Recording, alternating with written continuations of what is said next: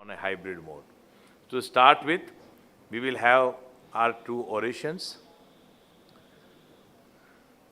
So I request Dr. Urmandur to chair this session.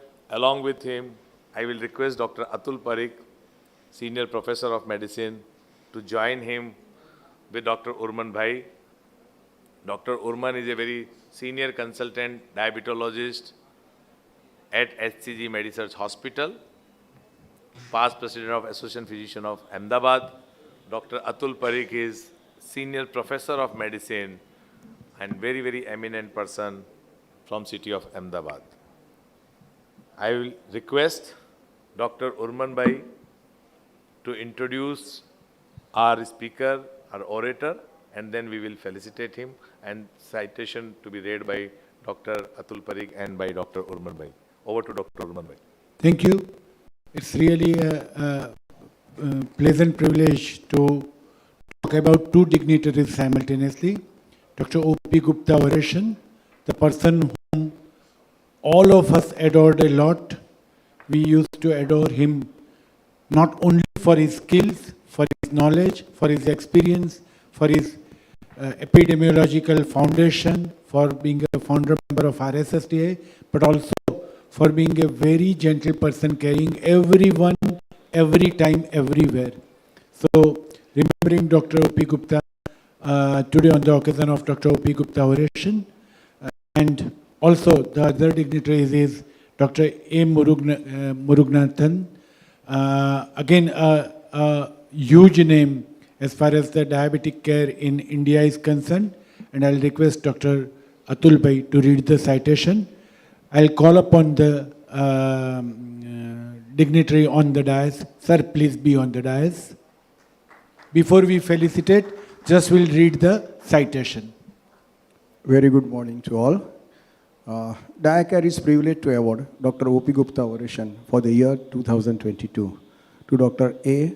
Muruganathan, who is FICP, Master ACP, FRCP Glasgow and London, FRCP Ireland, and FDCP Philippines. Dr. A. Muruganathan is a former emeritus professor, the Tamil Nadu Dr. MGR Medical University. He is international advisor for Royal College of Physicians Glasgow. He is international member of the Medical Education Board of RCP Glasgow. He is advisory council member of the National Board of Examination. Sir is also director of the Holt Medical Academy. He is the chief editor of MediBits. He is immediate past governor of American College of Physicians, India chapter, Dean, Indian College of Physicians, is President Hypertension Society of India, and President Association of Physicians of India. It is our most profound honor to present you with the Dr. O.P. Gupta oration for the year 2022. I'll call upon Dr. Bansi to join us.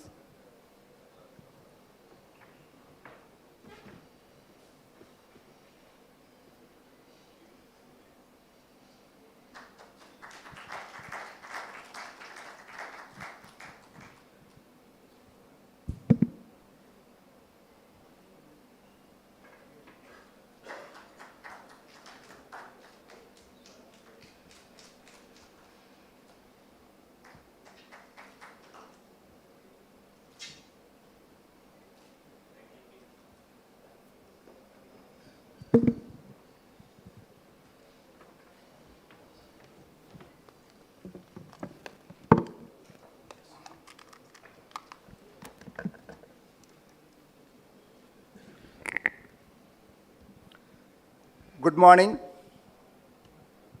No response. Even Bansi even said good morning, nobody's responded. That's what I want to see, whether you're responding. Good morning. Very good morning. That's good. I know last night you had good time, and all of us had really enjoyed the hospitality of Bansi. I'm very happy and thankful to Dr. Bansi and the organizing scientific committee to give me this prestigious O.P. Gupta oration. Most of you know O.P. Gupta. He was the founder RSSDA president.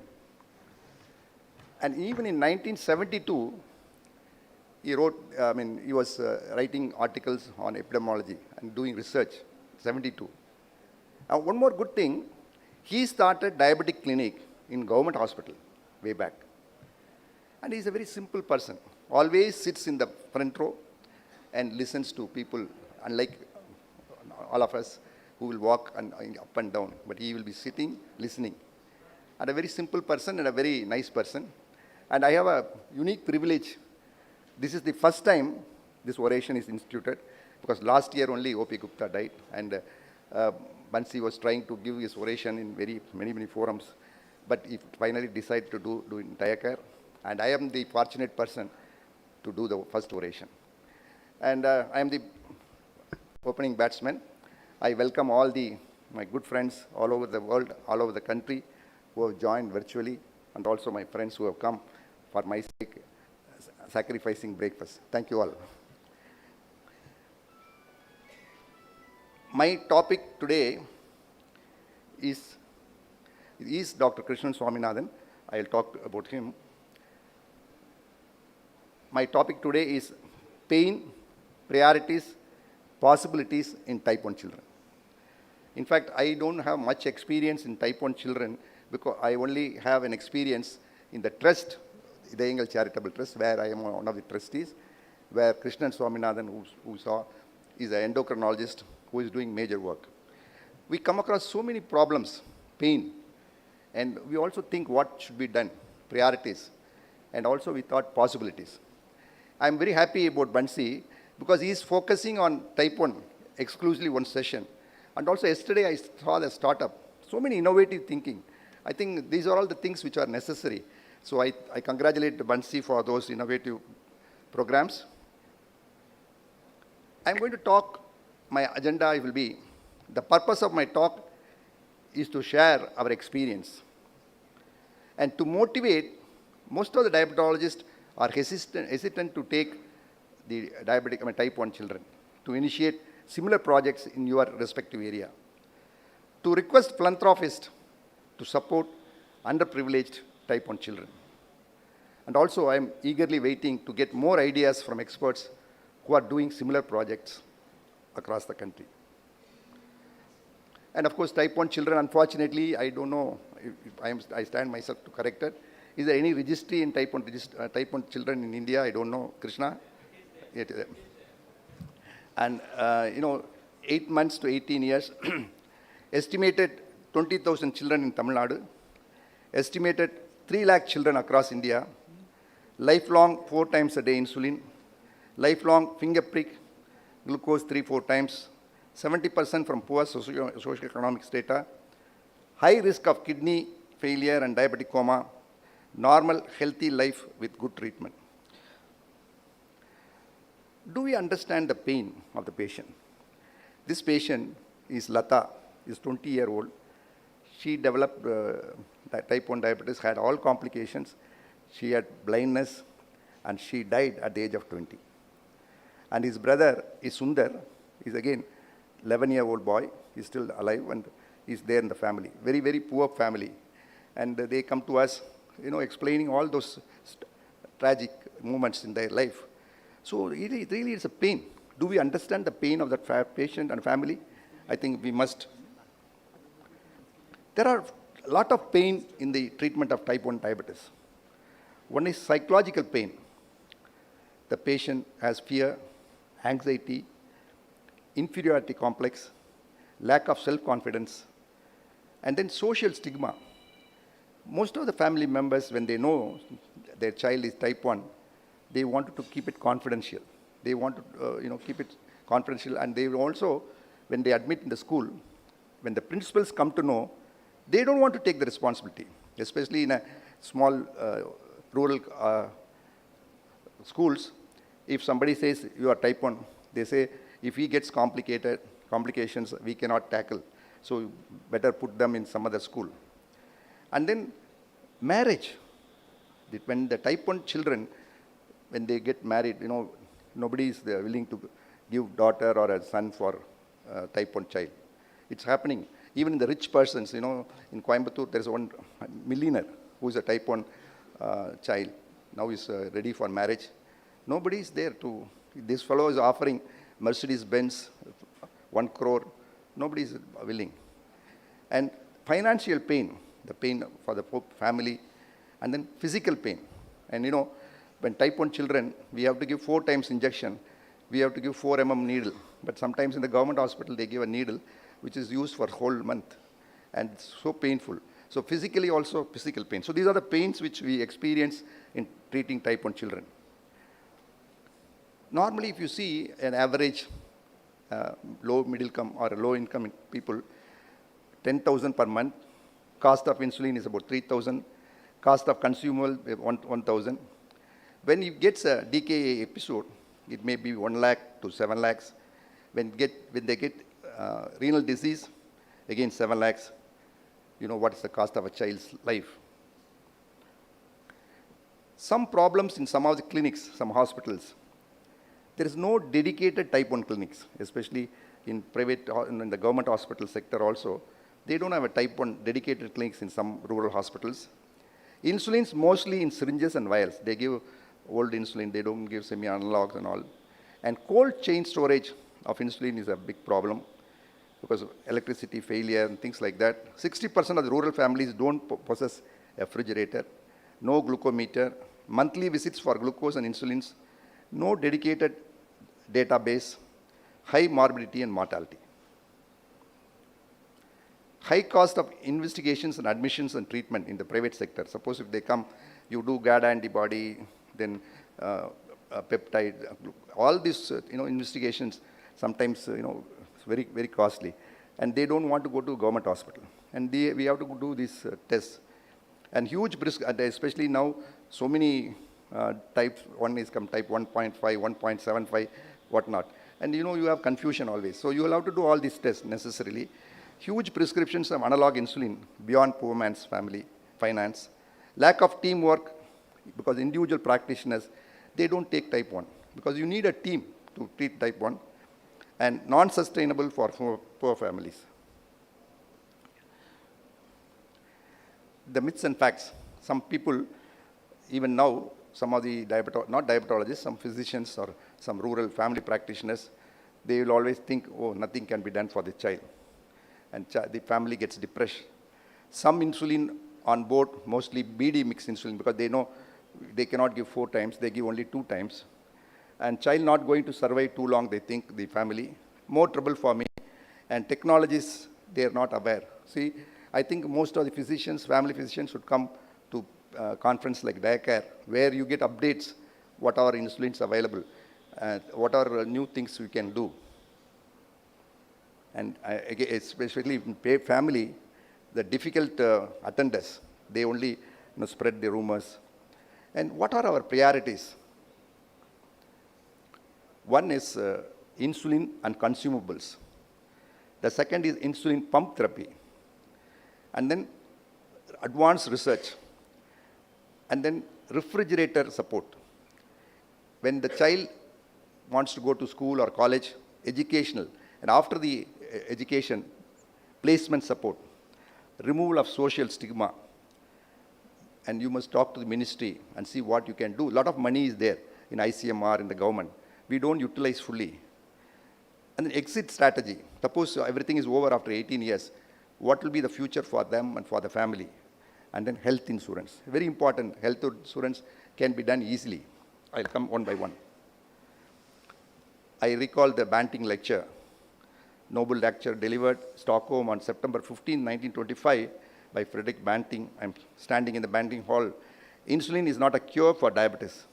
It is a treatment. Now I come to insulin and consumables. You can see transformational change with best insulins in pens. This is another lady called baby Malati. We gave them insulin. What a change on 4 times a day insulin. They were taking twice a day insulin. They were in the government hospital. They came to our trust and we provided them the newer insulin and then 4 times insulin with good needles. You can see. And also we gave strip support. Again, I think people like you who are influential with the industry, you try to get glucometer free, glucose strip free for the last, all the 365 days. They have a trust. They have CSR. Many companies they give. We are fortunate. I am good at networking. I approached some companies We are getting glucometer free, strips also free for all our children. So I think every one of you can do at least for 10, 20 children free of cost glucometers and strip throughout. Strips means not one or two. Monthly you need at least 90 strips, and then you should give a good glucometer, educate them. This is a birthday boy. He was admitted on 3 days before his birthday in a diabetic coma, ketoacidosis. And then he came, we adopted and we treated. And we celebrated birthday on his birthday in the hospital. He was so happy. So money cannot buy everything. The happiness what the family and the child had, really, touching. We normally request for one child support. Somebody wants to support 5,000 rupees per month. We have adopted, we are treating 600 poor children with type 1 diabetes. We give analog insulins in pen-filled cartridges, and we give glulysin, aspirate or glargine usually, and we have good connection with the company, so we are getting not free, but very discounted rate. Nobody can get that much discount rate. They know our trust, and they are supplying throughout the year, non-stop. And ultra-fine needles, we make sure we give 4 millimeter needle, and we make sure the needles are replaced. Then comes to the insulin and social stigma. The society to be educated. I think Bansi should organize a family meet where type 1 children come. I saw in Nagpur, Sunil Gupta organized the type 1 children meet. You are allowed to invite all the family members and the society, leaders like Rotary, Lions. Tell them type 1 is not to be worried. They can be easily supported. And then NGOs, I already told you, so many NGOs are there, they have CSR fund, they have money.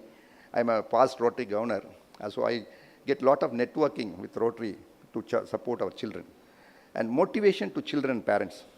You see, the children also should be motivated. They should think they can do wonders and they can be normal like anyone. And you must have a get-together, all the type 1 children and the family, once in a way, once in 6 months or once in a year, so that they can exchange ideas how their children are taken care by their family. And you must show, people like Wasim Akram, who is on insulin, and then motivate them. Then comes the insulin pump. I'm very happy. So many people yesterday gave a very innovative starters, and I was really impressed. And I'm happy Bansi is organizing technologies in type 1. I think Minal is going to talk. So insulin pump is a very important thing in type 1. External device about the size of a cell phone continuously delivers insulin via indwelling subcutaneous catheter. All of you know all that. The insulin pump closely mimics normal pancreas insulin delivery. And insulin pump, there are 2-3 types of pump, and I'm not going to the detail. But anyway, insulin pump, if it is necessary, you should not hesitate to give insulin pump. I was talking to one of the diabetologists yesterday in the flight. She was saying, I don't advise insulin pump because it's very difficult for the patient. You must always understand, once the insulin pump is there, they feel normal. Only initial 3 months, they think insulin pump is not good. But once they are used to it, they become normal like any other child. So Sebastian, climbed the Mount Everest on insulin pump. And people are discussing how to take insulin pump in the hill when it is freezing cold. So those things are now we are discussing. And of course, CGMS and insulin pump. And these are the girls and boys who had insulin pump in our trust. There's a transformational changes. So you must come and believe. Seeing is believing. You come and see how these children are happy after the insulin pump. All these children individually has got so many incidents of DKA, problems in the family, and they are all given, all the underprivileged children, we are given free insulin pumps, thanks to the insulin pump company, who are giving us very, very nominal rate, and they give consumable also regularly. And breaking poverty in diabetes technology. I think this is what Minal is going to talk.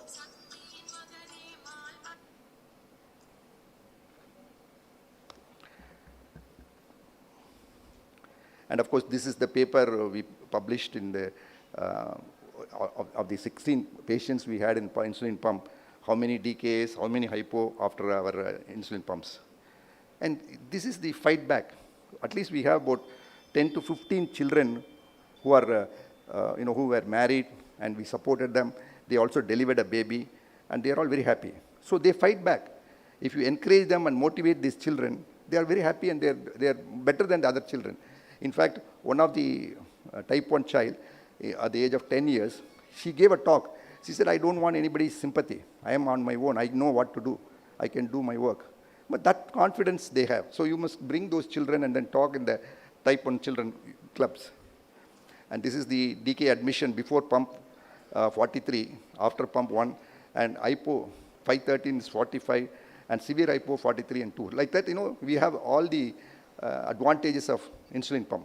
Why I want to talk about insulin pump?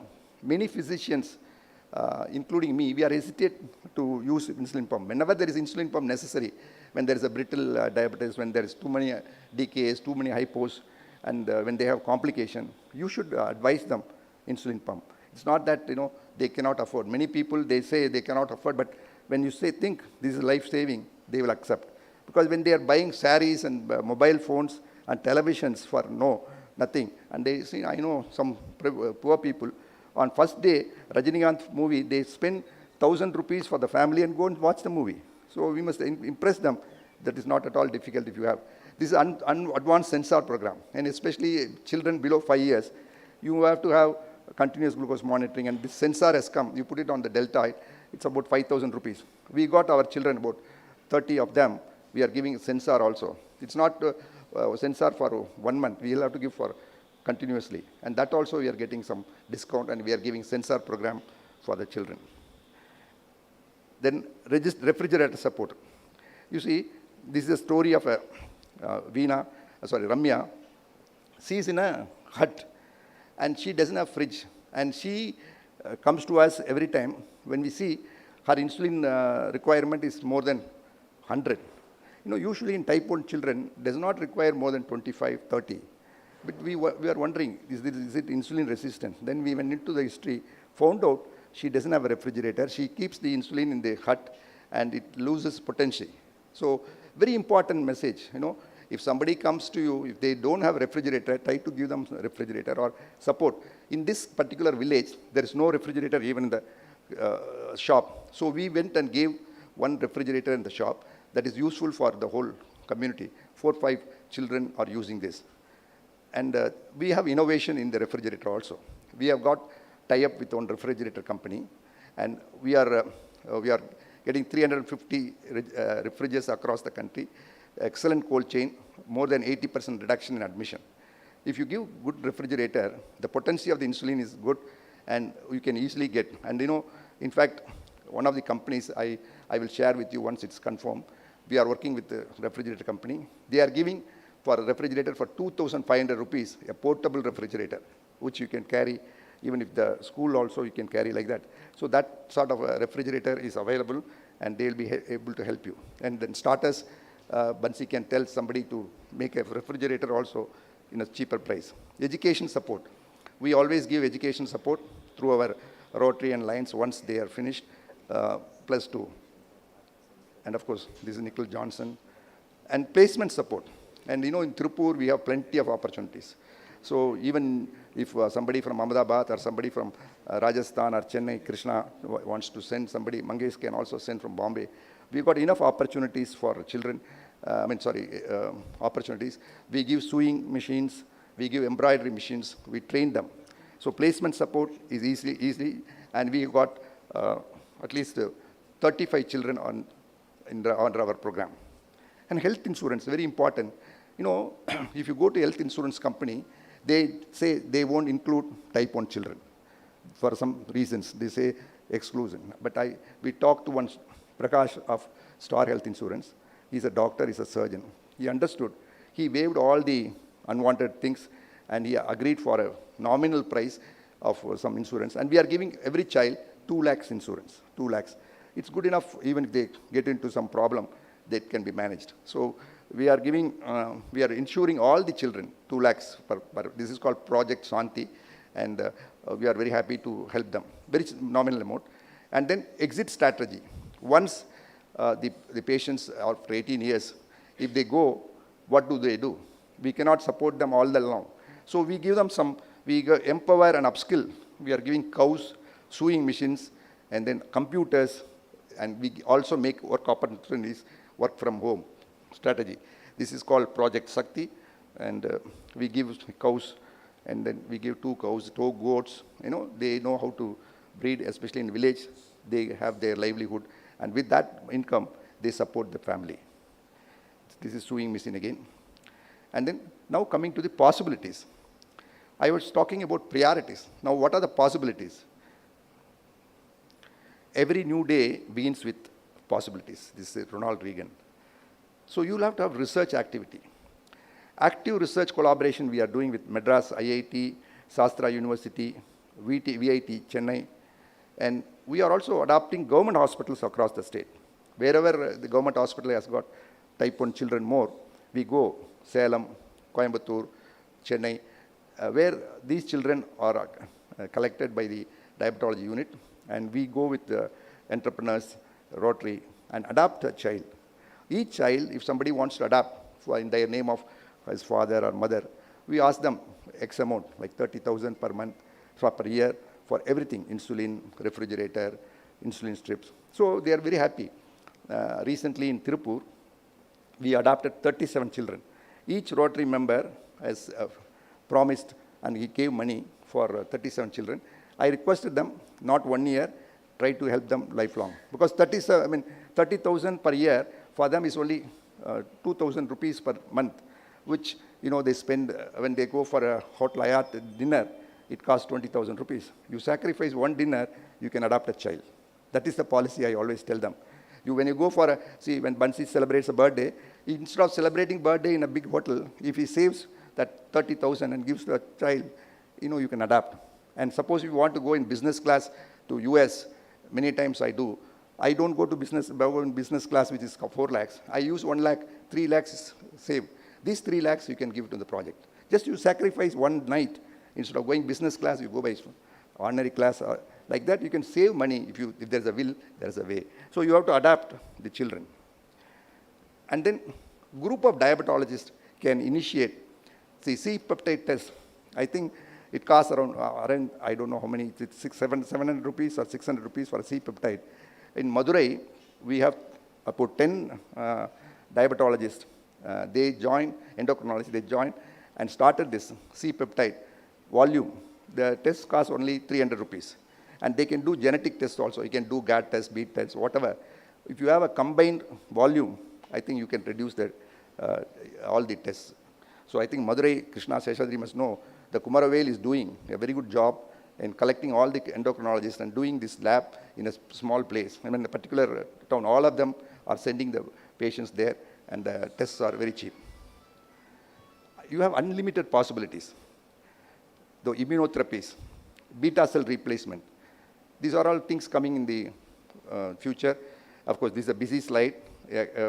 This is the potential therapeutic strategies in suppression of beta cell autoimmunity. All of you know a lot of research is going on about immunotherapy. And then BCG vaccine. I don't want to go into the detail. Of course, BCG vaccine leads to long-term improvement in blood sugar levels in type 1 patients. You can try all those, innovative thinking, BCG vaccine, things like that, which are coming in the journals. All of us have enough facility to try and do this. And beta cell replacement, it can be pancreas transplantation, islet cell transplantation, B cells from stem cells, again another area, stem cell therapy, regeneration of B cells. These are the beta cell replacement which you can do in research. And of course, the beta cell, islet cell transplantation. Then stem cells, I told you, adult stem cells. You can get beta cells from acinar cells, beta cells from pancreatic ductal cells, beta cells from non-pancreatic source, and embryonic stem cells. So stem cells is another area where you'll have to focus on the research. And then generation of beta cells from acinar cells, of course, transdifferentiation, reprogramming the terminally differentiated cells to another differentiated phenotype. All these research activities somebody can undertake and will be very useful. And then non-pancreatic cell source to generate beta cells, I've already told you. Liver as a source of pancreatic issue. And liver and pancreas are developmentally related. And hepatocytes are infected with virus containing human PDG. So when somebody is interested, dedicate one for this transplant. And glucose sensing contact lens, very interesting project which I saw in the paper, in the newsletter, in one of the journals. What they do, they put a contact lens, and research at the University of Texas. The contact lens is made using meshwork that traps fluorescent molecules inside the lens. The fluorescent molecules in the lens bind to and react with the glucose in the user's tears. So the device reads the wavelength of the fluorescence reflected from the contact lens and translate the reading into a measure of the glucose. So you need not prick every time. By looking at the eye, you can know whether it is in the hypo or hyper. Higher levels of fluorescence means higher levels of glucose. See, this is what they do, and very interesting. I think like this, you can have innovative methods of checking the blood sugar without pricking. And again, tattoo. I see a lot of ladies have a tattoo. So similarly, if you have a tattoo, polythene glycol beads contacted with fluorescent molecules are injected beneath the skin surface and interact with interstitial fluid. In low glucose, the tattoo is highly fluorescent. The high glucose, the fluorescence beads are displaced by glucose binding, and the overall fluorescence of the tattoo decreases. So fluorescence can be readily in detection light. Preliminary data, tattooed rats have yielded promising results. So these are the areas where you can think, and the child have a normal quality life, no pricks, nothing. With looking at the tattoo, looking at the lens, we can see. And this is the optical reader, how you inject and how you read the tattoo. And then you know the glucose level. And this is again, glucose watch. Even nowadays, we have watch for everything. To check the blood pressure, you have a mobile watch, and so many apps are there. So approved in 2002, measures sugar every 10 minutes, used for 13 hours. Machine costs 35,000, sensor is 480. This is auto sensor. This is called Glucose Wizard, the solar-powered device, monitors glucose level continuously for 1 year. Implantable glucose sensor, and all those stuff, you know, it's there. And somebody is interested, they can, yesterday I saw, I would have, if Bansi would have asked me, I would have presented these things and asked those starters to make all these things so that it will be useful in the future. And is this the glucose monitor for the future? Imagine not having to carry around a glucose testing meter and testing strips. All you have to do is wear this watch. And the only downside, I can see everyone would know what is your number. Doesn't matter. And what are the future possibilities? Low-cost lab tests, which I thought all of us together, you know, try and do in one particular place. In Jaipur, Aravind, Minal, and all the diabetologists can join and start a lab. It's very cheap, and where you can do all the sophisticated tests for easy, less cost. And oral insulin. Why not oral insulin? Because now we tried nasal spray and it was failure. Then we stopped it. Now oral insulin is another possibility. If the oral insulin comes, no pricks, the child will be happy to have oral insulin. And newer devices, you know, so many devices have come, so you can do, and suitable artificial pancreas. Stem cell therapy, ideal. I also have a vision, and I think all of you must also think, whenever type 1 children has any problem, you know, because of hypo and hyper, the ideal treatment is insulin pump. In my opinion, insulin pump is ideal. You should have a patient-friendly insulin pump, where, so like, you know, ambulatory blood pressure monitoring is troublesome. But we are coming with some nice wearable ambulatory blood pressure monitoring. Similarly, if you have an ideal portable, ideal simple, easy, cheap insulin pump, ideal for the patient. So no need to worry about blood sugar, automatic sensor, automatic injections. It's not far off. If everybody thinks the insulin pump, patient-friendly, can be given to every patient, maybe about 30 to 50,000 rupees, and every children in India and the globe will have an ideal insulin pump. I'm sure insulin pump is the important treatment for type 1 children. I don't know what's. Yeah, newer insulin pump, monitoring devices are available. Islet transplantation has shown promising results. Various immunotherapies in principle in pipeline, not too far from cure of type 1 disease. So these are our children from Salem, Coimbatore, and all government hospitals. And networking with donors is very important. Seeking support from NGOs, everyone do that. Each Rotary member can adopt a child. Getting international grant from Rotary International. We have got a Coimbatore Rotary International. We got a $95,000 grant last week. And kindly initiate similar or join with us. No contribution is small. Refer indicated children. Even if you are referring a child from Surat, we will be happy to do and support them. Adopting children for a year to start with. Mobile rural diabetics van. You should have a mobile rural diabetic van so that you can spread awareness and also do treatment and do the investigation. Essential equipments for investigation. Connect to like-minded philanthropists and CSR groups so that you get support for this. So we are, I'm concluding, the Idayangal Charitable Trust, we are taken 600 underprivileged children across the nation, 1.2 crores worth of analog insulin every year, 3 crores worth of insulin pump.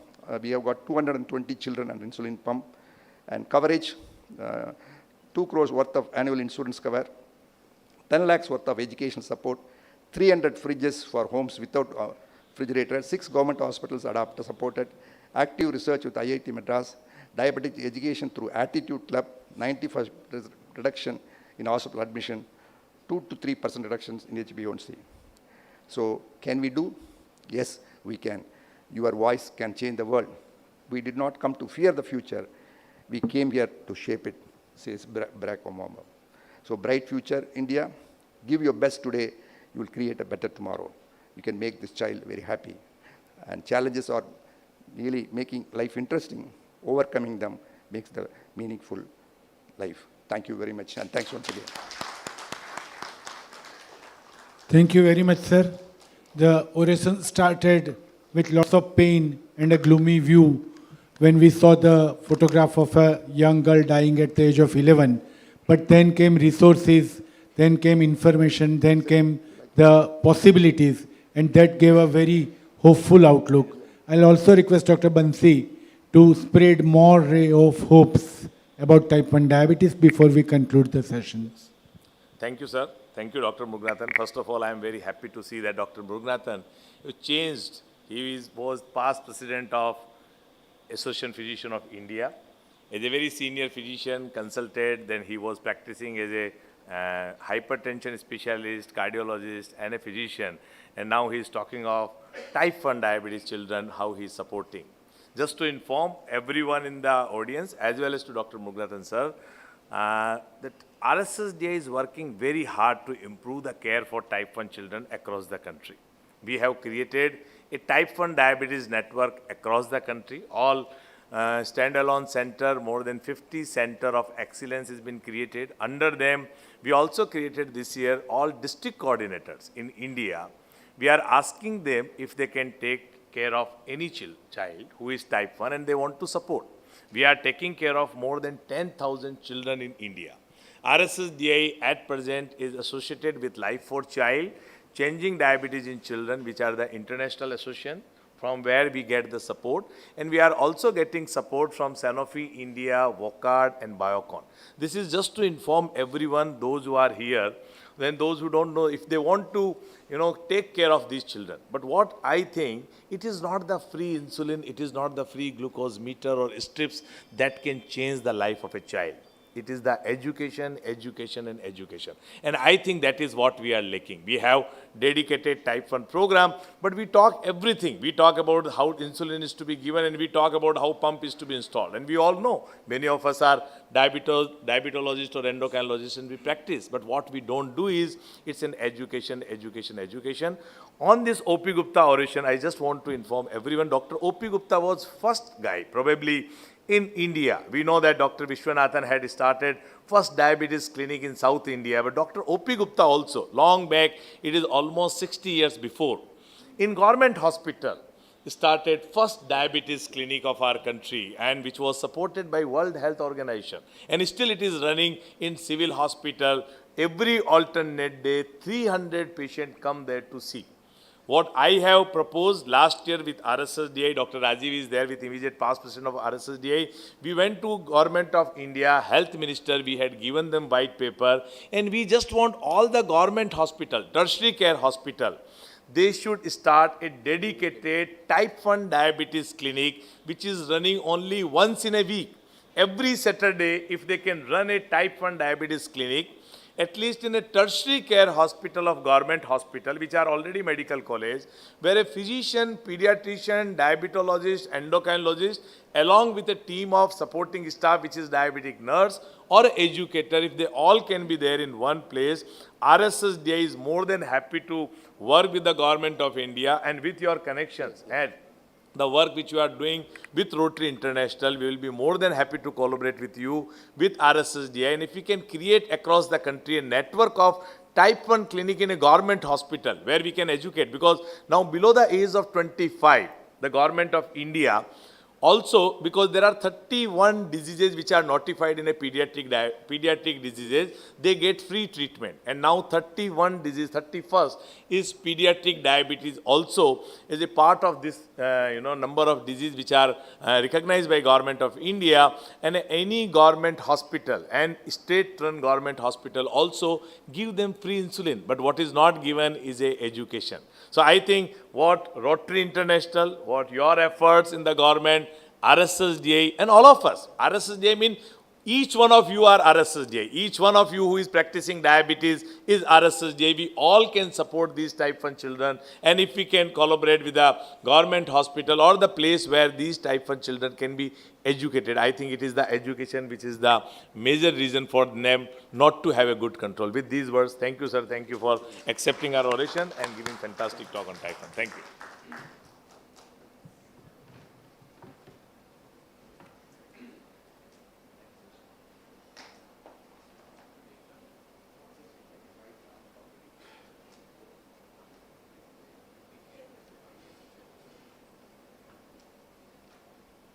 So really a cognitive sessions by Dr. A. Muruganathan sir and Dr. Banshi sir. Let's have once again a huge round of applause for this both dignitaries as well as chairpersons, Dr. Atul Parikh and Dr. Urmandru sir. Thank you so much for this session, and it's time to move ahead for the next session. Next session's chairpersons, I'm just wants to invite on a stage the first chairperson. He is MD and MSc Endocrinology, University of South Wales, United Kingdom, diabetes and endocrine physician, none other than Dr. V.K. Abhichandani, sir. Most welcome, sir, on a stage. Yeah. Second chairperson I would like to invite on a stage, he's Dr. Deepak Gupta, sir, MD General Medicine, MBBS and consultant physician and diabetologist at Gupta Diabetes Clinic, Jaipur, Rajasthan. Most welcome on stage, sir. And Dr. Bharat Sabu, sir, third chairperson for this next session. He's a chief diabetologist and director at Prayas Diabetes Center, Indore. So most welcome all the chairpersons on a stage. It's time to invite speakers for this next session. So session, I would like to hand over to you, sir. You are requested to invite a speaker with his brief introduction. Thank you.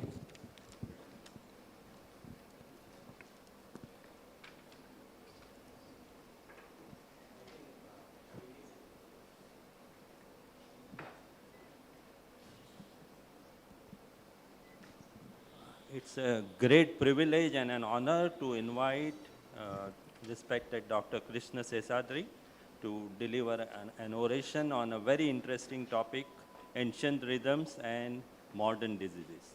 Dr. Krishna Sesadri has been an American board certified endocrinologist and well versed in the field of diabetes, metabolism and internal medicine. He is a consultant at Chennai Diabetes and Endocrine Clinic. He is clinical and research lead, Apollo Sugar, and senior consultant, Apollo Hospitals. He is a professor of endocrinology and medical education and board member of Sri Balaji Vidyapith and MGM Health. Dr. Krishna Sesadri, he has been a recipient of P.N. Shah Oration of the Endocrine Society and Sam G.P. Moses Oration of the RSSDI, Sindhu Pandit Oration in medical education. He is funded translational research in currently on circadian rhythms and metabolism, and that's what we are going to look forward to and learn from him. He is associate editor of Journal of Diabetes in Developing Countries. He is editor-in-chief of the Thyroid Research in Practice. He is editorial member, board member in the Indian Journal of Endocrinology and Metabolism. He is member of Curriculum Expert Group, National Medical Council. Dr. Krishna Sesadri has multiple tech interests and is clinical decision support device, EMR, connect machine learning. He's well versed in all this high-tech new generation stuff. And it is our most profound honor to present you with Dr. O.P. Gupta oration for the year No, it's, I think 2020. you have written, it was wrong written. The last is the diacare oration. I mean, I just told you. No issue. No issue. So thank you, sir, once again. And it's really great pleasure that Dr. Krishna Seshadri had accepted our invitation for this prestigious oration, which we do it. I will request Dr. Navneet Shah and Dr. Javed Sheikh, my senior, here to come on the stage to felicitate Dr. Krishna Seshadri and to join, please, all the chairperson. And we would like to first felicitate Dr. Krishna Seshadri.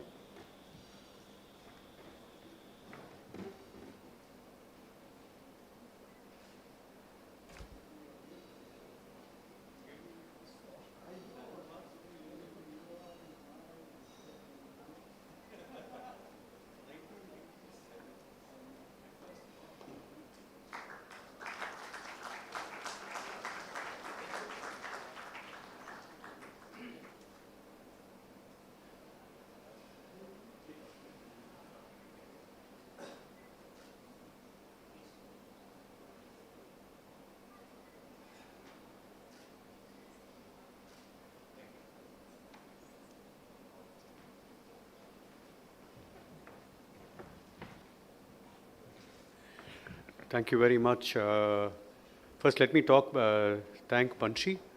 I began my career as a speaker here in Ahmedabad in 1997.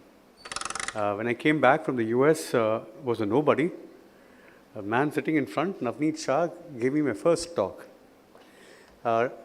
Interestingly, Dr. O.P. Gupta, so there were 6 legends in Indian endocrinology, and I was the wet behind the ears speaker who had come. Each of them had finished 2 talks, and I was, and by the and you know, it was like Dr. P.S. and Menon, Amrish, Usha. So there were so many of them, and everyone had questions flowing. And by the time my talk came, there were 6 people in the audience, and one of them was Dr. O.P. Gupta. Didn't leave till the end. So this is what I remember, and 25 years later, here I am. Again, thank you so much. This city is, I have a lot of fond memories, and I have a lot of friends here. And I hope I can continue my association with this city, with my colleagues over the next few years that I continue to do research and teach and practice. I've always felt that our ancient wisdom has at least a modicum of science. But it's important to as a scientist, to be able to harness that ancient wisdom, give it the correct interpretation of science, and learn how we can continue to follow those traditions in a manner of science. But it's important that we also not let go of it, because increasingly we are seeing our traditions being appropriated by the West with fancy names. Turmeric, which we let go and finally re-won the patent. Pranayama became cardiac coherent breathing and is repackaged. It looks like that we need Western stamps to understand and practice Eastern traditions. So you will find me weaving the science with our ancient knowledge. And my idea is to stimulate those of you who are interested in this, that this is worth pursuing, that our traditions are worth keeping, that our science, there is no difference between modern science and ancient science. It is only a continuity of science. And much of Western science is based on Eastern tradition. Whether it is the pi, whether the Fibonacci sequence, whether it is calculus, they have an Indian origin. With that, let me go on to this. I have no conflicts of interest. I'm going to do 4 things. Many of you have heard me talk about inflammation. I will skip over it over a period of time, but I'm talking about 4 things. One is human evolution and why this is important. talk about sleep and light, talk a little about metabolic switches and flexibility, which is where the science is going in. And lastly, what should the clinician know about this? There are only two species that I know that have evolved to a point where they're very successful. One is the cockroach that can survive an atomic explosion. Second is us. And to become very successful, we have done two things. One, we gave up reproductive enormity to reproductive efficiency. So you'll notice we have of all the mammals the smallest broods rather, right? And only in one cousin of ours, which is a chimpanzee, there is even adolescence. So the presence of less number of children means an extended family of women take care of children. So those of you who've grown up in rural environments will remember that you probably would never have spent time with your mother, but more with your aunts and your elder sisters and all the others, right? Like elephants. In fact, there are only 3 species in the world that survive menopause. Humans, elephants in captivity, and the ochre whale. Everybody else dies at menopause. Also, some species eat their husbands after fertility, but that's different, right? Some women will relate to it even now. But what has happened is the duration of adolescence, and now I heard that the duration of adolescence in our home is 54, because I'm still mothered by my mom, right? Our children never leave us. That helps us. By having maternal embrace and paternal embrace that has in many ways monogamy has allowed us to survive. That's another talk, another oration, another day, but let's talk about this. The second is the size of our brain. We have, for the amount of thing that we have the largest brain. But that brain comes with a price. The brain is like the fetus, an obligate parasite of glucose. It can take a little bit of ketones, but it needs glucose to survive. And to survive, you need to adopt. How do you adopt? Food was not guaranteed until recently. Food was not a guarantee. Which means the body had to make arrangements to supply glucose to the brain when food was not there. And that is the evolution of fat.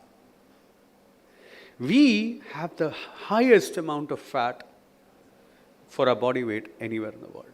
Not even the blubber whale has this much amount of fat. Why? Because our brain size is so huge, it needs glucose.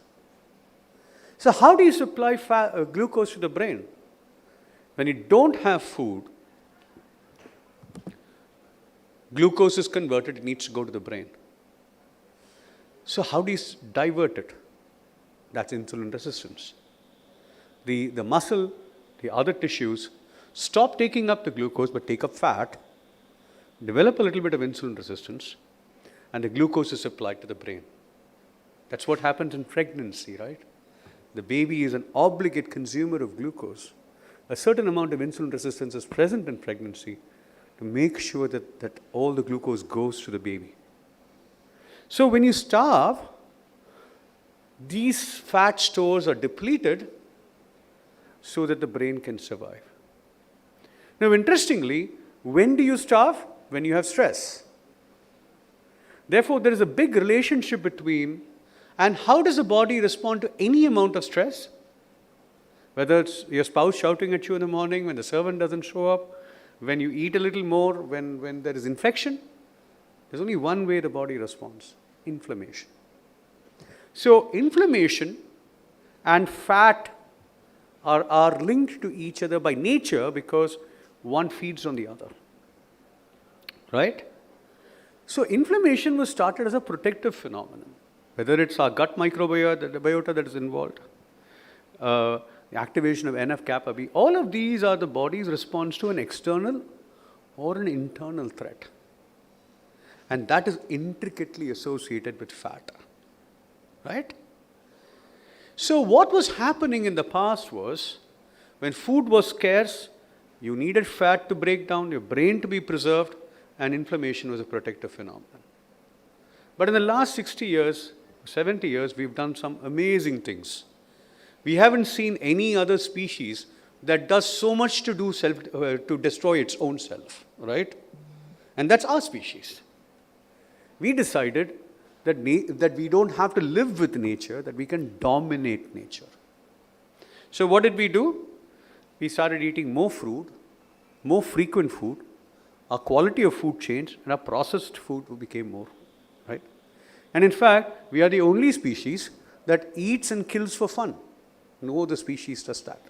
I've heard about some lions in packs that may kill progeny for fun, but those are very rare. We are the only ones who do this regularly, right? Second, we've screwed up light. We have more light, we have less sleep, we have disturbed sleep, and our circadian rhythm has changed. I'll spend more time on this. Of course, we have less physical work, we have more sedentary time. We walk in the morning and then sit in a place for the rest of the day. Stress is what defines us, and of course, we have less sunlight, more indoor time, and controlled temperatures. So let's move on this. When a protection becomes predatory, when there's infection, starvation, and stress, there is inflammation and there's lipolysis. And the glucose is supplied to the brain. Some amount of ketones are produced because of lipid oxidation. But insulin resistance is something that is protection. But what happens when it is there all the time? It causes other problems. For example, the body is an obligatory holder of energy. Those of us who use SGLT2 inhibitors know this. Normally, not a single drop of glucose is wasted. Why? Because you have redundant systems of reabsorbing the glucose, right? Similarly, any amount of food that comes is stored.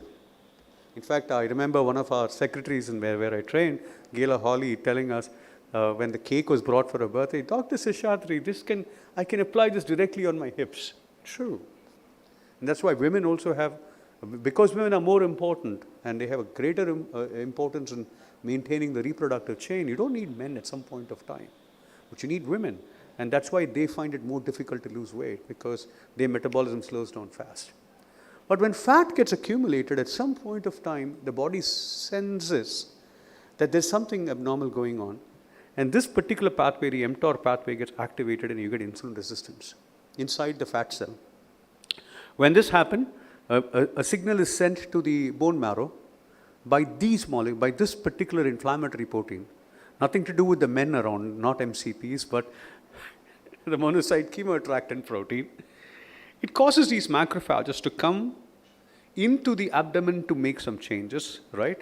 And I've used this slide from 2012. All of you have seen this. This is what happens. I'm not going to spend time on it. There's a jugalbandi of the chemokines and the adipokines that occurs in the abdomen. And that leads to the fat cell becoming apoptotic. When that happens, fat becomes ectopic. It goes to the liver. And from there into the pancreas, and their islet cell inflammation occurs.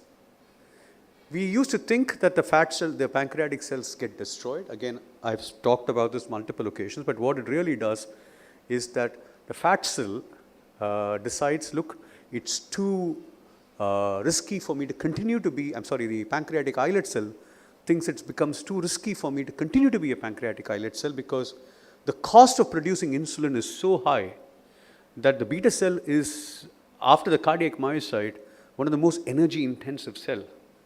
So it decides, if I consume so much energy, I'm going to die.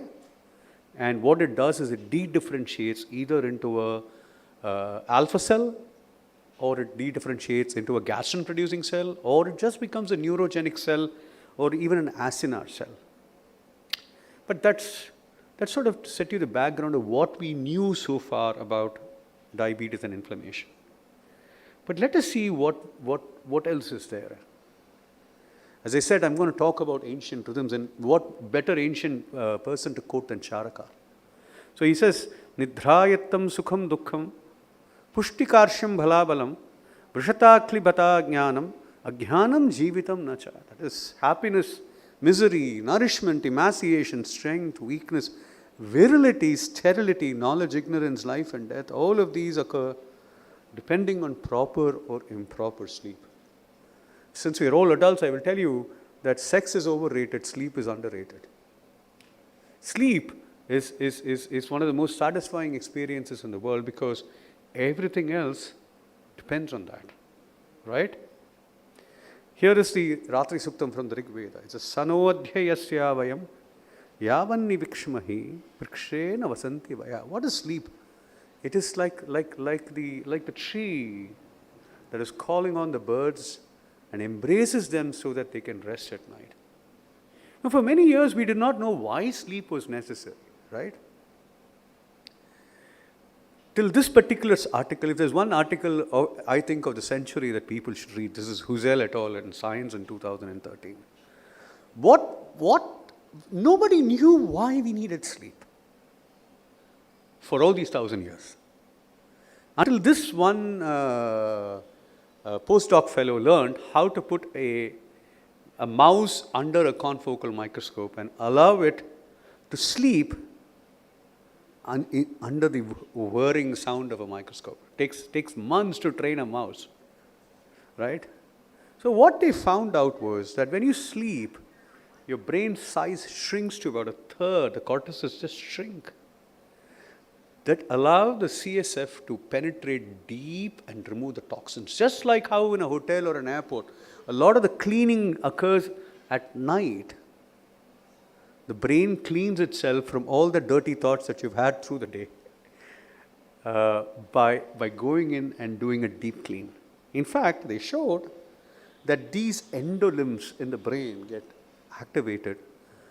And that's why what happens in the afternoon after you've had that food, let's say, and I do this all the time, I close the door in my office, we have a sofa, I would lie down, have a book in my hand, I can see the book drop down, and 20 minutes later I can hear sounds and I'm awake, and I'm much more rejuvenated.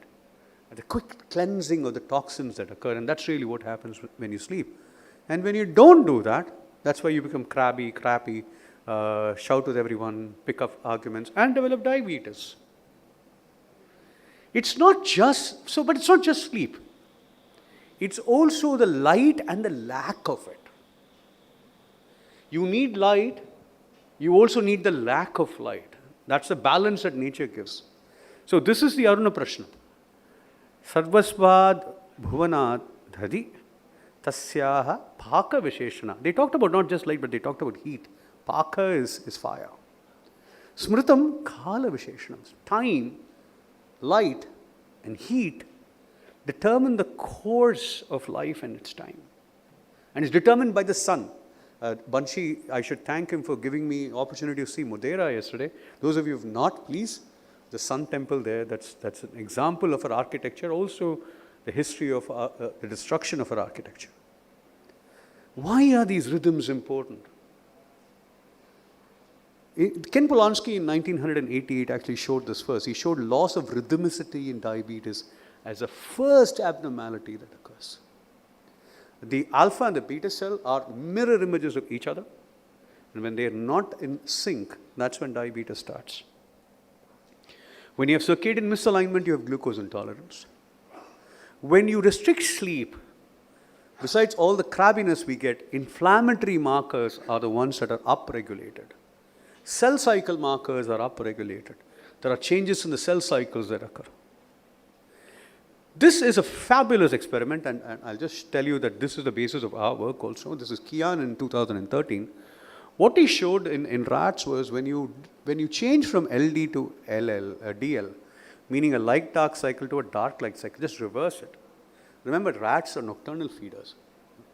These are diabetes-prone rats, and what he showed was that what happens is that the insulin production reverses, but it's not perfectly reversed. That there is beta cell dysfunction. And the change in the circadian rhythm pushes people into diabetes. I always talk about this, that our economy is booming, but what cost? And in fact, this is something that we need to, as associations, start becoming advocates of, that there needs to be a balance between money and health, right? And that's where we come in, as putting mirrors in front of all the industry and the government, saying, look, great that your young people are delivering so much, but that means very soon you're going to you have a country of very wealthy diabetics. Our work a few years ago showing that very simple study we did, we just did a Philadelphia score and checked people's HbA1c. And we showed that if their sleep was inadequate or of bad quality, when you say sleep, ability to initiate, ability to maintain, and ability to have a certain amount of sleep, that's what the PSQI does. That as your sleep went up, sleep scores went up, your diabetes control became bad. In fact, there was one study that showed in the Veterans Affairs a few years ago that if somebody has dysomnia and you treat the dysomnia with medications, their A1C becomes better. In fact, I still do it because I believe in this very strongly. I would never use hypnotic agents, but I started believing this data actually now. So we did something to figure out what is really happening. I do a lot of these cusp things because I can never be happy with doing some everyday work. In 2007, I started doing in vitro work, and thanks to the RSSDA, we actually published the first work on vitamin D and it's in vitro work, never done in the country before. Again, thanks to the RSSDA, we published the first gut microbiome data in the country. And then this is our new work, and I'll come to the RSSDA with some begging bowls soon. This is what we saw was a lot of healthcare workers, a lot of women, a lot of people who work shifts have bad diabetes. So I can't sacrifice the pancreas of women unless I'm a kapalika. So we did it with rats. So we got Fisher rats, and we had three things. One is a regular photo period, which is a 12-hour light dark cycle. An altered photo period where we did a 12 by 12 hour, and we did this on alternate weeks. So we reversed it on alternate weeks. And the third is we put them through the nurse's shift. An additional 8-hour light period, 6 p.m. to 2 a.m. on alternate days. This is brutal. But I want to tell you that our nurses go through stuff like this.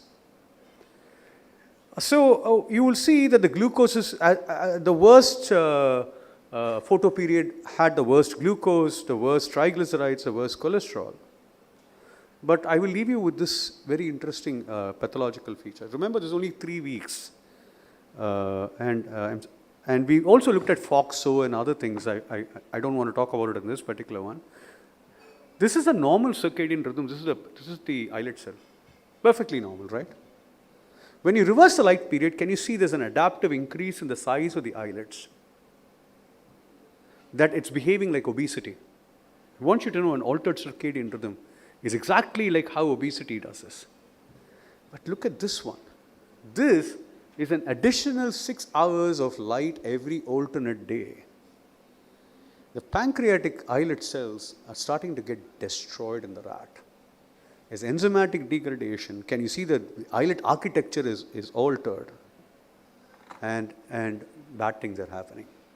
I hope that we can take this research forward. This is just the beginning of what we're doing. We're writing a second grant.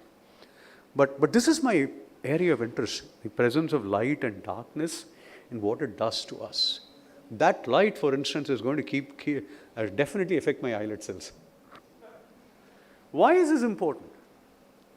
Why is this so important? It's because life has depended on the light-dark cycle.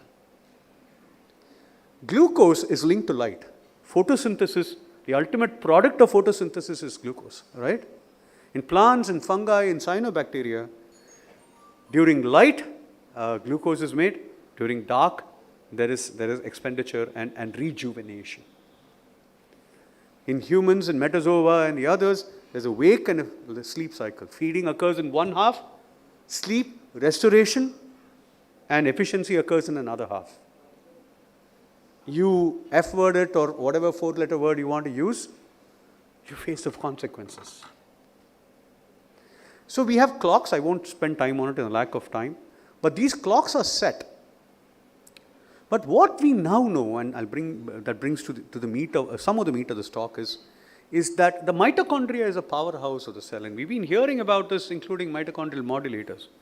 This hydrogen ion chain is very, very important, this respiratory cycle chain. Some amount of ROS production is important because you need that proton pump leak for NAD ATP ratio. As my physiology teacher used to say, and I think Arthur Guyton also does that, that what is life ultimately? It is conversion of ATP to ADP and back. That's all it does. We can give fancy names to it, but it's ATP to ADP and ADP to ATP, right? But because of this hard wiring of light and darkness, there are switches. Glucose is a fuel for one half of the day, and fatty acid oxidation is a fuel for the other half of the day. Right? Each of these inhibit the other's metabolism, and they propagate their own metabolism. So it is expected that by the time lipid oxidation takes place, glucose metabolism does not take place. But at 4:30 in the afternoon, if you're going to have a snack, and at 8 in the evening, you're going to have jalebis and anything else along with it, glucose is going to be present always. So this is called hysteresis. It is a metabolic memory that maintains its own metabolism. I'm not going to go into the details. We've heard about switches 2 or 3 days. But what we now know is the ability to switch from one fuel to another is key to human metabolism. And when you don't have that ability, as it occurs when both these fuels are present at the same time, diabetes occurs. And it propagates it by increasing the hyperglycemia-induced tissue damage. I won't spend time on this. But metabolic inflexibility is one of the keys to the propagation of diabetes that occurs because we don't respect nature's light cycles. Why is this important? Because, as I said, just like the sleep cleans, the switch of the metabolism allows non-essential cells to be removed, allows important cells to be preserved. And in yeast and mice, we know that allowing this partitioning gives you longevity. And that is why there's a lot of interest in fasting.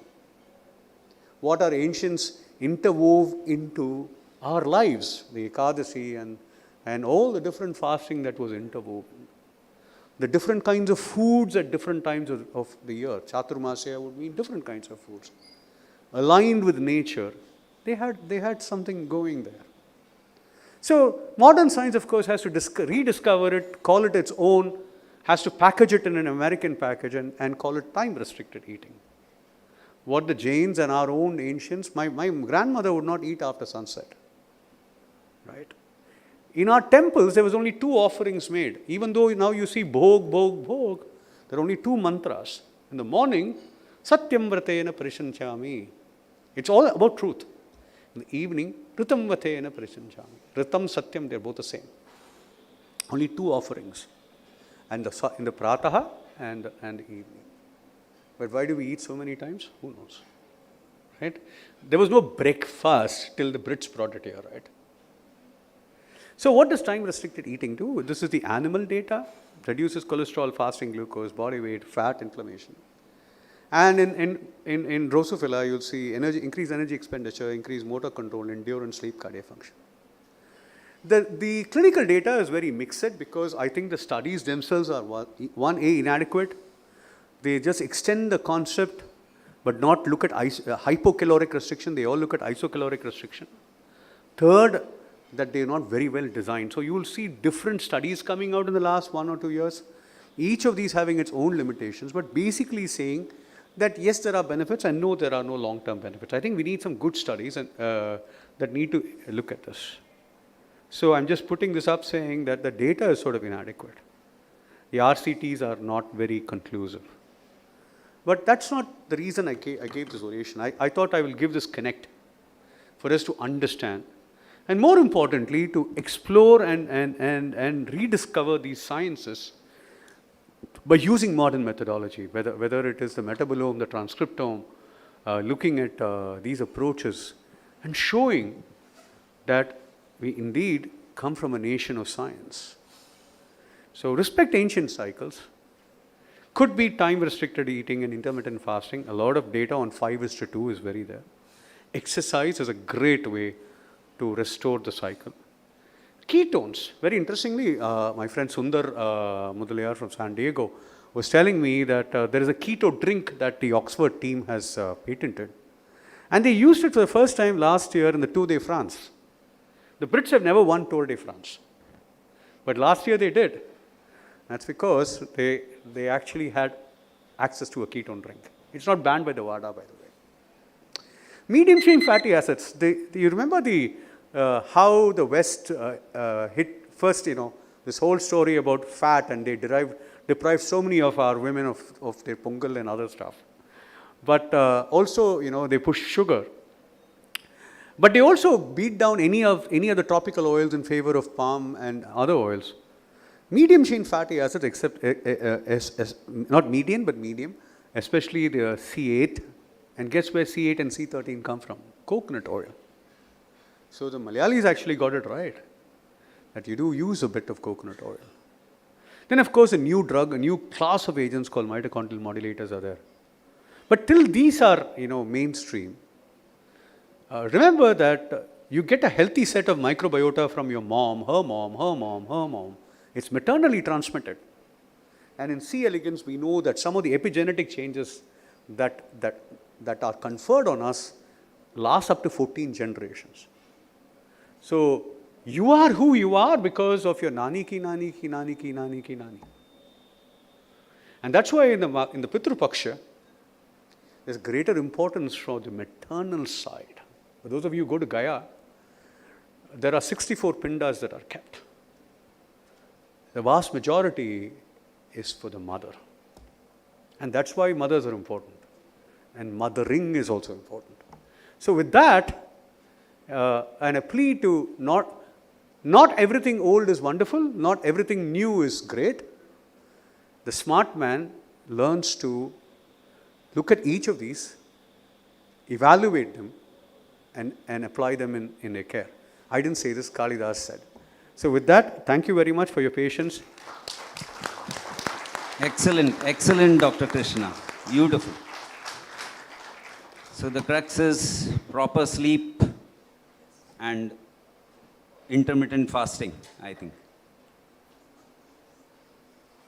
What do you suggest? Intermittent fasting to everybody? Thank you very much, sir, for reminding all of us that circadian rhythms have evolved over the ages, and whenever there is a desynchronization in terms of environmental cycles, many diseases can occur. I think that was the gist of your talk. And for this brilliant talk, we need to give him a standing ovation, please.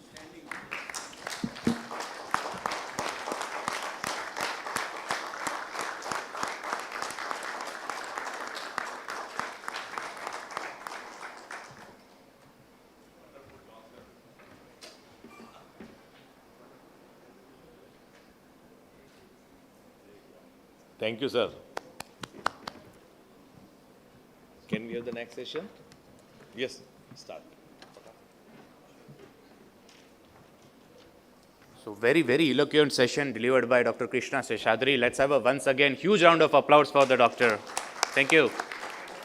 It's time to move ahead for the next session. I would like to invite chairpersons for this next session.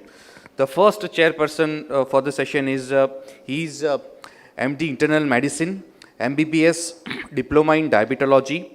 At present, he is working as a physician and diabetologist at Shivam Medicare Clinic since April 2003. So I would like to invite Dr. Gaurav Chaya on a stage. Most welcome, sir.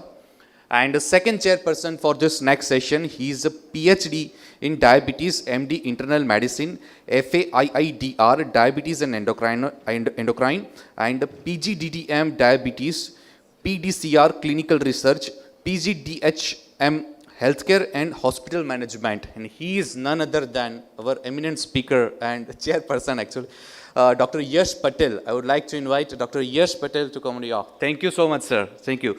I would like to hand over this session to both the chairpersons and requesting you to invite a speaker with this brief introduction. Thank you. Good morning, everyone. We are heading for our next session, and I'll invite Dr. May I have the slide, please? Yeah, I'll invite Dr. Rajiv Chawla.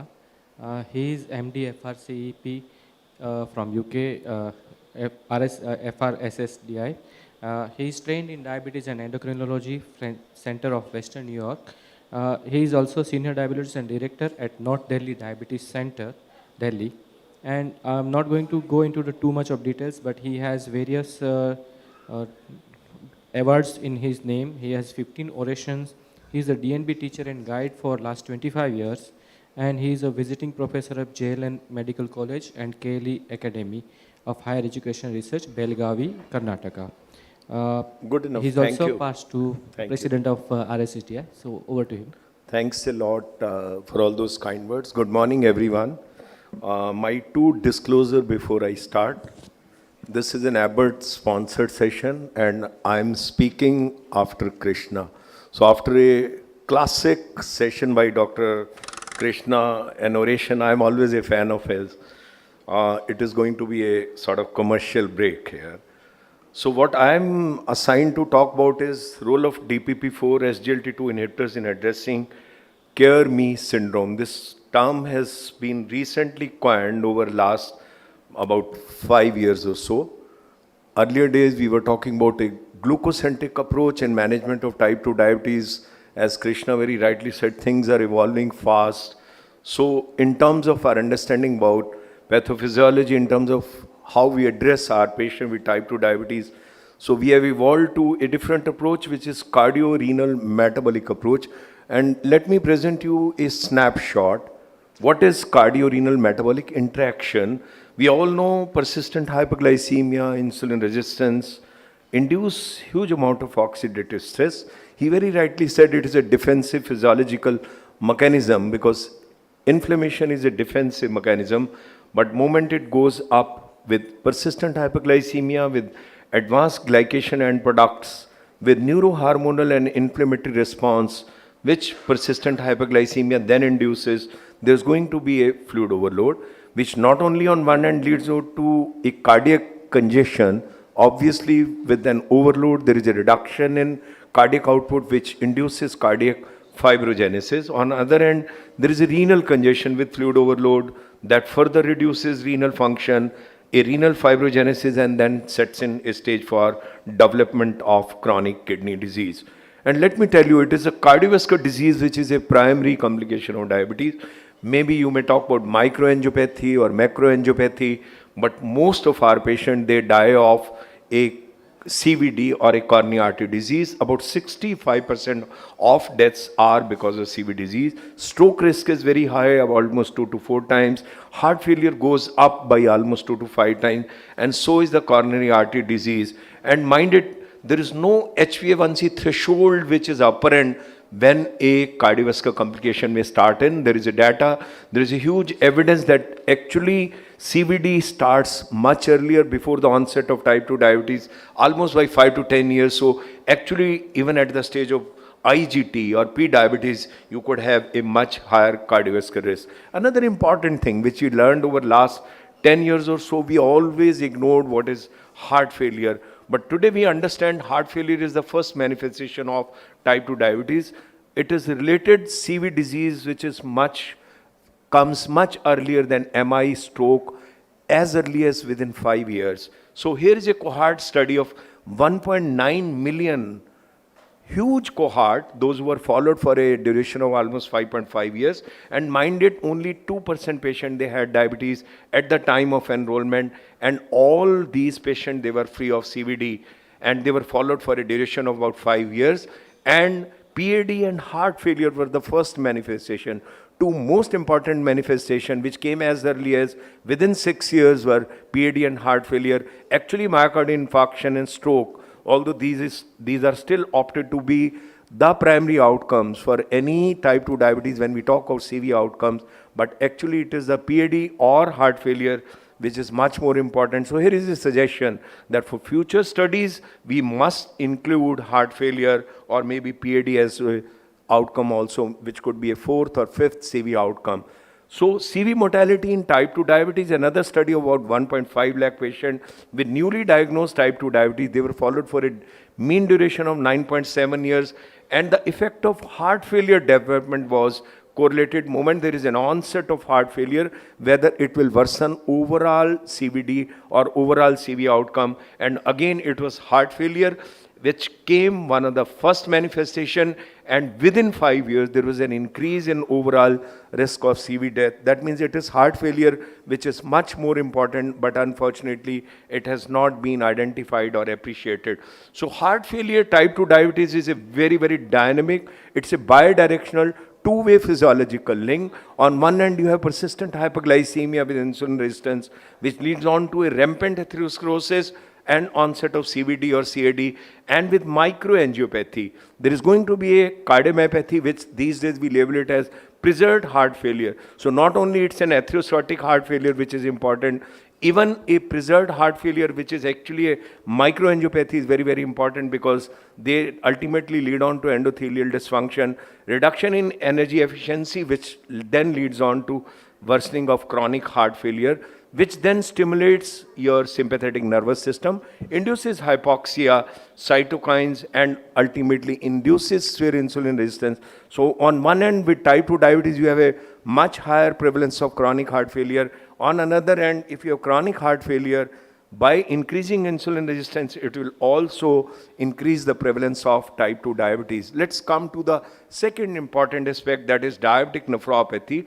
40% of diabetic, they develop diabetic kidney disease. And mind it, there is a data that in US, all those patients, those who are ending up with hemodialysis, 50% of them at least are type 2 diabetes. So it is type 2 diabetes then leading on to so frequent happening of CKD or diabetic kidney disease. But heart failure and CKD, I told you, these are very, very common comorbidities, and they again have a bidirectional, very, very dynamic link to each other. Not only with type 2 diabetes and persistent hyperglycemia, there is a greater risk for onset of heart failure. These days, we are not classifying it like NYHA 1, 2, and 3. It is stage 1, stage B, stage C, and stage D. And simultaneously, you have reduction in EGFR. So, moment there is a reduction in EGFR, it also increases the prevalence of heart failure. And if you have heart failure, that also is going to worsen overall prognosis by induction of CVD. So 63% patient heart failure, they have renal impairment on one end, and there is a 3 times more risk of heart failure in patient of CKD as compared to non-CKD individuals. So every 10 ml reduction in EGFR could increase the mortality by 7% by increasing heart failure. So it's a vicious cardio-renal interaction with a very, very complex interaction between heart failure and CKD, what I have alluded to, which then leads on to deterioration of both the organ function. So on one end, you have worsening of heart failure, which then leads on to a compensatory mechanism to restore cardiac output. There is a increased venous pressure, which then leads on to sympathetic nerve stimulation, natriuresis, and that leads on to hyperperfusion of the kidney. So moment there is a progression of heart failure, obviously renal perfusion is going to be impaired, which then leads on to apoptosis and fibrosis, and then leads on to worsening of diabetic nephropathy. So let's see what are the updates in terms of recent guidelines. 2022 recent ADA guidelines, which talks about patient profile based approach for management of type 2 diabetes. Certain things have changed since 20 and 21. Not only with these days, we are talking of a patient centric approach.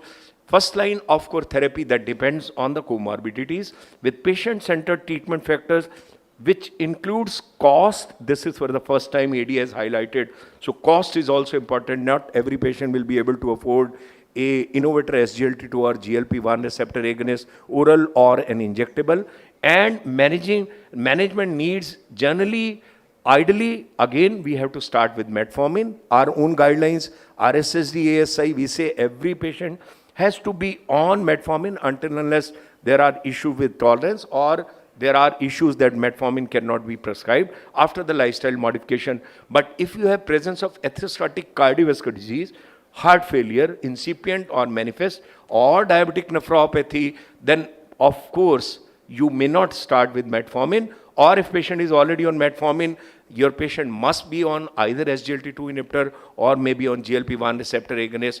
But if there is a heart failure, SGLT2 has to be there, irrespective of the baseline glycemic control. Even if patient is already having an HbA1c close to 6.8 or 6.5, which is an ideal one, you will have to step down other therapies to make a place for SGLT2 to get benefits in terms of reduction of CV mortality, to get benefits in terms of 35 to 40% reduction in hospitalization with heart failure. So if you have CKD, which is manifest or maybe incipient, there again also you'd like to start with SGLT2 inhibitor, and then subsequently for better glycemic control, you might choose a drug like DPP-4 for good glycemic control. ACE 2020 also again talks about the same. It says that it has to be an individualized approach. All those patients, those who are not at a greater risk for hypoglycemia, they might target anything HbA1c less than 6.5, but all those who are at a little greater risk of hypoglycemia, their HbA1c more than 6.5 may be good enough. After lifestyle modification, again, it has to be an individualization. If baseline HbA1c is less than 7.5, monotherapy could be in the form of metformin or GLP-1 receptor agonist or SGLT2, but first add-on for in form of after metformin as a dual therapy or triple therapy, you could see is the best option is DPP-4 in these patients, not only for good glycemic control, but also for getting other benefits. Even European Society of Cardiology ESD guideline 2019 for the first time said that all those patients, those who are drug naive, if they have atherosclerotic cardiovascular disease, let them be on SGLT2 receptor or GLP-1 receptor agonist, or if they are already on metformin, choose one of these options. But if these factors are not there, you could choose any other drug, which could be again, best option could be DPP-4 with placebo-like side effects. So let's talk about combination of SGLT2 inhibitor and DPP-4 in management of type 2 diabetes. I don't need to go into the details of Omnius Octet, where they said that you have almost 8 defects contributing towards pathophysiology of type 2 diabetes. But if you add 2 drugs, DPP-4 and SGLT2 inhibitor, along with metformin, you are able to address at least 6 defects in the setting of type 2 diabetes, which could be a decrease in creatine effect, decrease in insulin secretion from the beta cell, or even suppression of overexpressed alpha cells by drugs like DPP-4. So once you combine 2 drugs, which are SGLT2 with DPP-4, they have a complementary action. Not only you produce glucosuria and reduce lipotoxicity and glucotoxicity with DPP-4, you not only improve the expression of beta cell, you also suppress overexpressed alpha cell, so glucagon goes down. That is how both the drugs work together wonderfully. And here is a meta-analysis, SGLT2 with DPP-4, change in baseline HbA1c versus alone DPP-4. Obviously, if patient is already on a combination of DPP-4, you could see that everything is on the left side of the bar. Obviously, HbA1c reduction will be great. So will be if patient is already on a combination of SGLT2 with DPP-4. Again, change in HbA1c versus alone SGLT2 will be much better with a combination. Not only that, it also depends what is the baseline HbA1c. Higher is the baseline HbA1c, greater is going to be reduction with SGLT2 and DPP-4, and same is true if patient is on combination versus SGLT2 inhibitor. Not only that, you get a better fasting reduction also if your patient is on simultaneously a combination of SGLT2 inhibitor with DPP-4, because then obviously fasting correction is going to be much better than being alone on DPP-4 or alone being on SGLT2. These are all published meta-analysis of combination therapy versus alone DPP-4 or SGLT2, either in terms of getting HbA1c reduction, a fasting reduction, or overall improvement in metabolic profile, which means not only you get a good HbA1c reduction, you get a weight reduction also, and overall there are benefits in terms of metabolic milieu getting improved. But there is always a relative risk of hypoglycemia, which is very, very little until unless patient is simultaneously on secretagogue like sulfonylurea. Otherwise, with SGLT2, DPP4, risk of hypo is not there.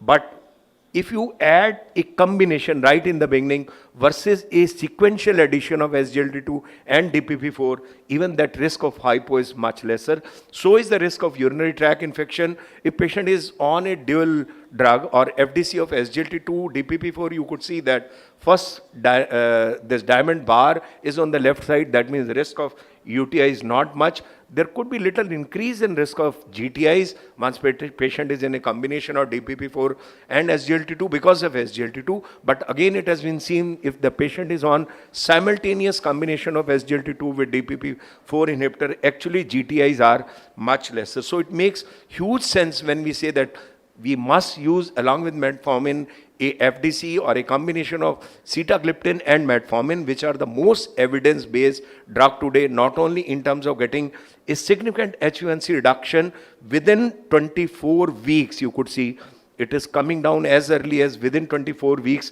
which is very, very meaningful.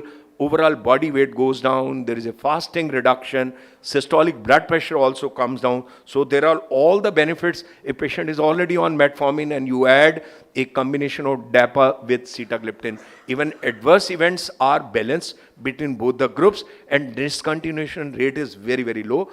Genital infection may be more versus placebo once obviously patient is on SGLT2 inhibitor, but mind it, if you have added a combination of SGLT2 inhibitor with DPP4 right in the beginning after metformin, not sequentially, even genital infection rate is much lesser.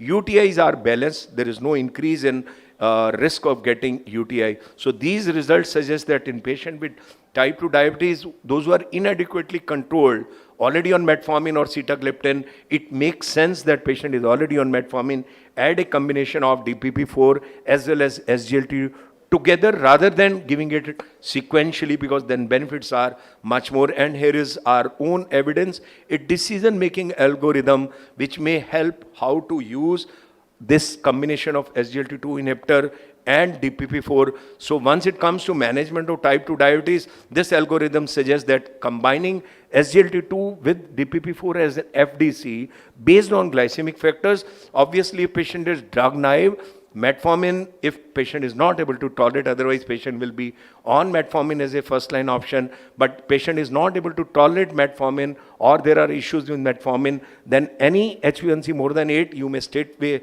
start with a combination of SGLT2 inhibitor with DPP4. And if patient is already on metformin and still HbA1c is more than 8.5, straightway you may add a combination of sitagliptin with the SGLT2 inhibitor like dapagliflozin. Even in those patients, those who are on insulin, because the requirement will be much lesser. So based on CV risk also, as ADA and ACE guidelines have said, if there is a presence of multiple CV risk or presence of atherosclerotic cardiovascular disease, there again it makes huge sense that you start with SGLT2 DPP4 inhibitor right in the beginning after metformin. And if patient has incipient or manifest diabetic nephropathy, again this combination makes huge sense because you'll get all the benefits of DAPA and drugs like sitagliptin, which are absolutely neutral. Of course, you need to reduce the dose as EGFR is going down, maybe about 50 milligram, may be good enough, but not only it will promote weight loss and it will also prevent episode of hypoglycemia. Thank you very much for your patience listening. You have any questions, I'll be more than happy to answer that. Can we take it after At at the end. of Thank you. You can be over here, so please. It is always pleasure to listen Dr. Rajiv Chawla. Why so is we have been trained in the with same faculty, Dr. Dendona, and that's where we believe in evidence much more in that extent. To the second speaker of the session, I'd like to invite Dr. Soumik Goswami. He is from Kolkata, MD Medicine, DM Endocrinology. Can we have the introductory slide for him? The faculty at Department of Endocrinology, NRS Medical College, Kolkata, Treasurer, Endocrine Society of West Bengal, 65 publications in peer-reviewed journal, and IGEM Reviewer of the Year 2019. Over to Dr. Soumik. Thank you, chairpersons, for that kind introduction. A very good morning to all of you. We know that every individual is special in their own way. But to paraphrase George Orwell, all patients are special, but some patients are more special than others. And by talking of this more special patients, we usually refer to elderly individuals with a host of comorbidities, and that is what I'll be looking at today and seeing whether sitagliptin as a gliptin can fit the bill in this population. When we decide an anti-hyperglycemic agent, we look for an agent which is efficacious but carries a low risk of hypoglycemia. It shouldn't have adverse effects that would discourage us from using it, and of course, preferably these agents should be cardio-neutral, and if it's cardio-beneficial, that's an additional bonus. Now, when you consider all these points and when you consider people with comorbidities, that is what we talk of when we talk of use in special populations. We know that choosing an anti-hyperglycemic agent is not rocket science, it's not that complicated, but we need to keep in mind that if we make a wrong choice, it might spell disaster for the patient. So to take the discussion forward, let us look at a representative case. We have a patient, an elderly lady, who has diabetes for the last 9 years, is on metformin.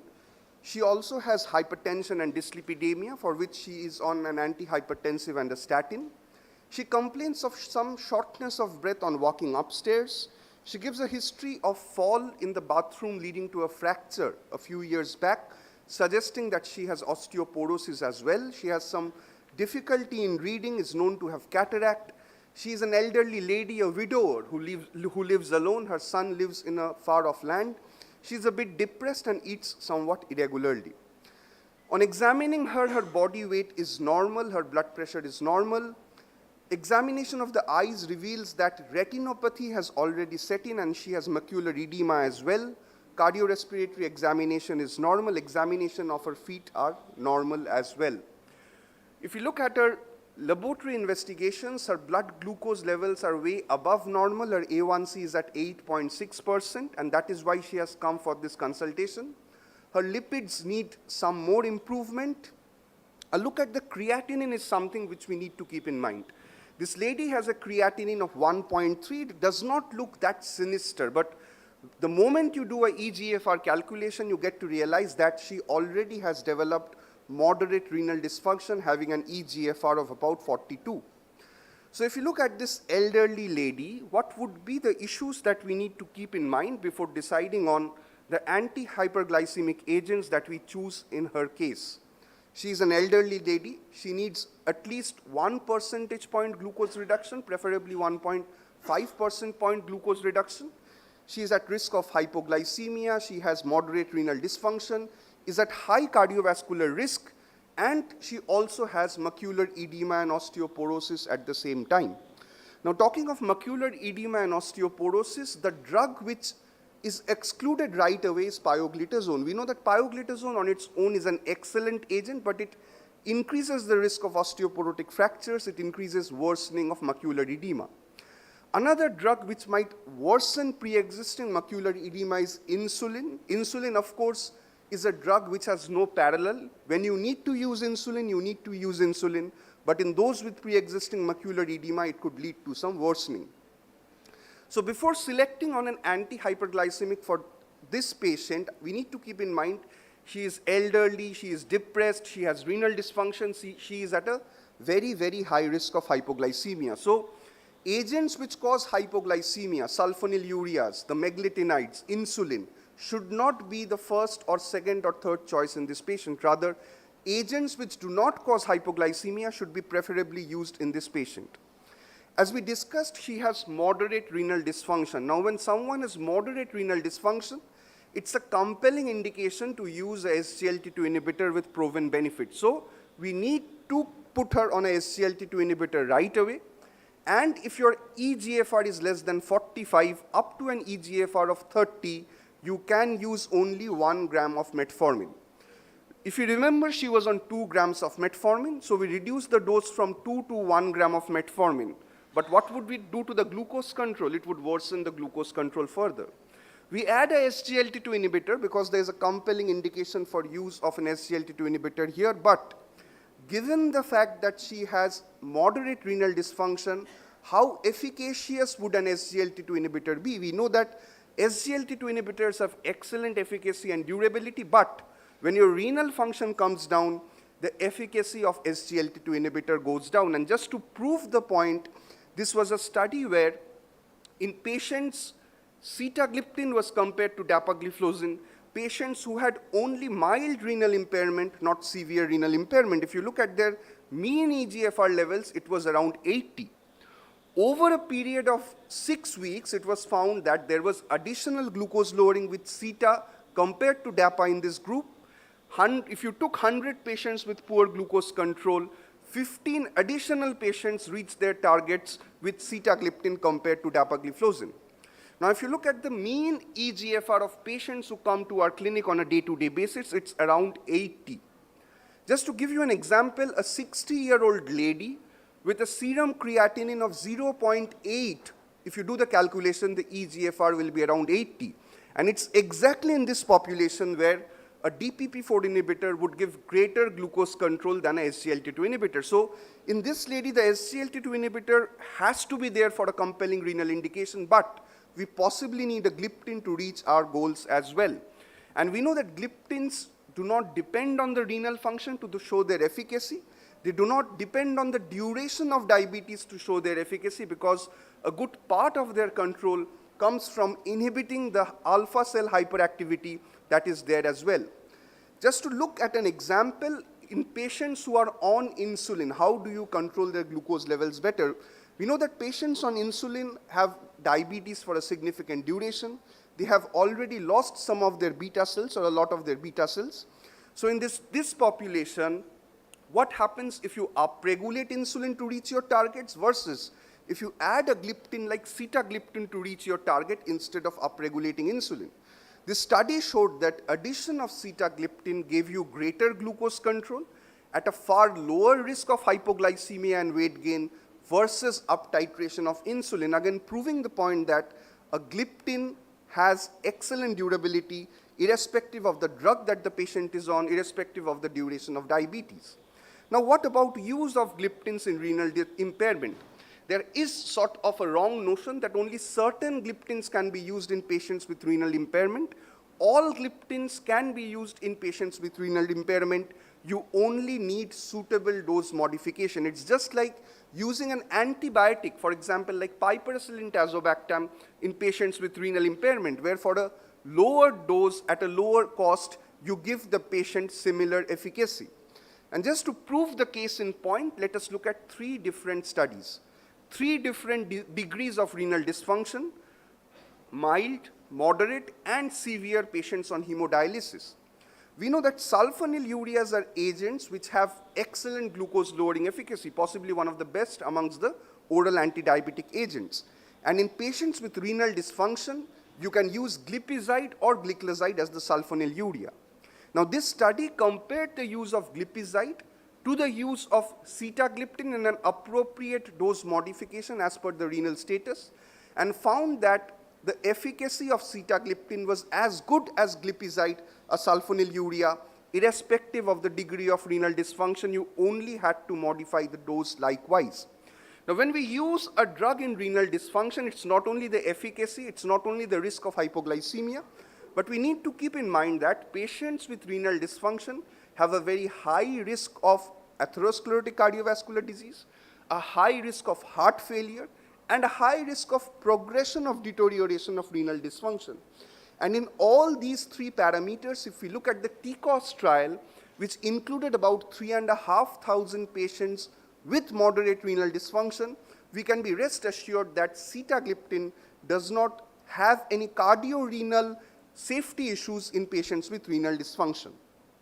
Now, what about the overall cardiac safety issue? Now, there has been a lot of debate as to whether you need cardiovascular outcome trials or whether you do not need them. But if you have cardiovascular safety proven from a cardiovascular outcome trial, it's always an additional bonus before choosing a molecule.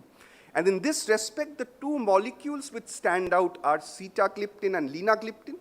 With Teneli and Vilda, we have no such prospective RCT. With Saxa and allogliptin, we do have some data, but we know that there are still safety concerns with the use of these agents. Now, what about osteoporosis? As we discussed, this lady had osteoporosis, and we often get to see a lot of elderly men, postmenopausal women, all of whom are at risk of osteoporotic fractures. If we go back to the TCOS trial, it looked at the risk of fractures and found that sitagliptin did not increase the risk of fractures in elderly compared to placebo. Rather, if you put a number of trials together, 20 different trials together, gliptins as a class could have a beneficial effect in reducing the risk of fractures. This meta-analysis of 20 different trials actually showed nearly 60% reduction in the risk of fractures. The prospective mechanism is not exactly known, but we know that there are GIP receptors on the bone cells whose stimulation leads to bone formation. GLP-1 increases the level of calcitonin, which is known to inhibit bone resorption, so possibly there could be an underlying mechanism. We know that elderly individuals are often frail, they have reduced muscle strength, and they are prone to falls. And unless you fall, you can't have a fracture. So when you use a drug like a DPP-4 inhibitor, you have data that they could actually attenuate the decline of muscle mass that is seen with increasing age. And by preserving the muscle mass, by preserving muscle strength, it could reduce the risk of falls and reduce the risk of fractures. So when it comes to osteoporosis as a whole, we have good data with gliptins and we have good data with sitagliptin as well. Now, the patient that I was talking about was an elderly individual, an elderly lady. If you look at the trials that have been done with different anti-hyperglycemic agents in diabetes, most of these trials, if you look at the trial, they have excluded elderly patients. Patients more than 65 years old were excluded. Patients more than 75 years old were definitely excluded from most of the anti-hyperglycemic trials in diabetes. Again, if we go back to the good old TCOS trial, about 7,500 patients in the TCOS trial were above the age of 65 years. About 2,000 patients in the TCOS trial were above the age of 75 years, and there was no safety issue whatsoever in the elderly. The other reason why elderly is a special subgroup is that we know that with age, the eGFR starts coming down physiologically. And as the eGFR starts coming down, a drug like SGLT2 inhibitor will start losing its efficacy. On the other hand, a drug like sitagliptin or any other gliptin for that matter doesn't lose its efficacy irrespective of the degree of renal function. Whereas if you look at the data, canagliflozin, even 300 milligrams of canagliflozin, the super powerful oral antidiabetic agent, starts losing its efficacy if you consider its use in elderly population. So it's not only the baseline renal function, but even age which could worsen renal function and cause a SGLT2 inhibitor to lose efficacy. So I would like to make it clear that I have nothing against SGLT2 inhibitors, because as I said, in this very patient, the first drug after metformin should be an SGLT2 inhibitor, but it will not help her attain her blood glucose levels. It will give cardiorenal benefits irrespective of blood glucose levels. So the next drug possibly which needs to be added to take care of all these issues would be a gliptin. And of course, sitagliptin would be an excellent choice, because if you look at all the issues, none of these issues are a concern with the use of sitagliptin. Now you might ask me, what about linagliptin? If you look at all these issues, linagliptin addresses all these issues. So why not linagliptin? I would say yes, even linagliptin would address all these issues, but when it comes to money, the equation is a bit different, because we are practicing in a country where money, out-of-pocket expense is a big concern. And if you look at the average price of sitagliptin today, it has come down, the generic versions of sitagliptin, and with the money that a patient could save from simply using sita instead of lina, the patient could pay for your chamber consultations, could do the laboratory investigations, and of course afford other drugs like a statin, ARB, and etc., which would be required for the management of diabetes.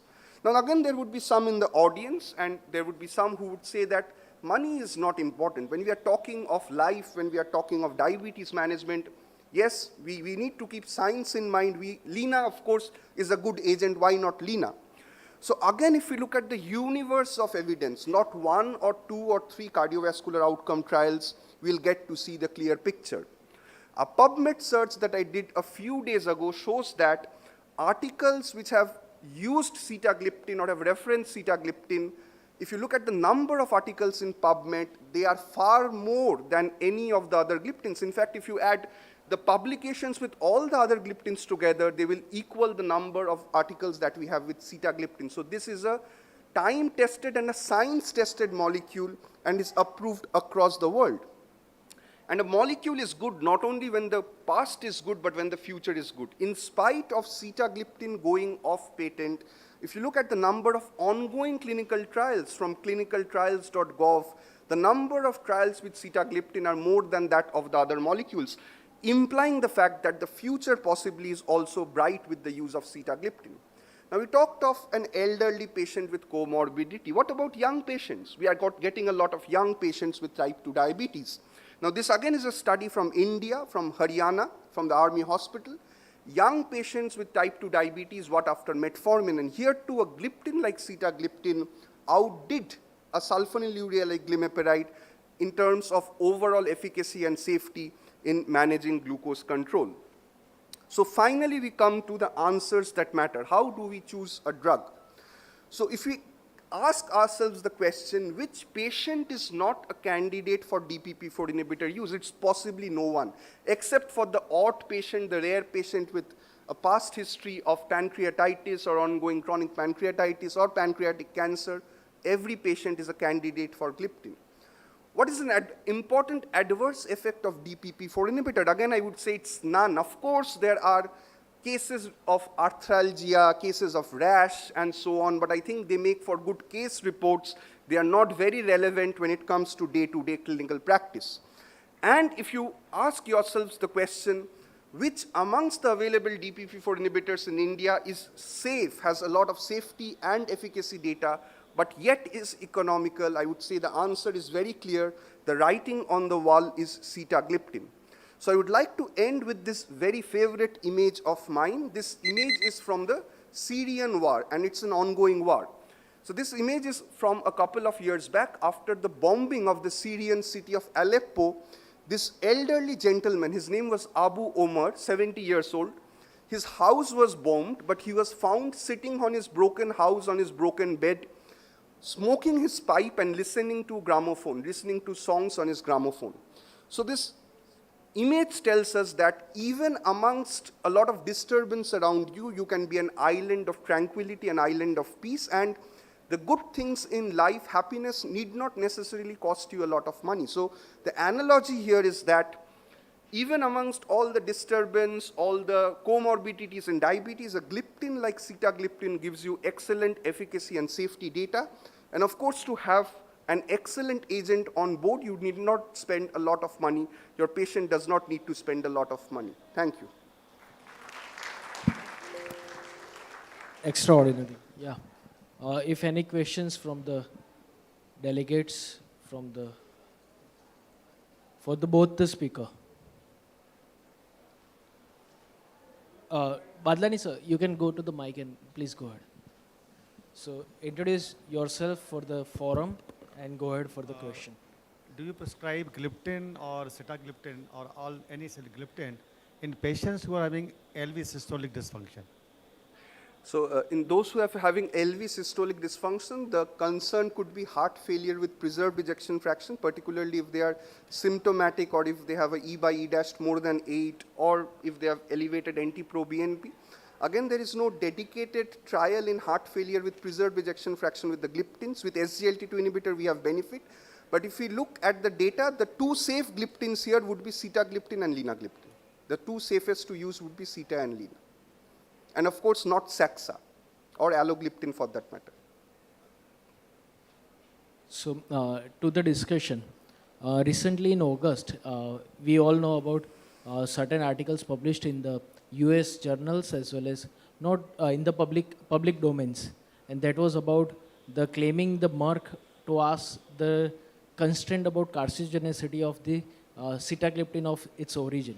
So I think If you have any it inputs on it. relates to the additives and preservatives that go into making the molecule. Sitagliptin per se has been tested prospectively for cancers, including pancreatic cancer, and has been found to be safe. It depends on the formulation, the additives, rather than sitagliptin itself. To the discussion only, I would add on that nitrosamine was the content where they have So it depends on the plant and the company manufacturing it. So it's not always the sitagliptin It's not molecule. Sita which is at fault here.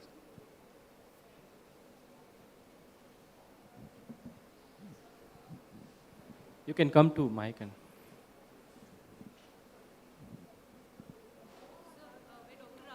Initially spoke about DPP4 and SGLT2 combination. I just would like to understand from sir, where do we draw a line in terms of indications for DPP4 and SGLT2 and a triple drug therapy of DPP4, SGLT2 and metformin? Well, I have shown you ADA's guidelines. I didn't show you our RSSDI will.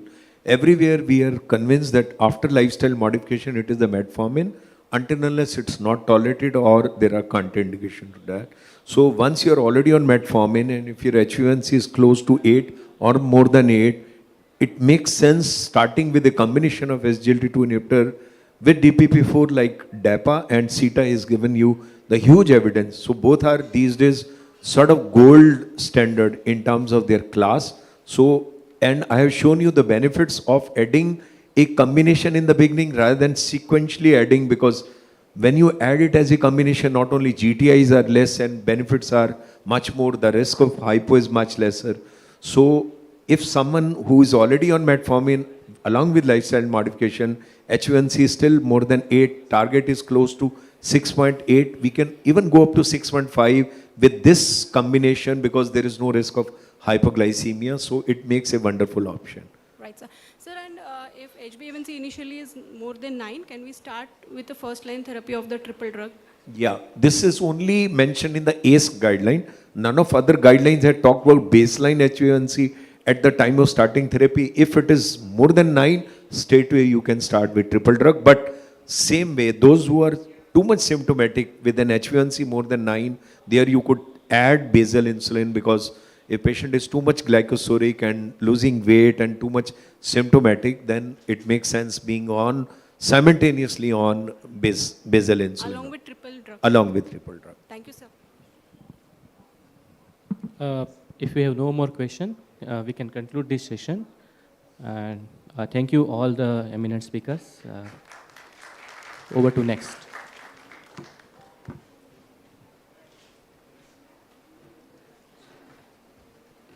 Yeah, so can we have a group photograph? Yes, please.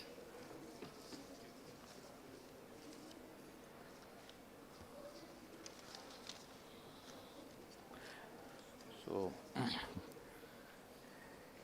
yes, very, very lucid way of explanation for the DPP4 inhibitor and SGLT2 inhibitor by Dr. Rajiv Chawla and Dr. Soumik Goswami from Kolkata. So, thank you so much. Let's have a huge round of applause for these both the speakers once again.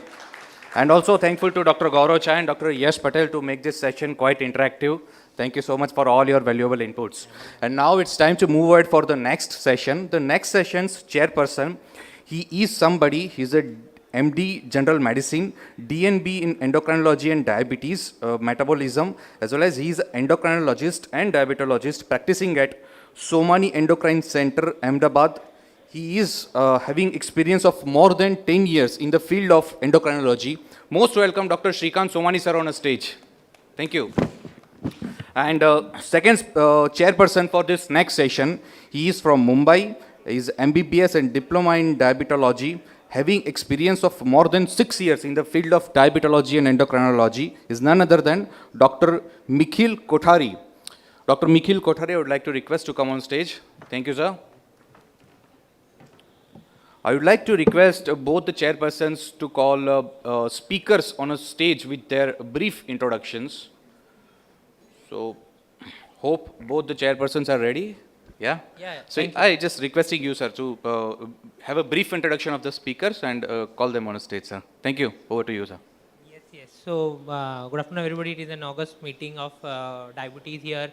And as with all endocrine diseases, diabetes again, another in disease that can affect multiple organs, and it's interesting to learn regarding how diabetes can affect have an interactions with thyroid and bone and other diseases. So let the first speaker.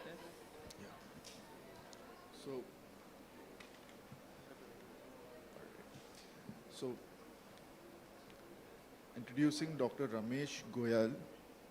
He is an MD, DM in endocrinology, AIMS, New Delhi. He's a senior consultant and HOD Department of Endocrinology and Diabetes, Apollo Hospitals, Ahmedabad. He's a consultant endocrinologist and diabetologist for endocrine solutions at Ahmedabad, faculty of certificate courses in evidence-based medicine and certificate course in management of thyroid disorders at the PHFI. Right. Faculty for Fellowship in Diabetes awarded by Medversity, the Royal Liverpool Academy, UK, conducted at Apollo Hospital, Ahmedabad. He is the former member of National Advisory Board of Indian Journal of Endocrinology and Metabolism. Awarded as the Best Diabetologist in 2018 and Best Endocrinologist in 2018 and 19 in Ahmedabad in Times Health Icons conducted by the Times of India. Welcome, Dr. Amil, sir. Yes, for his talk. Yes. What happened?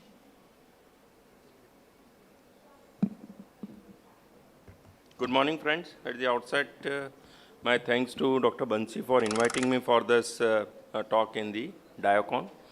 And good morning, everybody. I'll be talking about diabetes and bone. So we have been listening about anti-diabetic agents, oral anti-diabetic agents, insulins throughout this 1.5 days. And today I will shift the focus slightly on how diabetes affects the bone and how anti-diabetic agents, they affect the bone.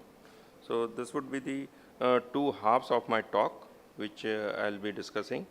So this is going to be the flow of my talk. I will start with the fracture prevalence in diabetic patient data, factors affecting the fracture risk, effect of BMD on diabetes, quality of bone in diabetics, and effect of diabetics on bone metabolism, effect of anti-diabetic drugs on bone health, and fall risk in patients with diabetes. So quickly I will take you through this presentation. So fracture prevalence in diabetes. So this was a publication in BMJ, and diabetes mellitus and risk of fractures at specific sites. And it was a meta-analysis, and the conclusion of the meta-analysis was diabetes was associated with total hip, upper arm and ankle fracture risk. So the relative risk was 1.32 for total, 1.77 for hip, 1.47 for upper arm, and 1.24 for ankle fracture. So definitely there was increased risk of fracture in diabetic population, and type 1 diabetics had a higher risk than type 2 diabetic at overall 1.24 fold. At hip it was 3.43 fold, and at ankle it was 1.71 fold. And there was no sex difference found as far as the risk of fractures was concerned in diabetic population. Now again, continuing with type 1 diabetes, so type 1 diabetes and risk of fracture, there was a meta-analysis, and this was meta-analysis of around 27,300 patients, and the meta-analysis revealed that the percentage of fracture events in type 1 diabetes was 7.6% compared with 3.1% with non-diabetic patients. So it was almost double. And type 1 diabetes is associated with a threefold higher risk of any fracture. So factors affecting the fracture risk.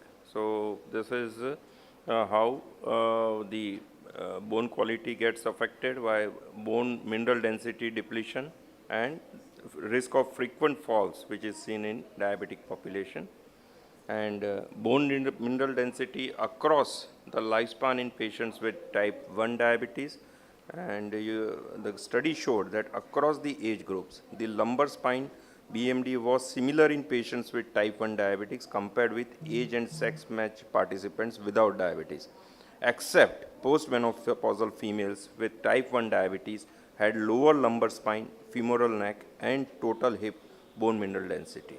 So, a subset of type 1 diabetic population had lower BMD, that is postmenopausal type 1 diabetics. So, this is another data of bone mineral density predictors in long-standing type 1 and type 2 diabetes. So, female sex and long-standing diabetes resulted in low BMD in type 1 diabetes with special concern for femoral neck. So, this I already discussed in the previous slide. Type 1 diabetes is a risk factor, but long-standing diabetes is another risk factor. And for type 2 diabetes, there is an increase in BMI, partially contributing to BMD preservation and independent of age. So, there is some instance where increase in BMI can be protective. So, for most of the vascular and metabolic complication, BMI increase might be detrimental, but not for fracture risk. In fact, it becomes protective. Now, association between bone mineral density and type 1 diabetes, this is meta-analysis of observational studies, and it showed diabetic individuals had higher BMD levels than non-diabetics independent of skeletal site of measurement, gender, age, BMI, or medication use. So, what is the pathophysiology of diabetes-induced bone fragility? So, I have been mentioning in the last two slides that the BMD may be actually slightly better in obese type 2 diabetic population.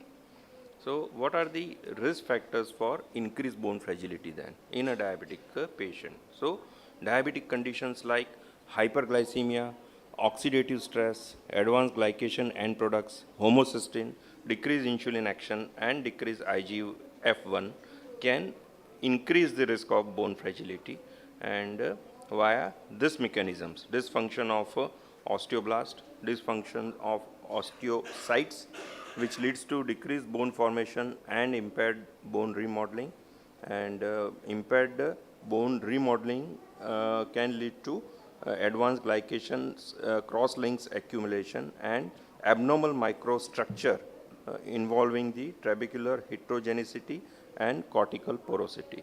And this leads to bone quality deterioration. So, though BMD may not be very low or it may be better than non-diabetic patients, the bone fragility is actually high. So, this is the dysfunction of osteoblast and osteocytes in diabetics, which I was mentioning previously. So, this is the mechanism underlying diabetes related bone fragility induced by advanced glycation end products. So, this I already discussed, so I will skip this slide. And this is the effect of diabetes on bone metabolism. So, here is diabetes, and here are various risk factors like hyperglycemia, hyperlipidemia, hyperinsulinemia, obesity, altered bone turnover markers, and ultimately it leads to fall, diminished bone healing, bone loss, increased marrow apogenesis, intramuscular apogenesis, increased BMD, which might be protective in a way, but other factors leads to increase in the bone fragility, decreased bone formation, and ultimately this culminates in increased fracture risk. So, effect of diabetes on bone health. So, these are the pathophysiological mechanisms which are proposed, and these are the effects on bones. So, again I am not repeating this slide. Now, I will come to anti-diabetic drugs affecting the bone metabolism. So, this is an overview of anti-diabetic drug on bone health. So, metformin, it is sort of neutral agent as far as the bone health is concerned. The glitazone, we all know glitazone can reduce the bone mineral density and increase the risk of fractures. The insulins, neutral, sulfonylureas, it may increase the risk of fractures, but it's not due to the effect on bone density. It might be due to increased risk of falls, maybe due to hypoglycemia. Incretins, again they are neutral, and SGLT2 inhibitors. SGLT2 inhibitors can increase bone resorption, and it may increase the risk of fracture in long run. So these are the effect of anti-diabetic drug on bone metabolism and fracture risk. So metformin, I already discussed this. Metformin promotes the differentiation of stromal cells into osteoblastic lineage and inhibits the apogenesis, and metformin enhances the differentiation and mineralization on osteoblasts. So metformin increases bone formation and decreases bone resorption, resulting in a gain in bone mass. So definitely it is not increasing the risk of fracture, but glitazone, yes, glitazone decrease bone formation and increase the bone resorption. So double insult on the bone results in reduction in the bone mass. Sulfonylureas, this is a meta-analysis of 11 studies which evaluated around 2.5 lakh patients with type 2 diabetes treated with sulfonylurea, and it was associated with a 14% increase in risk of fracture. In terms of bone metabolism, the function of sulfonylurea is still unsure. So it's mostly neutral. It doesn't affect osteoblast or osteoclast. More recent evidence shows that the risk of hip fracture in treated patient is almost double, as I mentioned, likely because of higher hypoglycemic rates with the sulfonylurea, leading to more falls. AGIs, 2.89 million patient meta-analysis, no significant risk were reported in patients taking AGIs. GLP-1RA and DPP-4 inhibitors. So again, no significant clinical effect of GLP-1 receptor agonist and DPP-4 inhibitors was seen on skeletal tissue. SGLT2 inhibitors, studies show that dapagliflozin has neutral effect on bone turnover and bone density. And in post-hoc analysis of EMPAREX study, it was also neutral as far as the fracture risk was concerned, and available data were limited regarding bone health and SGLT2 inhibitor. So more data is needed to convincingly say whether it's neutral as far as the fracture risk or not. Insulins and insulin-like growth factors. So I mentioned about increased risk of fractures in postmenopausal type 1 diabetic females and long-standing type 2 diabetics. Induced bone loss and bone quality deterioration is more important due to decreased bone formation and bone turnover, resulting in an extremely high risk of fractures. So 1.4 to 2-fold increase in fracture risk relative to no insulin use. And in contrast, type 2 diabetics with insulin resistance may result in bone quality deterioration without bone mass reduction due to deficiency in insulin activity in the bone. And IGF is known to have anabolic effect on bone, and IGF-1 may be involved in diabetes-induced bone fragility because IGF level is known to be decreased in patients with uncontrolled diabetes. Now this is the last part of my talk. Fall risk in patients with diabetes, and the risk of fall is increased by diabetic microangiopathies such as neuropathy and retinopathy, and macrovascular disease and sarcopenia, which we often seen in patients with uncontrolled long-standing diabetes, which is a disorder characterized by degenerative loss of skeletal muscle mass, quality and strength, and occurs more frequently in patients with diabetes than without diabetes. So to summarize my talk, the data shows a multifactorial chance of fractures in diabetics, not essentially related to low BMD, but there are many other factors. Type 1 diabetic patients are more at risk for fractures than type 2 diabetes. Patients should screen for osteoporosis in concern that diabetic patients are at a higher risk of fracture. Adequate glycemic control prevents this risk and reduces the risk of micro and macrovascular complications. So it reduces the risk of falls also, which consequently can contribute to diminished production of advanced glycation end products, reduce the vascular damage in bone tissue, and lessen the risk of falls. Anti-diabetic drugs also affect bone metabolism. The glitazones, the most affected drug on bone, and metformin have a preventive role in bone degeneration. The fracture can be indirectly occurring with sulfonylurea due to increased risk of fall due to hypoglycemia. More studies are needed to clarify a possible effect on bone health and safety profile among these medications, particularly the SGLT2 inhibitors. And in addition, falling increases the risk of fracture, and vice versa. Therefore, developing a strategy for treatment of bone fragility through further studies and discussion is important. So thank you everybody for your kind attention. Thank you, Ramesh sir, for very timely, even before time finishing the talk. I think we before time, so we can have a question or two to begin with for any one of can pitch in.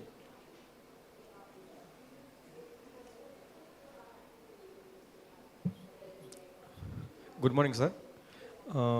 I have one question. Basically, most of the time we are going to see in type 2 diabetes patients, they having a high risk of the basically fracture in the adult over a period of time. Maybe because of the chronic uncontrolled sugar, and maybe the second is the aging process. Sir, is there any role of the we can give the supplementation calcium and vitamin D3? Because most of the time, basically BMD scanning, there might be osteopenic or osteoporotic. So is there any role of the vitamin D3 calcium supplementation to just basically maintain the bone health apart from glycemic control? So there are no guidelines which suggest that you should routinely supplement a patient with long-standing diabetes with calcium or vitamin D. So you will have to go by the vitamin D levels. If vitamin D is deficient or insufficient, you should go for a vitamin D supplementation. And if you are treating a post-menopausal female with diabetes, then you should go for a routine calcium supplementation. And if you are going for a BMD test, and if BMD is showing osteopenia or osteoporosis, then yes, you should, irrespective of pre-menopause or post-menopause, male or female, you should go for a calcium or vitamin D supplementation. But blindly giving a calcium or vitamin D supplementation in a premenopausal or a male diabetic patient is not recommended. And sir, how we are going to see the role of teriparatide in osteoporosis? Like all patients should be mandatory go for the DEXA scan. Okay, we can give. See, ideally, this teriparatide is indicated for treatment of osteoporosis. It is not indicated for treatment of osteopenia. So you have to be very sure. If patient is having a fragility fracture, then you don't need a DEXA scan. You can straight away go for a teriparatide therapy. But if patient is not having a fragility fracture, then you have to document that patient is having a osteoporosis before you start with the teriparatide therapy. Thank you, Dr. Malik. Thank you. Thank you, Ramesh. Please have it. Yeah. We'll invite the next speaker, Dr. Abhay Sahu sir. He is MD Medicine, DM Endocrinology from AIMS, Professor of Endocrinology at Bhubaneswar, Organizing Secretary for multiple ESICONs, ESOCON, AROCON, investigator in current trials. He is recipient of Rajdhani Gaurav Award from Odisha and Ikamra Shri Award 2017. Invited faculty at multiple national and international conferences and huge number of publications, posters and book chapters to his name. Dr. Abhay Sahu sir for interaction between diabetes and thyroid diseases. Thank you, sir. At the outset, I'll be thankful to Dr. Bansi Sabu and the whole team for inviting me to this August gathering, to this August conference. So after this diabetes and bone, I'm going to discuss the interaction between diabetes and thyroid. So if you see the thyroid disorders and diabetes, they are probably the two most common endocrinopathies which we classically see in the clinical practice, and they frequently coexist. And if you see the prevalence of thyroid dysfunction in diabetes, it's much, much higher in comparison to the general population. And if you see the overall prevalence is 13.4% of thyroid disorders in the diabetes. And if you compare as a sex-wise, probably female are much more higher incidence in comparison to the male. Female having almost close to 32%, whereas in the male it is 6 to 7%. So that shows there is probably some sort of link or association between diabetes and thyroid. So let us see both the axes. If someone is having a poor glycemic control, it mimic hyperthyroidism. Reason is there will be fatigue, there will be increased appetite, there will be weight loss. So these are the symptoms which might mimic like a thyrotoxicosis. In the other way, if someone is having a diabetic nephropathy, they might mimic like a mixed edema. That means there will be edema, fatigue, pallor, weight gain, all those things. They might confuse with particularly mixed edema. So in the clinical picture point of view also, there will be some sort of confusion between two drugs. So with this background, we will discuss the topic with prevalence of thyroid dysfunction among the diabetes. What is the risk thyrotoxicosis and diabetes, then hypothyroidism in the diabetes, then what are the effects of drugs, then pregnancy-related things, then we'll discuss some of the guidelines. Let us discuss about the prevalence of thyroid dysfunction. You will see the diabetes and hypothyroidism, that are the strange bedfellows or mutual companion. They coexist among each other together. These are the prevalence data from the thyroid disorders. If you see the general population, it is 6.6%, whereas among the diabetic population, it is ranging from 10.8 to 13.4%. So in diabetic, the hypothyroid risk is high. Again, if you see the meta-analysis, close to 11,000 patients. It is 11% frequency among the thyroid disorders. This is, if you see the hypothyroidism, then it is 3 to 6%. If you see the subclinical hypothyroidism, it is 5 to 13%.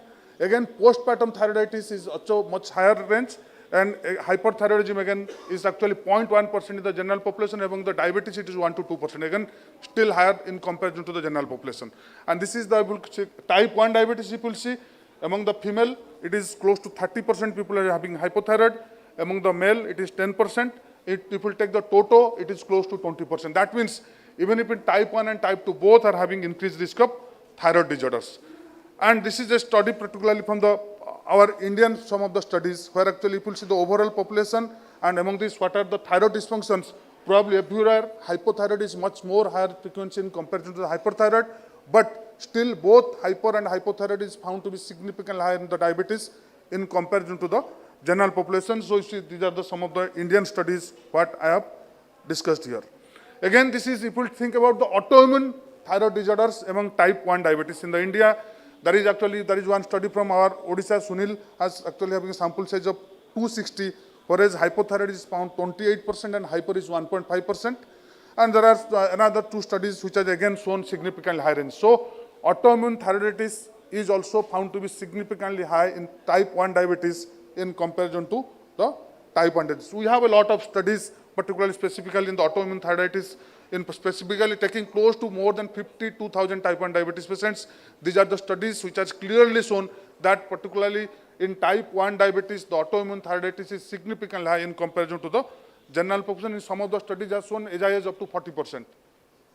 So the prevalence of autoimmune thyroiditis in type 1 diabetes, if you see, the percentage of thyroid antibodies, it varies from the different population, different geographical ranges. So in the different geographical region, if you see, it varies from 2.5 to 32%. Overt hypothyroidism is ranges up to 0 to 15%. Subclinical hypothyroidism between 1 to 11%. Clinical hyperthyroidism, it is 0.07 to 9.3%. And if you take in total autoimmune thyroiditis, it is 3.9 to 24%. That means whether it take subclinical hypothyroidism, overt hypothyroidism or hyperthyroidism, both are found to be significantly high in type 1 diabetes patients.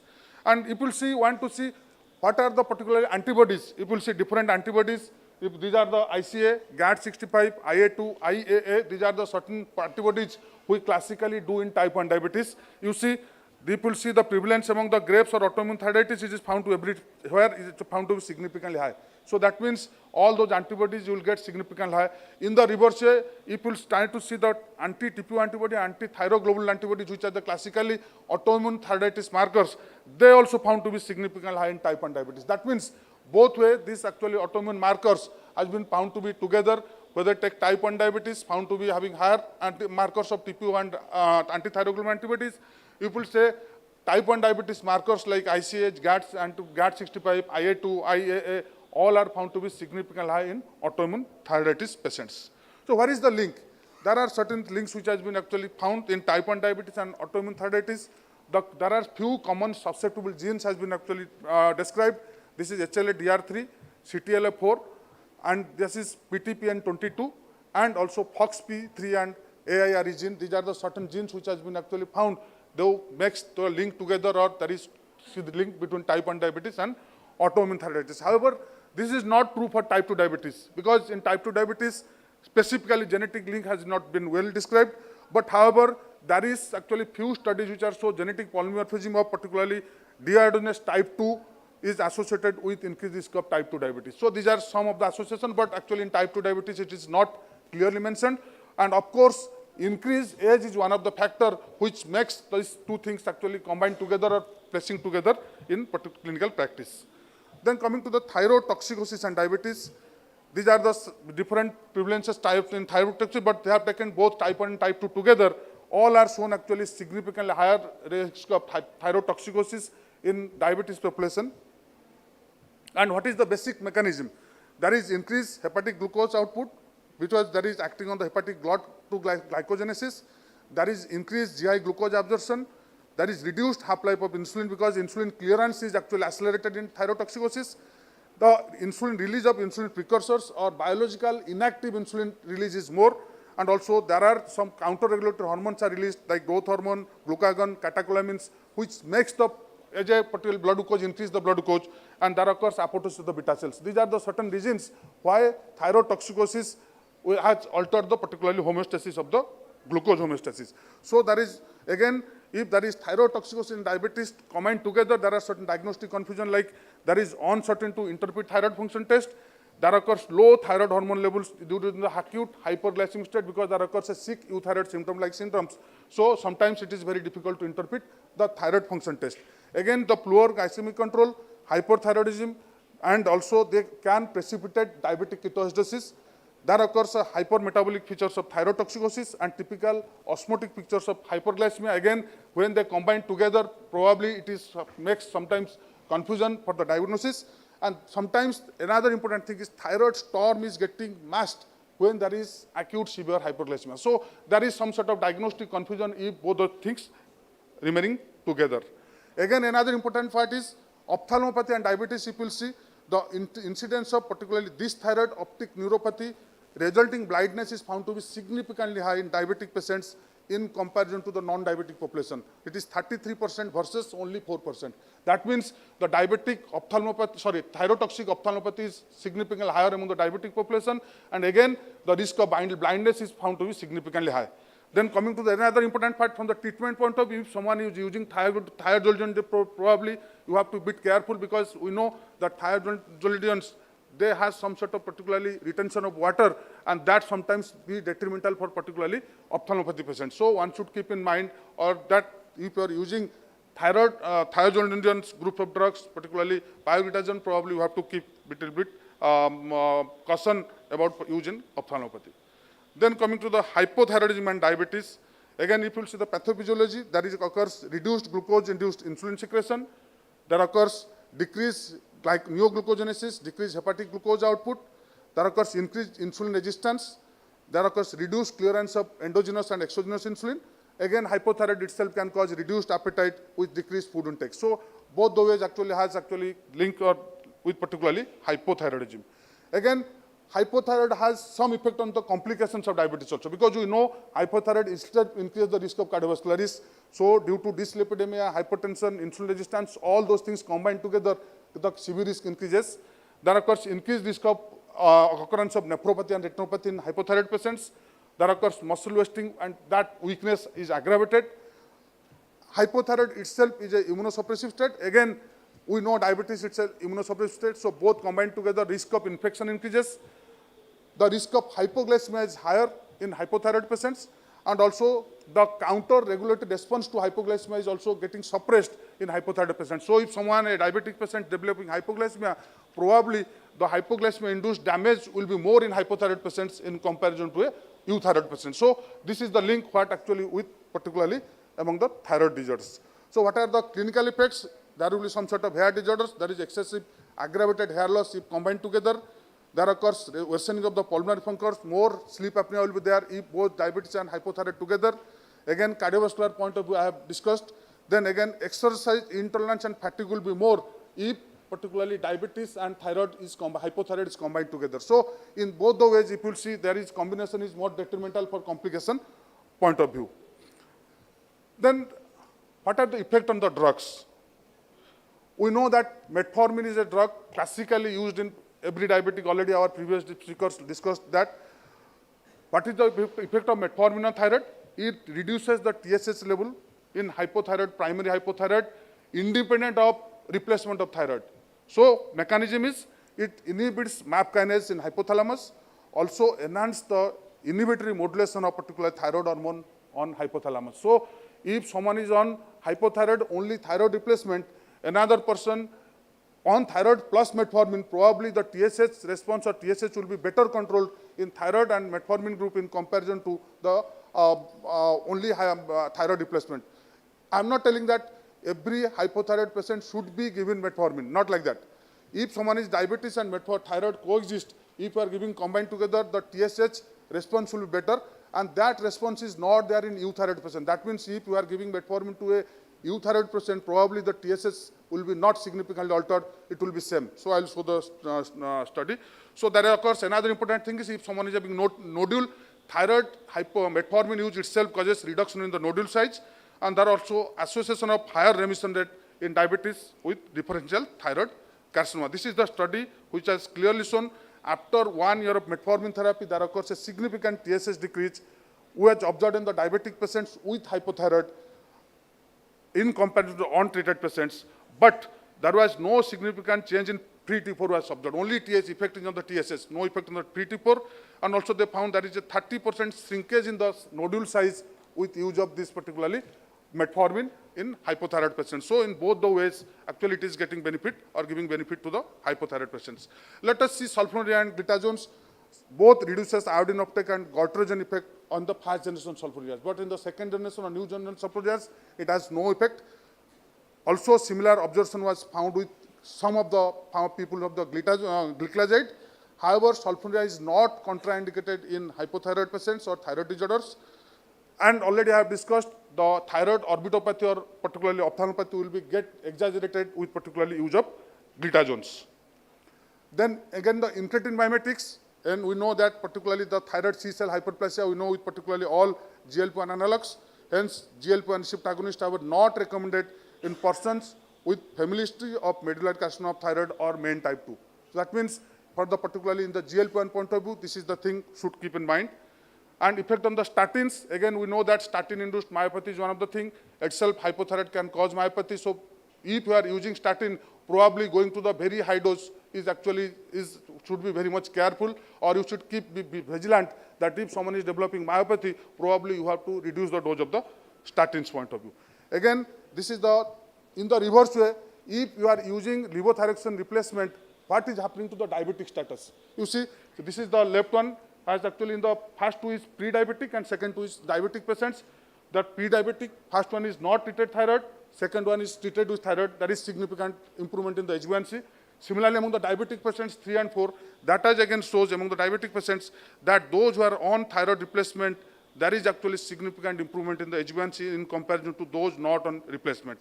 Again, this is the analysis of fasting glucose and postprandial in the patients before and after replacement. You see there is a significant this is with therapy, this is without therapy. So that shows again both fasting and PP is less in with replacement of thyroid itself, which is independent of other factors. So in diabetic, hypothyroid is there, and replacing thyroid itself helps in the reduction in the blood glucose level in the hypothyroid patients. Among the effect of the antithyroid drugs, glucose control usually improves, return to euthyroid state, and beta blocker sometimes masking the warning symptom of hypoglycemia, one should keep in mind when you are using the beta blocker. Then coming to the pregnancy part, there is of course moderate increased risk of GDM among the thyroid disorders. There is 3 times increased risk of thyroid disorders in GDM. So in both the ways, if someone is having hypothyroid, the risk of GDM is little bit high. But if someone is having GDM, probably the risk of thyroid is increasing by 3 times. And there is 25% women in type 1 diabetes sometimes develop postpartum thyroiditis. So that means also keep in mind that type 1 diabetic patients are much more prone to develop postpartum thyroiditis. So combined GDM and hypothyroid, that is together, probably there increased risk of comorbidities like in the risk of CS increases, preterm delivery is high, and also hypertensive disorders in the pregnancy is found to be high in both the diabetes and thyroid coexist in the pregnancy part. And what is, if you are translating to the clinical practice, probably the TSH and TPO antibodies should be determined in each type 1 diabetic woman planning for pregnancy. And women in type 1 diabetes with TPO positive, TSH at least should be checked in 3 months, 6 months, and 12 months. And all screening for GDM if TSH is high. Again, if someone is having hypothyroid, their GDM screening should be done early in comparison to the normal population, what we classically tell, but at least at the, if not coming from the first visit, at least at the 16 week, at least first screening should be done in those group of patients. So there are certain actually association or studies between thyroid carcinoma and diabetes, but there is actually the causal relationship is not established. So there is lack of overall association of thyroid carcinoma in most of the studies. Coming to the practical recommendation, so what is, we recommend the screening in type 1 thyroid disorders in type 1 diabetes. In every type 1 diabetes, T3, T4, TSH, TPO antibodies should be done, but whether you can go for anti-TG antibody is not required, so it is optional for every patient. If TSH and TPO antibody is normal, every yearly should be repeated. If TPO antibody is positive, every 6 monthly it should be repeated. And if someone having impaired linear growth, goiter or hypothyroid symptoms, probably they should be, actually this thyroid TSH should be repeated much more frequently, as the clinician can take a call in that part. What are the guidelines is telling? This is ATA guideline. Patients with diabetes may require more frequent testing in type 2 diabetes. After 35 years and every 5 years should be done. Then ACE guidelines, similarly palpation and TSH should be done. That is what they have not given any specific guideline for diabetes.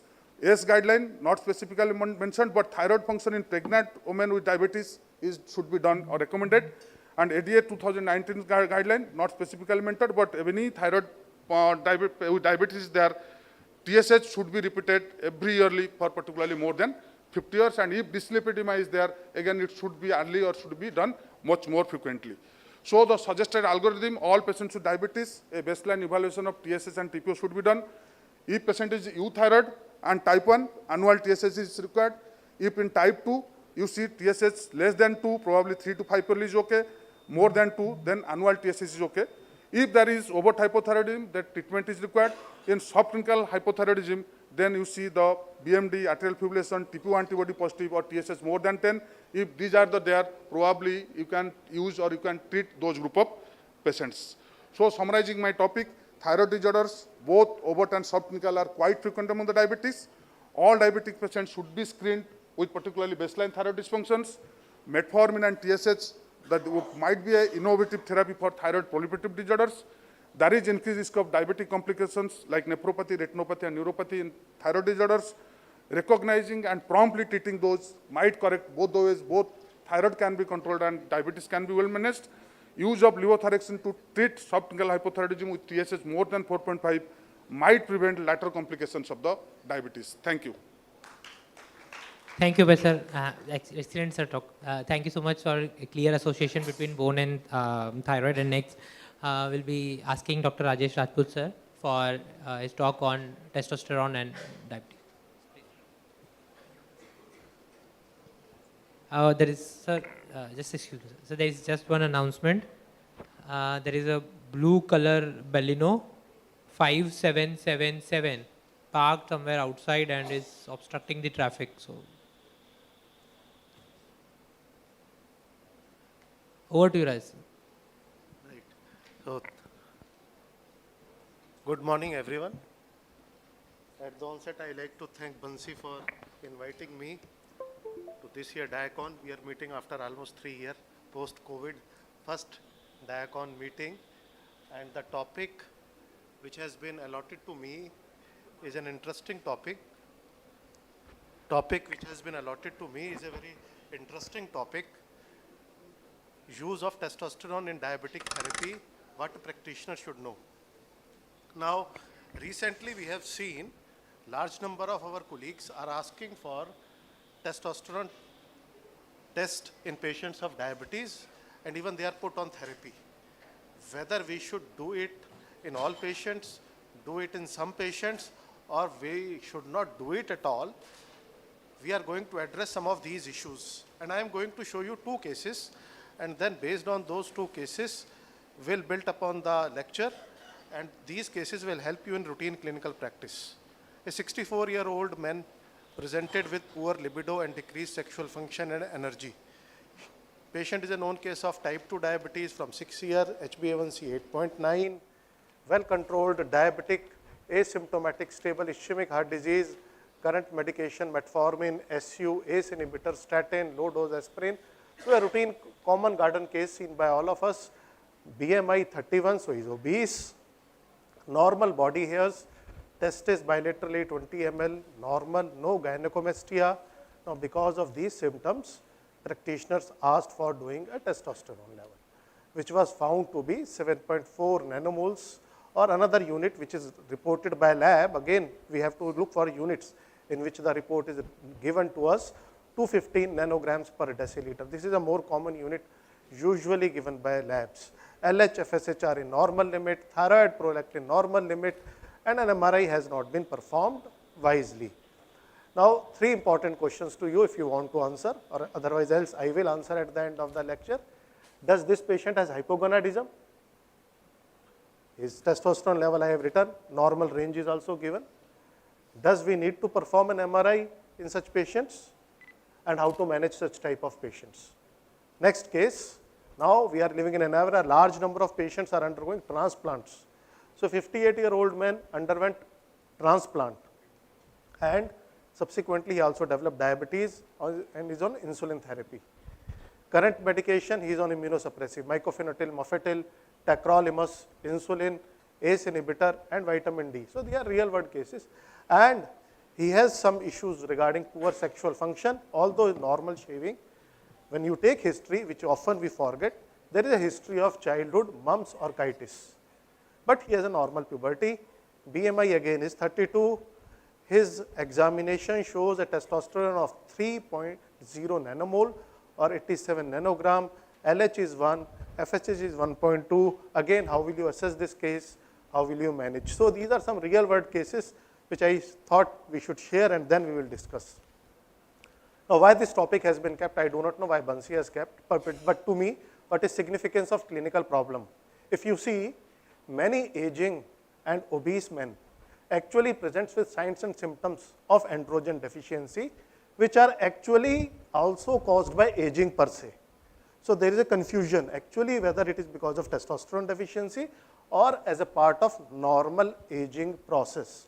Also, we have to understand, after 40 years of age, with each year, there is a decline in testosterone in a healthy man by 1.2%. And SHBG, which is sex hormone binding globulin, I will tell you, increases by 1.2%. So when you measure total testosterone, it is found to be normal, but bioavailable testosterone, which is actually important for functions, is decreasing every year after 40 years of age. Therefore, clinicians are often faced with a question when they see a report whether to treat or whether not to treat. And guidelines try to answer this question to some extent. Now, there is a very important term in adult men, late onset hypogonadism. We are not talking of classical hypogonadotropic hypogonadism or hypergonadotropic hypogonadism, which has an onset quite early. We are here talking of a middle-aged men, whereas a new term, late onset hypogonadism. How to define? 3 sexual symptoms: poor morning erections, decreased sexual interest, and erectile dysfunction. If a man fulfill these 3 criteria and we order testosterone, if testosterone level is less than 8 nanomole or 230, then he is considered to have late onset hypogonadism. What are the signs and symptoms of hypogonadism? We will not discuss in detail, but there are some signs which are more specific to hypogonadism, and these are usually seen in those who are suffering either, as I have told you, hypogonadotropic or hypergonadotropic, or have undergone some surgery or pituitary radiation because of which they might develop this. What is more common? What our patients were having?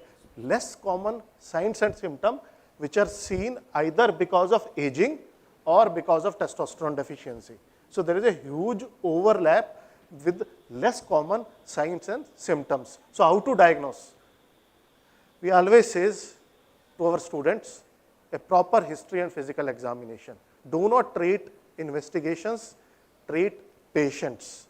Patient will come to you because nowadays there is a corporate health checkup. They will come you a bundle of investigation which also include testosterone. So please do not treat investigation, take history, examination, and then decide whether to treat or not to treat.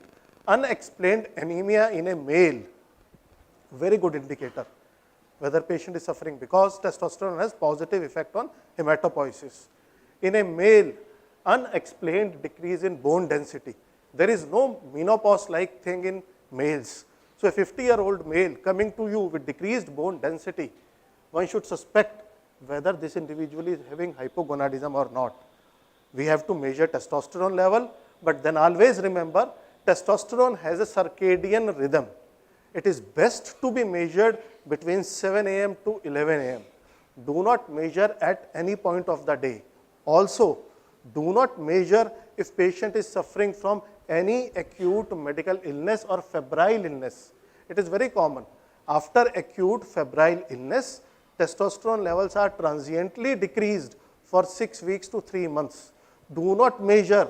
You may be wrongly treated because body has a natural instinct for survival and sex hormones takes a back seat.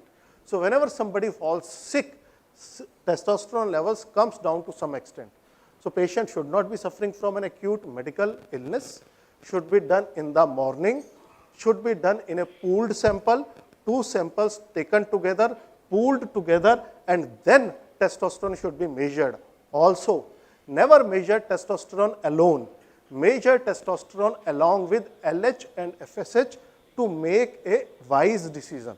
So these are some of the catches. Now coming to SHBG, sex hormone binding globulin. This is the major albumin, globulin, which is binding testosterone in the plasma. Only 4 to 6% of the testosterone is free. Now there are medical conditions which either increases SHB level or decreases SHB level, and I have highlighted them here. Obesity, diabetes, hypothyroidism, all of them are associated with decrease in SHBG level. So if you are measuring total testosterone, it may be falsely low. Bioavailable testosterone might be normal. There are conditions which increases SHB level, like aging. Now I have told you what happens after 40 years of age. Hyperthyroidism, use of drugs. So if with these conditions there is increase in SHB level. So whenever there is a doubt, either measure free testosterone or calculate testosterone index by measuring SHBG, total testosterone, and there is a very simple formula where you divide SHBG by testosterone, multiply by 100, you have free testosterone index. So these are some of the practical tips how to manage. How to manage? Rule out classical hypogonadism. And if you are suspecting late onset hypogonadism, preference should be given to lifestyle modification, change in body weight, control of comorbid conditions like diabetes, hypothyroidism. Look for drugs which are responsible for causing secondary or hypogonadism or change in libido and other issues. We never ask if thorough, proper history. Patient might be taking lots of unnecessary medications. When to replace? These are standard recommendations. Some that if you see a testosterone level which is more than 350 nanogram per deciliter, any degree of hypogonadism is ruled out. If you see a testosterone level which is less than 200 nanogram per deciliter, it needs investigation as well as treatment. Between 200 to 350 is a gray zone.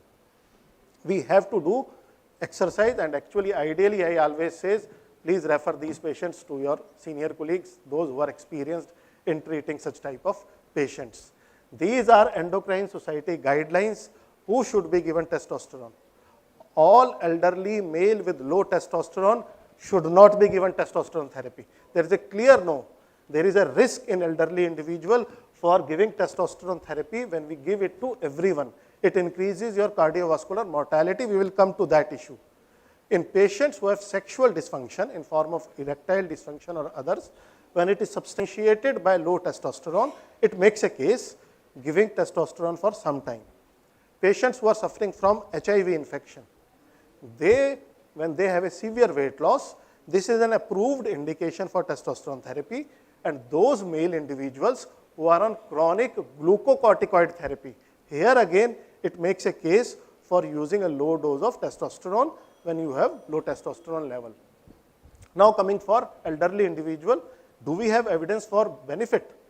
If we are going to supplement it for all, if you see RCTs, I am not discussing individual RCTs, when you give testosterone to such individual, it modestly improves body composition, decreases your body fat, increases your lean mass, improves in bone density, improves in muscle strength. Effect on sexual function, mood, physical performance is modest, and inconsistent between studies, and there is no data regarding benefit on fall and fracture. Now, because of lack of definitive studies, effect of testosterone replacement on prostate and cardiovascular events remains uncertain, and current US FDA meta-analysis clearly shows that in judicious use of testosterone, we will show you the meta-analysis, actually increases cardiovascular mortality. So, if you have a clear indication, friends, only then you should treat with testosterone therapy. There are number of preparations of testosterone which are now currently available, right from injectable to gel to patches, depending on the case-to-case basis, and preference we can use them. But let's come back to the case. So this is just giving you a background, theoretical background, what actually we should know. Now, I have now highlighted in the case in red the important points, which I have told, always take history, physical examination, collate them together and then come to a decision. So this is a 64-year poor libido. I have just now done in a orange color, so I will not repeat the case. So these are the three questions which I have asked from you.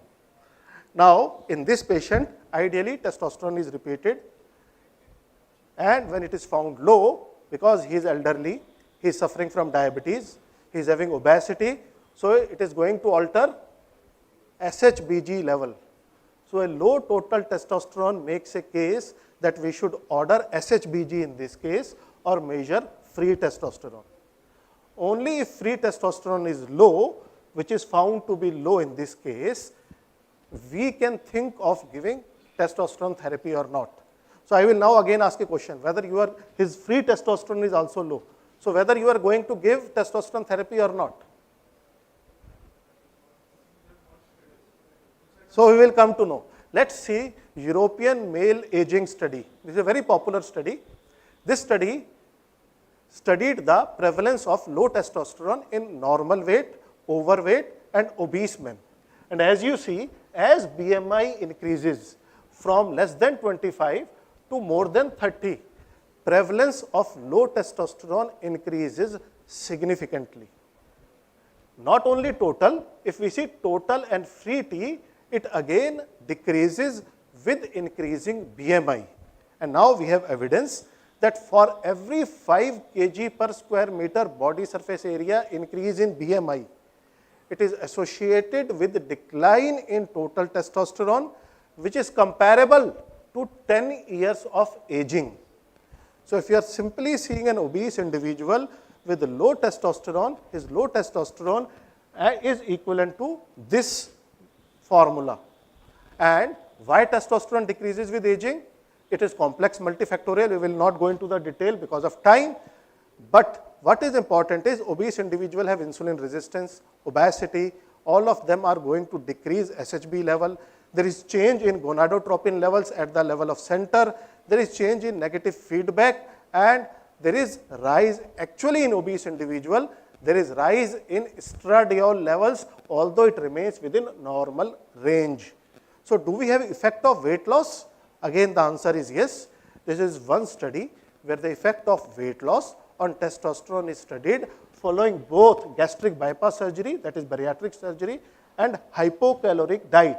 Now, as you see, when patient individual loses weight, there is a significant increase in total testosterone level. So even without giving testosterone, if you are seeing an obese individual, and as we are all promoting kindly lose weight, we have to stress our effect on that. And if that gentleman is losing BMI by 5 kgs, there will be a significant improvement in testosterone therapy. So in this case, what we have done, we have just instituted a weight loss therapy. Over next 10 months, we should not expect changes to happen overnight. He has lost around 6 kgs of body weight. Now with loss of this body weight, his total testosterone and free testosterone are repeated. Now they are found to be within normal range. And patient is also feeling better. With loss of body weight, obviously HbA1c is also going to be improved. Even SUs are stopped. So see, it varies from person to person. This case which has come to us, we have not treated with testosterone. Somebody might give testosterone therapy based on simple report of testosterone or free testosterone. So we have to make judgments on case-to-case basis. So the conclusion from this case, learning from this case is obesity has a strong negative influence on serum testosterone level. In most obese individuals, there is no identifiable hypothalamo-pituitary testicular disease. Simple treatment of obesity, reduction of body weight will result in improvement of testosterone, and decision to start testosterone in such cases varies from case to case, so we cannot make generalization. Moving to the next case hurriedly, I have left with 1 minute. Again, I have highlighted important things again in red in this case. Type 2 diabetic underwent transplant on immunotherapy, obese, and as you see clearly, there are low testosterone levels with failure to lyse. Why I have said always measure LH and FSH. Whenever testosterone level is low, and if your hypothalamo-pituitary testicular axis is normal, LH, FSH should rise. They are not rising in this case. So, repeated, found to have classical hypogonadism. This gentleman should actually be treated with testosterone therapy. Now, there is a study, testosterone replacement in hypogonadal type 2 diabetes or metabolic syndrome. It is known as ×2 study. Now, this study has clearly shown that if an hypogonadal man you give testosterone therapy, it will result in improvement of insulin resistance, it will result in improvement of metabolic control, change in favorable body composition. So, there are patients when there is a classical hypogonadism, we should give testosterone therapy. Coming to US FDA mandate, just last few slides. This is meta-analysis of US FDA. Meta-analysis of 27 randomized controlled trial. And if you see the odds ratio is 1.54, which means with injudicious use of testosterone therapy in all type 2 diabetic individual, we are actually increasing cardiovascular risk. Therefore, currently it is not recommended to do injudicious use of testosterone in all type 2 diabetic individual with the low level of T. These are some of the barriers to optimal practice, which actually I have covered during my lecture, why there is so much of confusion. So probably this lecture might help you to conclude with T replacement for classical hypogonadism, no confusion, we have to treat, it is going to be beneficial.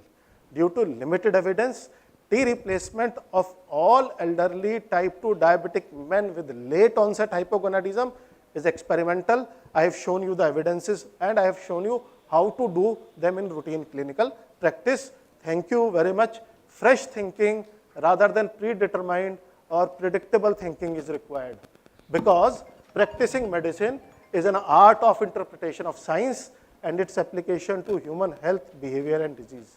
So we have to do in conjunction, not to treat individual investigations. Thank you very much.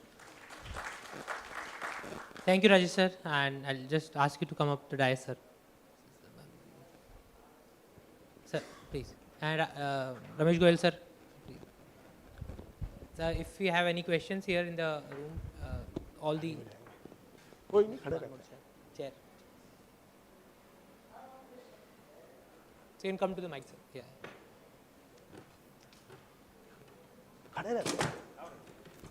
Question for Dr. Sahu, sir. 30 years primary gravida with gestational diabetes.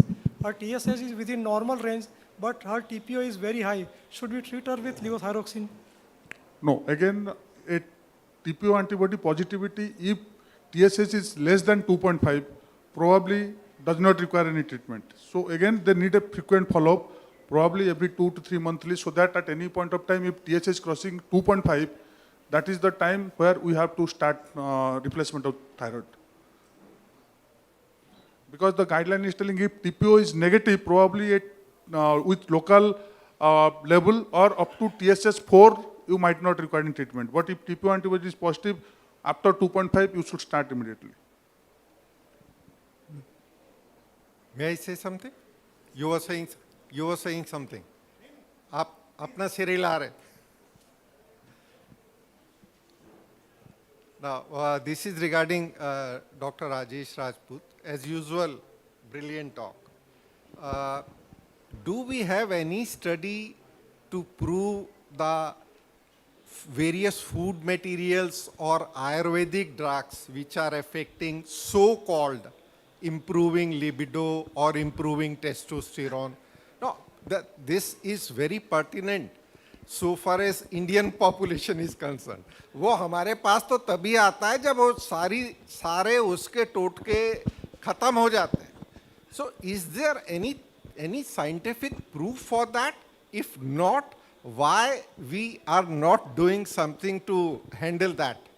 Right. So, Dr. Bijmohan, if you see of various Ayurvedic and homeopathic medication, unfortunately, there is no scientific evidence to prove that ashwagandha, so many things which we know people are taking over the counter from so many places and then consuming. Because the time, otherwise I will tell you a real world case, a well-educated person who has come to us, remain admitted for so many medical problems, and historically he kept on hiding from us the actual truth. I am just telling you, he has suffered a lot, he was discharged, and after discharge, his younger brother when came to the OPD, and again when same question was asked by me only, he told us that from his own Vaidya in village, he is taking some pudiya for decrease in erectile dysfunction. We simply ask kindly bring that pudiya to us. I have sent it to a toxicology department that was containing low dose of arsenic. Yes. And that low dose of arsenic consumption actually was responsible for his entire miseries. So in our country, we are using lots of Ayurvedic, herbal and other preparation. There is no scientific evidence. But why people are using, this is, I am nobody to... आप लोगों ने वो publish नहीं किया arsenic है इसमें? Sir, arsenic से known है सारी चीजें. नहीं, मतलब ऐसे लोग जो ये सब पुड़िया खाते हैं और arsenic होती है, this should be sent to all laymen. वो तो सर second issues है, but ठीक है. Sir, actually in India, everything is possible. People are putting in paper that they can cure type 1 diabetes. Yes. But we are acting on that. We are proactive. While this, probably we are not proactive. इतने active है तो इतने दुश्मन बन गए और ज्यादा क्यों बनवाना चाहते हो? हम भी शांति से जिंदगी जी ले. So my question to Dr. Sahu, about subclinical hypothyroidism, what is the ideal dose for the person, elderly person? Because if you give full dose, it may cause fibrillation or megaly. yeah, actually in elderly population, even if in clinical hypothyroidism, even if you are planning for a full dose, it is not started as a full dose. Always the rule is you start very low and gradually increase every 1 to 2 weekly slowly, so that you can reach a target or full dose within few weeks. That means suppose someone is full hypothyroid, overt hypothyroid, elderly 70-75 years. So we always start 12.5, after 10 to 15 days 25. My question about subclinical hypothyroidism. I'm coming to that. So then gradually over weeks, even if in hypothyroid, frank hypothyroid patient, even if gradually increase to reach the full dose. So once your question is subclinical hypothyroidism, same thing happens. We start low dose every 12.5 to 25, every 6 weekly you do a TSH and gradually increase the dose so that you can achieve the target. Don't go hastily to the full dose, because sometimes in elderly, if there are some subclinical cardiac function, they can increase in tachycardia, sometimes the heart rate will increase, sometimes there is atrial fibrillation, all those things are there. So start slow and start low and go slow. That is the usual rule for particularly. So you mean to say one must go full dose? See, no, apart not from full dose. Actually, you start low dose and gradually titrate, because subclinical hypothyroidism usually requires around 1 to 1.5 microgram, not more than that. So start slow, every 6 weekly do a test, and to reach the target TSH around 2.5 to 3, like that. This is the mid TSH range. When you are achieving, you stop that. This is the final dose for the patient. Okay. Thanks. Just to add, actually, subclinical hypothyroidism in elderly, again, is a complex subject. As we ages, with every decade of life, there is change in TSH level for that decade. Say, for example, at 70 years of age, TSH of up to 7 is normal. We have not to treat. At 90 years of age, TSH up to 9 is normal. You go to JC. My meaning subclinical of means subclinical only means TSH 5 is to 15. TSH, subclinical hypothyroidism means TSH is only elevated, free T4 and free T3 are within normal range. Now, when there is a rise in TSH beyond 10, there is no confusion, you have to treat. You have to treat, as Abhay has told you, with low doses initially, considering undiagnosed underlying cardiac disorder might be there. But then less than 10, depending on the decade of life, I have told you, in up to 90 years of age, up to 9 TSH is normal. If you are seeing somebody in 80 years of age coming with a TSH of 7.5, which majority of us start treatment, is not correct. So there is a change in a normative range for TSH in elderly individuals. Thanks. Yes, so this would be the last, if you have any. Just last Yes, this one would last. question. Once we start the testosterone treatment, my question to Dr. Rajesh. Yeah. Once we start the treatment of testosterone, which other parameters is to be monitored? Whether to monitor PSA, how long it should be done? Testosterone चालू करने के बाद नापने नहीं होते. पहले Elderly individual में, before you start testosterone therapy, you have to measure prostate specific antigen PSA level, because in elderly individuals, undiagnosed BPH or other problems might be there. You have to measure hematocrit and hemoglobin, because with use of testosterone therapy, your HB is going to improve, your hematocrit is going to improve. And in elderly individual, if hematocrit goes beyond 54%, there is rise in cardiovascular mortality. Apart from that, if somebody is obese, you have to see OSA score. With use of testosterone, this OSA score. So we have to do a lot of things before we start testosterone therapy. Lipid profile needs to be done. Body composition needs to be done. Because when you are starting testosterone therapy, and which type of testosterone therapy you are starting, we have therapies which needs to be given once in 2 to 3 weeks. We have therapies which needs to be given once in 12 weeks. We have therapy in patches which needs to be given daily. So different types of therapy. And then when you are giving testosterone therapy, you have to remeasure testosterone depending on the replacement which you are giving. Suppose you are giving 2 weekly, so before you give next injection, you measure serum testosterone again to find out whether testosterone has come into a normal range or not. Those who are elderly, who have normal hemoglobin, those who have borderline PSA, after 3 months, again you have to measure these investigations. There is an international prostate scoring system which is based on clinics, where score is more than 19. Again, you have to be judicious. So these are some standard guidelines given by Endocrine Society, that how to start testosterone therapy, baseline investigation, and then 3 months how to follow them. Thank you. हाँ, हमारे पास refer कर देना, बंसी के पास refer कर देना, अहमदाबाद में रहते हो तो. Absolutely. मैंने तो against में बोला है. Thank you, Rajesh sir. Thank you, Ramesh Goyal sir. Thank you, Abhay Sahu sir. And excellent deliberation, very clear messages. Thank you so much. Thank you, all of you.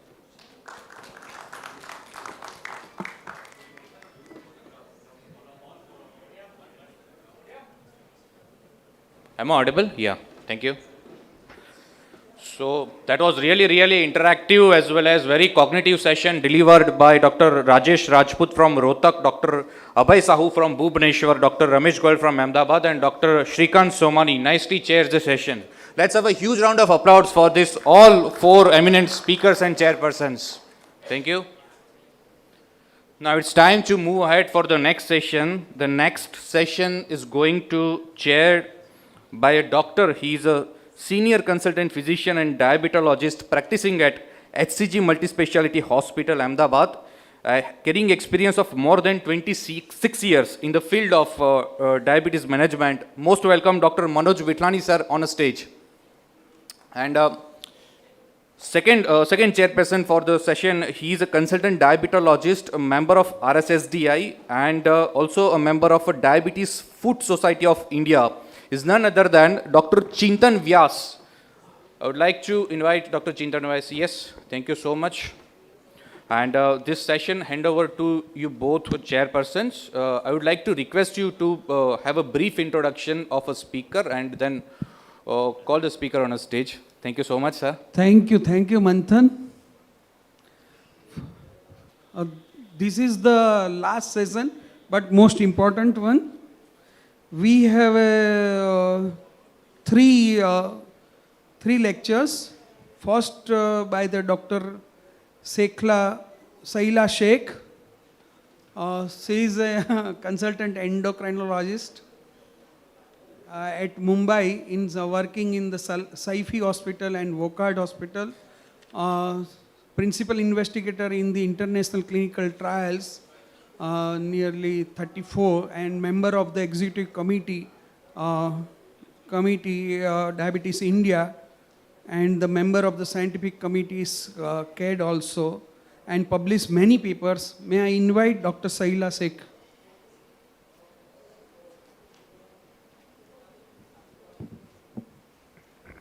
Thanks for those very kind words, sir. And a warm, I think, good afternoon to each and every one of you out here. The previous session has been very interactive. I know that, and I hope that we can make this session as interesting as the previous one.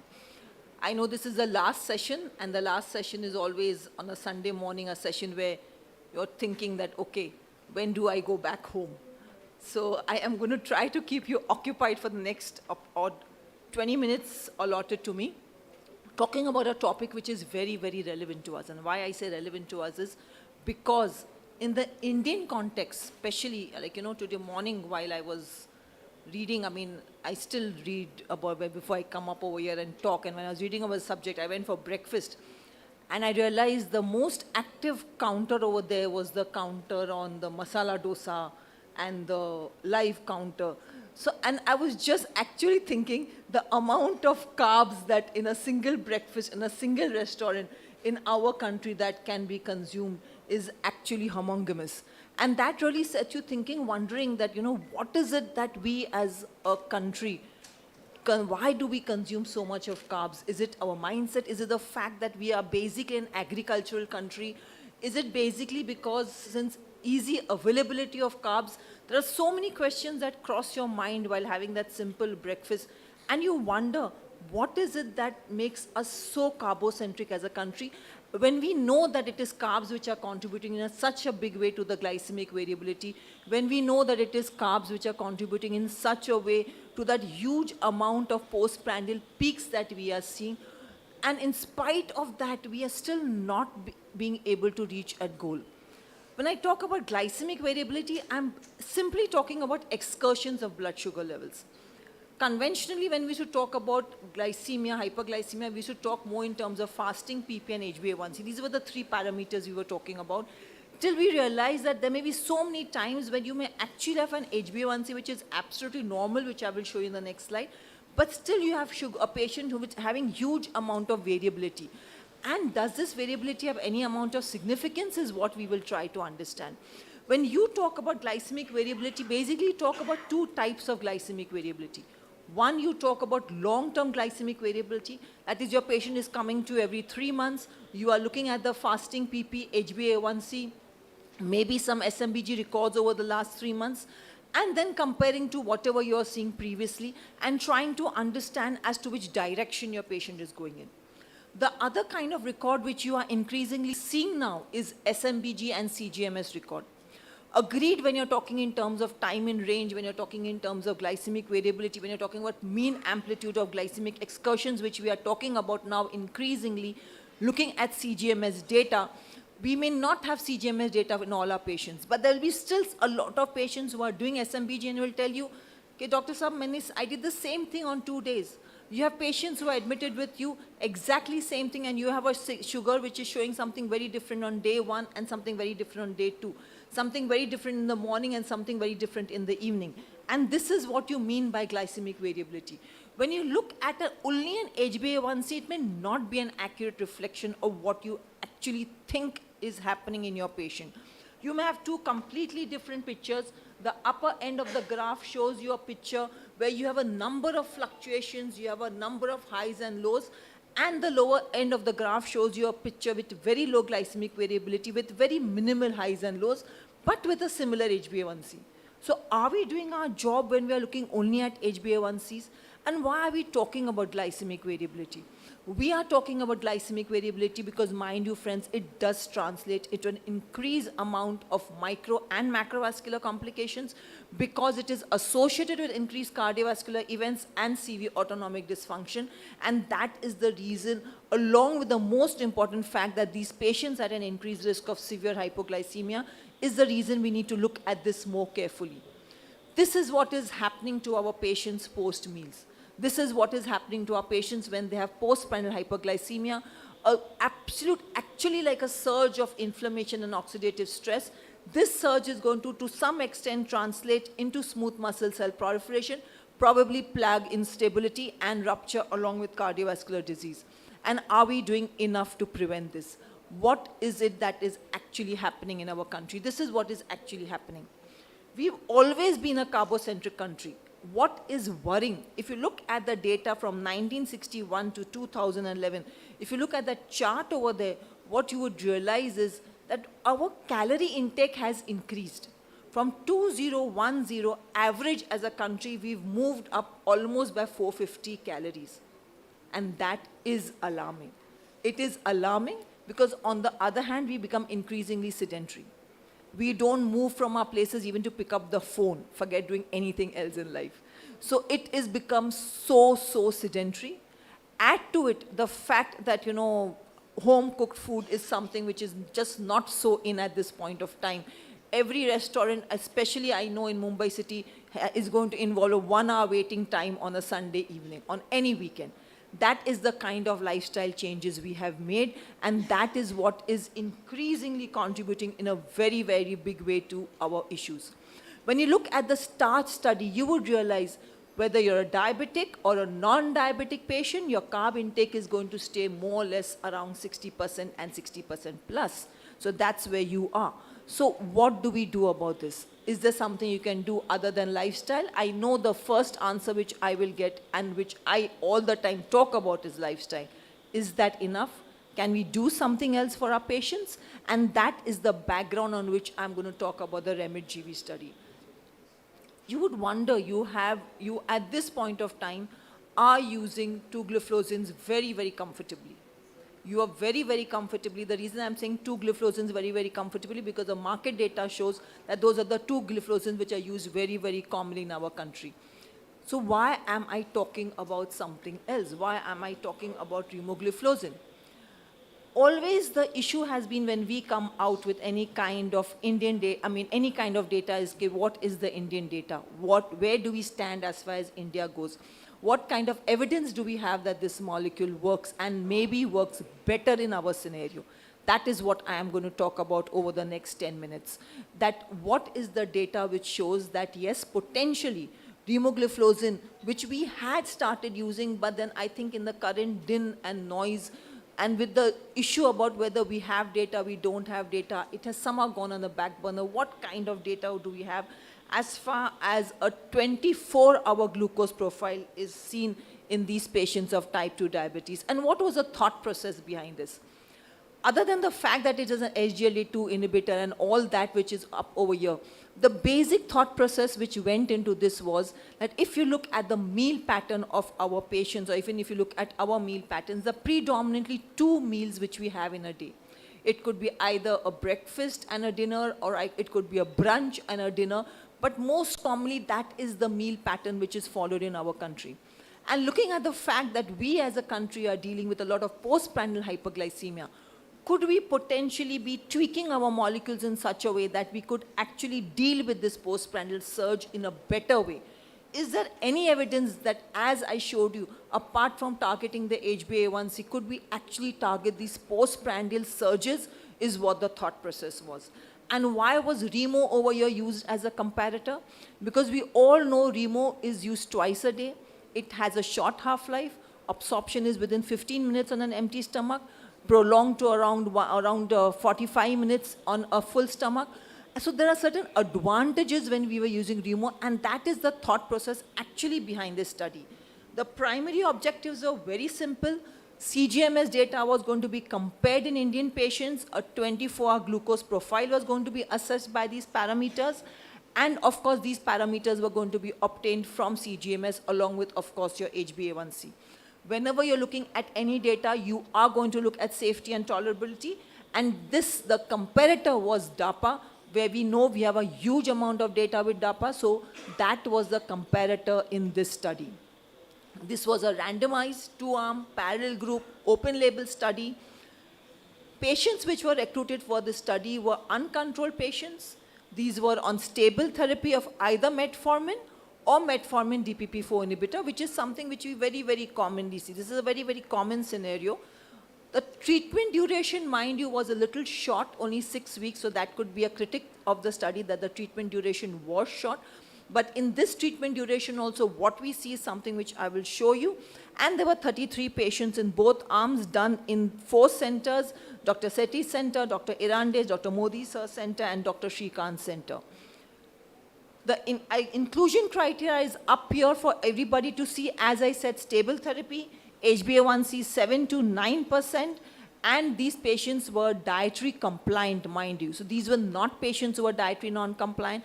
These are patients who had received advice from a dietitian or diabetes educator, and these were patients who were going to be followed up. This is the way the study data was. If you look at this, the CGM device was implanted on day 1. Patient was not on either Remo or DAPA on day 1. Patient was just implanted the CGM device.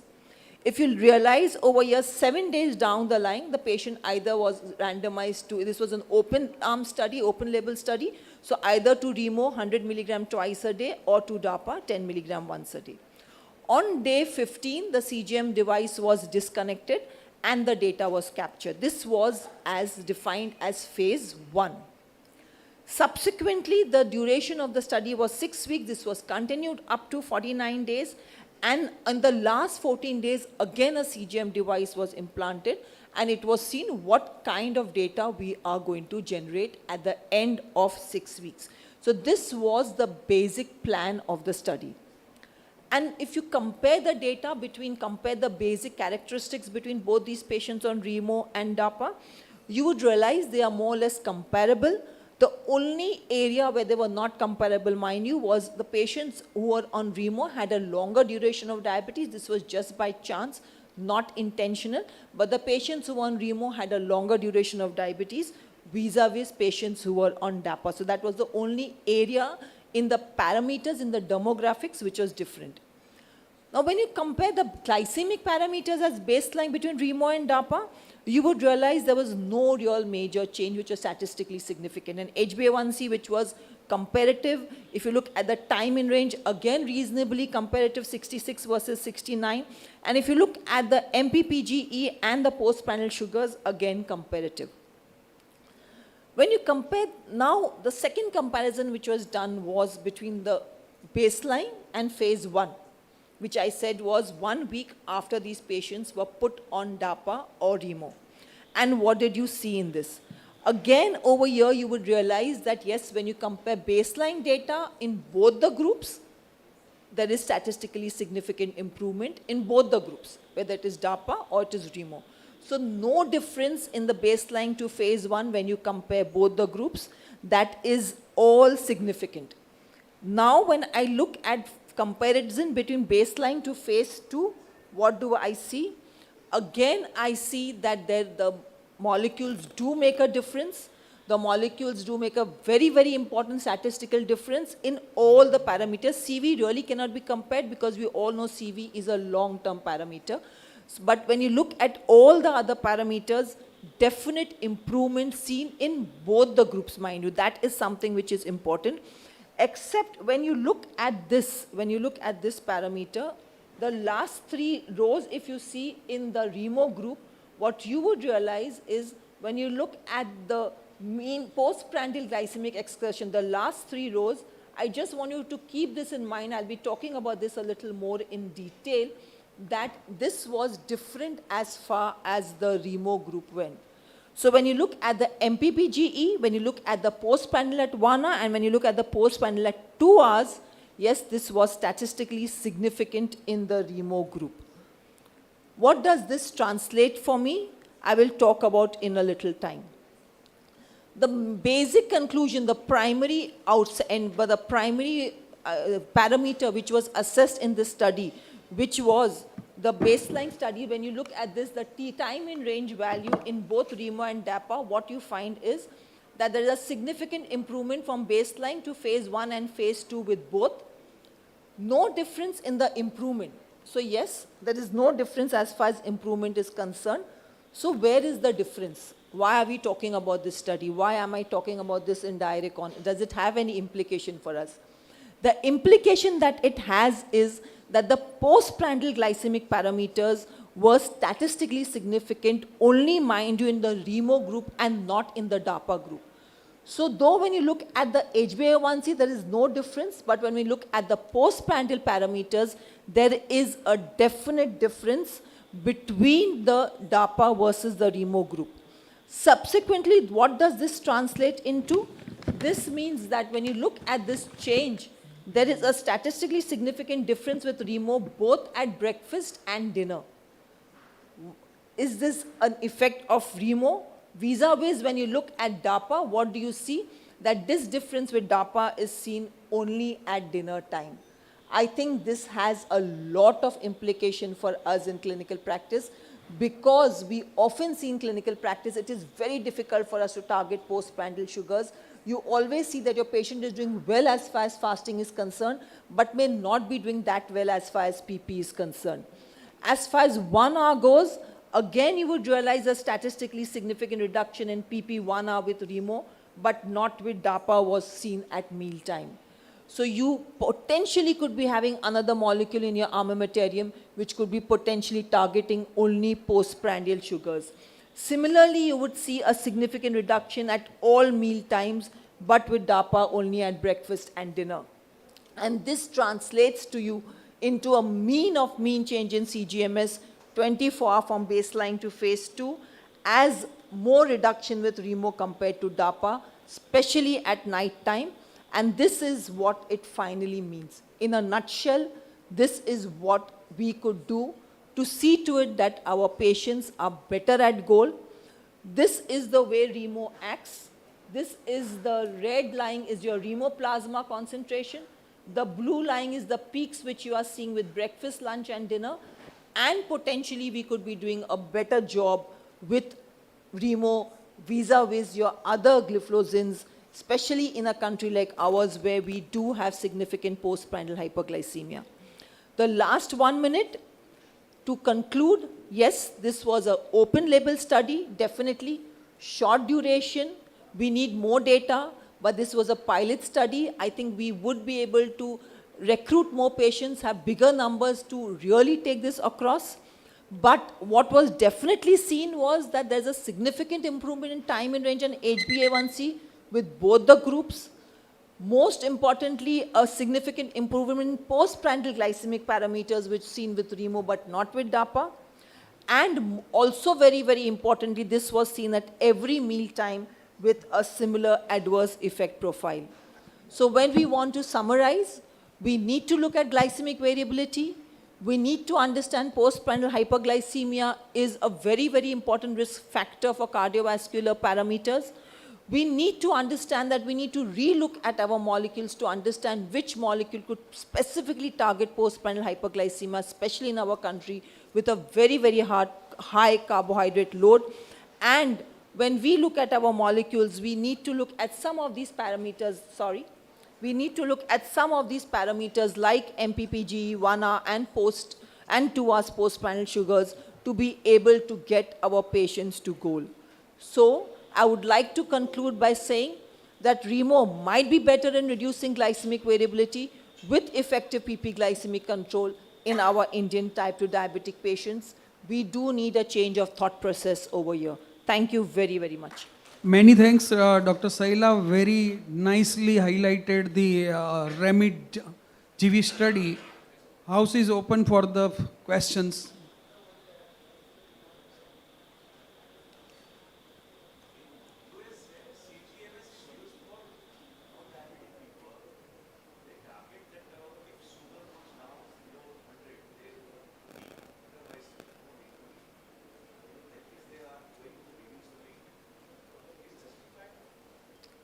I don't think it is justified at all.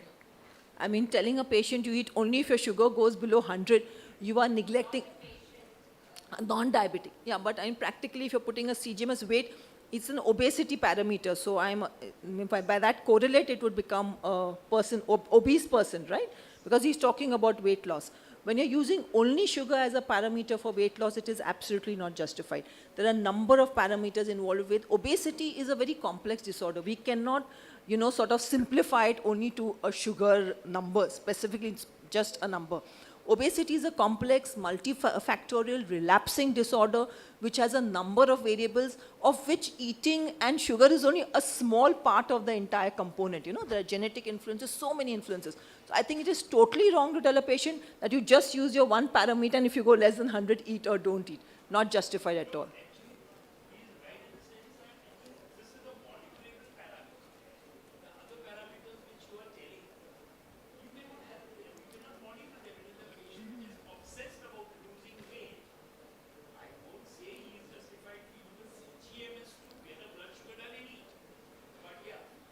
He's not at all justified.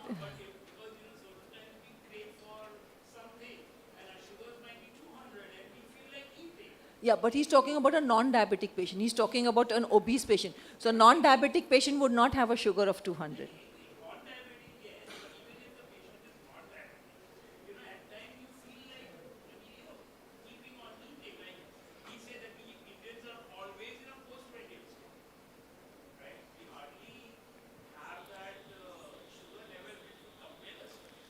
Yeah, but I still don't think it can be justified, to be honest. Not at all. Yeah, but I mean, you cannot extrapolate and say you just use this parameter and decide whether you can eat or not.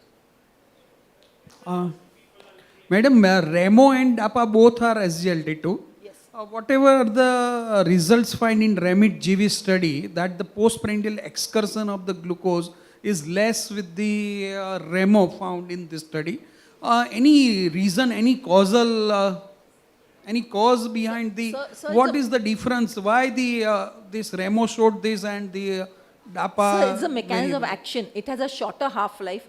It is absorbed immediately, and its Tmax is 30 to 60 minutes. That's the main reason why this effect is seen. But this is, both are the SGLT2. Agreed. If in a chronic intake, this doesn't matter, I think so. So to some extent it will matter. It will always matter. Most variable, means evidently showed that the postprandial, post-lunch. Because the maximum Tmax coincides with the absorption of food. That's the reason where there's maximum excretion of glucose. And that's the reason why it's making a difference. But 24-hour the glucose excretion that's the reason the may not differ much. HbA1c is same. I agree with you. That's the reason HbA1c did not show a difference. But the HbA1c was similar in both the groups. But the mechanism of action, it is acting more on the postprandial sugar, and it's reducing that peak. And if we can make a difference to that peak, it's like the HbA1c at the end of 3 months is going to be the same whether you're using DAPA or Remo. But when you're going to target, you're going to be able to have less postprandial peaks. That's the main mechanism of action. But would you recommend the Yes, definitely. But at this point of time, I would still request Glenmark to do a bigger study. Okay, thank you. Thanks. Very well done justification to the topic, madam. And as we are getting a little bit delayed, I would like to, without much time, we invite Dr. Shalini ji Tyagi. She is a very good endocrinologist, diabetologist, and Director of Life Care Diabetes Center, New Delhi. She is a fellow of various prestigious physicians and American College of Endocrinology, members of various prestigious bodies, and she is a joint course director, faculty and tutor and advisory board member of various universities and education bodies. And she contributed over 50 publications in reputed national and international scientific journals and more than 40 chapters in textbooks. So really a teacher, and she is going to talk about, our name of our session is Old is Gold, and that is why we need to take the wisdom of the old further and utilize it in the new era of lights. And her talk is on what is the role of pioglitazone in the era of newer agents. Over to you, madam. Thank you so much for that warm introduction, and many thanks to my elder brother, Dr. Banshi, for having me here. Always a pleasure to be here. So the topic assigned to me is talk on old is gold, pioglitazone, putting it in perspective, because we all talk of the newer molecules and all the newer benefits we get from newer molecules. But you need to remember that does not mean that the older molecules are no longer needed and are completely out. So I'm going to set the context, and I think this is where the whole story starts. The ominous octet, multiple pathophysiologies and multiple drugs that address multiple pathophysiologies. But to make things simple, where did the whole story start? Two primary defects without which diabetes will not occur. Obviously, the impairment in insulin secretion is important, but what sets the ball rolling is actually a buildup of insulin resistance. So the liver, the muscle, and the adipose tissue. So we know as long as the beta cell is functional, there is hyperinsulinemia that is going to compensate and keep the glucose levels normal. Eventually, as the beta cell function is declining, there is impaired glucose tolerance, prediabetes, and then eventually comes type 2 diabetes. And that is how diabetes progresses, and all of us know that. Putting things in perspective when it comes to us Indians, I think very important aspect of the Asian Indian phenotype is the thin fat Indians that all of us are, with more of insulin resistance. And we all know what does insulin resistance do? That is the fertile soil for the NCD pandemic. Endothelial dysfunction, increased platelet reactivity, vascular inflammation, so all the different cardiometabolic disorders that we talk of, the soil is insulin resistance. This was a study that actually looked at whether insulin resistance or whether was it the beta cell dysfunction, which was actually more correlated to the multiple cardiometabolic disorders, looking at more than 90,000 patients. And this clearly showed that it was insulin resistance, which was more common, more prevalent when it comes to cardiometabolic disorders compared to beta cell dysfunction also. So now when we ask, do we still need pioglitazone when we have all these newer molecules? Well, the question that we need to ask ourselves is there any other molecule, any other drug that treats this primary abnormality, which is insulin resistance? So when it comes to the sensitizers, we have metformin, but yes, when it comes to sensitizers, I think the glitazones stand out because of their unique targets and the unique actions that they do, which suit us, the insulin resistant population. So there is always a space for sensitizers in our prescriptions, and they have to be there come what may. Now I think going back to the pathophysiology, what is pioglitazone doing? What is it targeting in the pathophysiology? Muscle insulin resistance, hepatic insulin resistance, and most important, adipocyte insulin resistance, which is not targeted even by metformin. Beyond that, of course, there is no hypoglycemia, which is very important when it comes to choosing the right drug. And of course, they offer some amount of beta cell protection also. So where do you place pioglitazone? I think all across the spectrum of type 2 diabetes, right from pre-diabetes when the insulin resistance starts, to newly diagnosed diabetes, and then eventually chronic diabetes also, because we all know that insulin resistance still remains stable. How do they act? I'll not go into that. We all know these are ligands of the PPAR gamma receptors, bind to the retinoid X receptors, resulting in transcription of different insulin responsive genes that are involved in glucose production, transport, and utilization, translating into all these different multiple actions. And the beta cell preservation, very beautifully demonstrated with both molecules actually. Rosiglitazone in DREAM study and pioglitazone in ACT now, clearly showing that most of these benefits were derived from preservation of beta cell insulin secretory function, which was facilitated by the glitazones.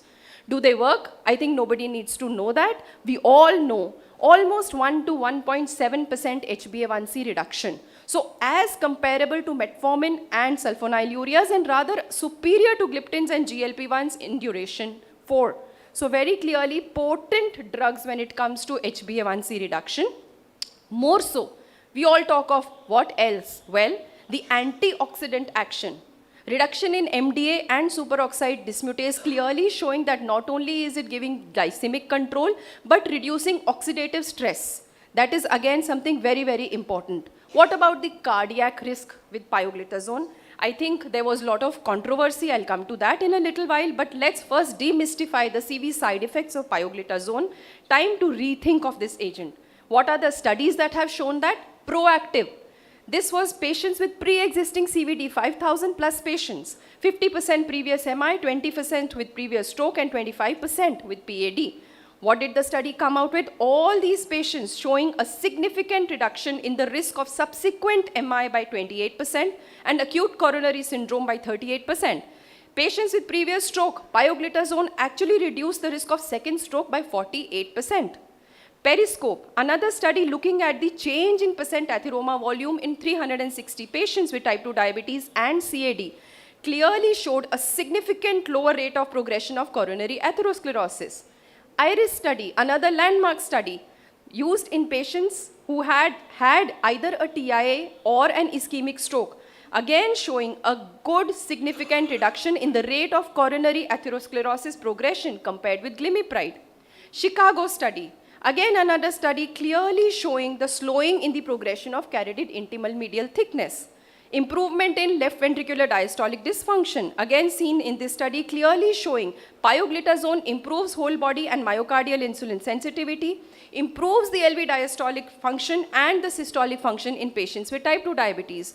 So if you look at this figure, this clearly shows you there are too many cardiovascular benefits associated with this drug which are not associated with even other disreputable molecules.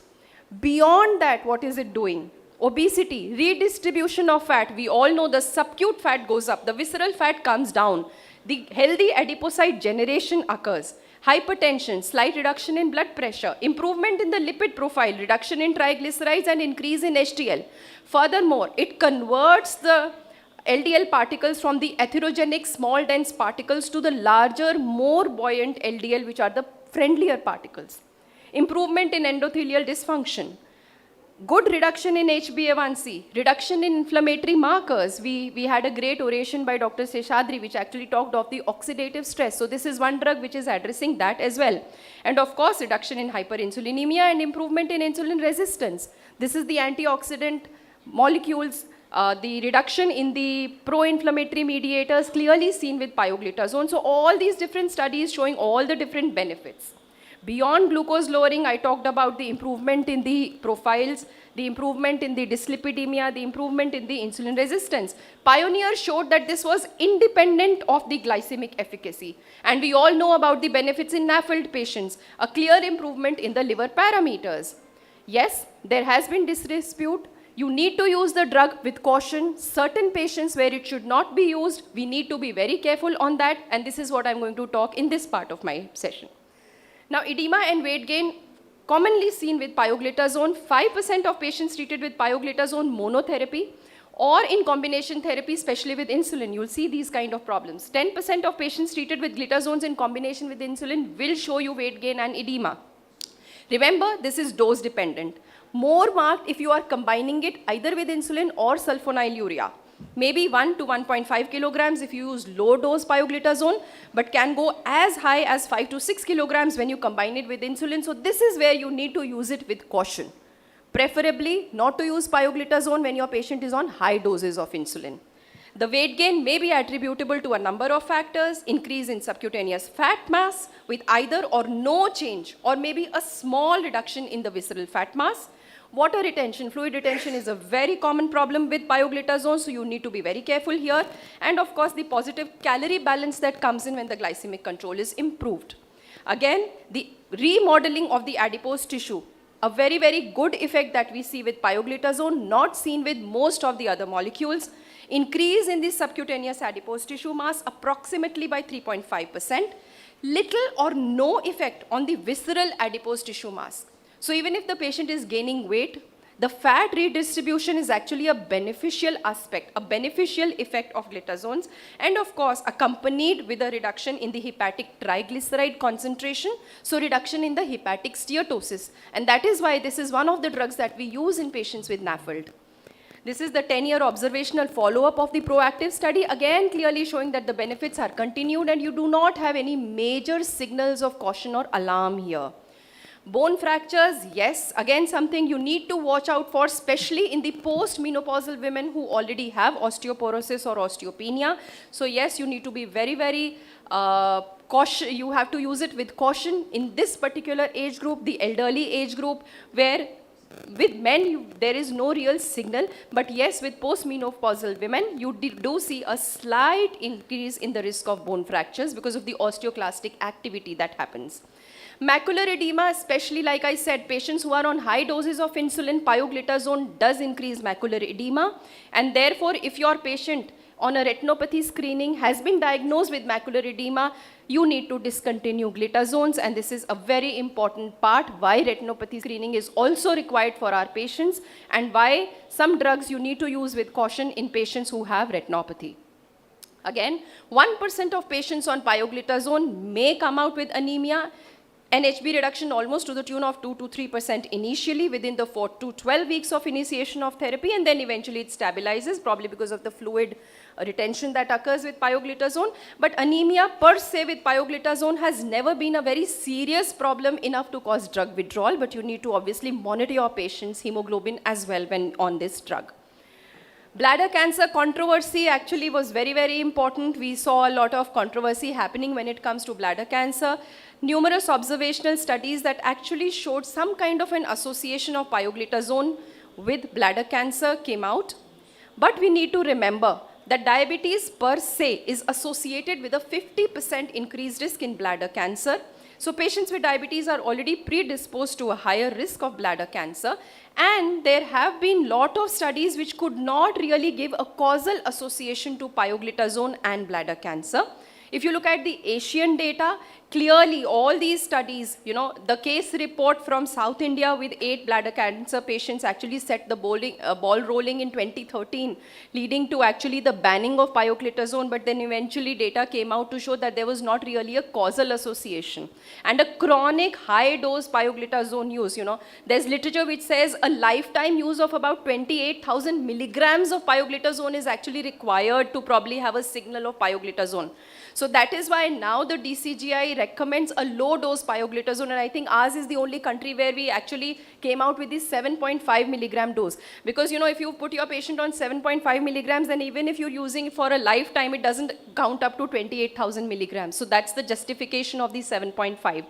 So the US FDA actually looked at all the data and clearly said that, this is a very important part.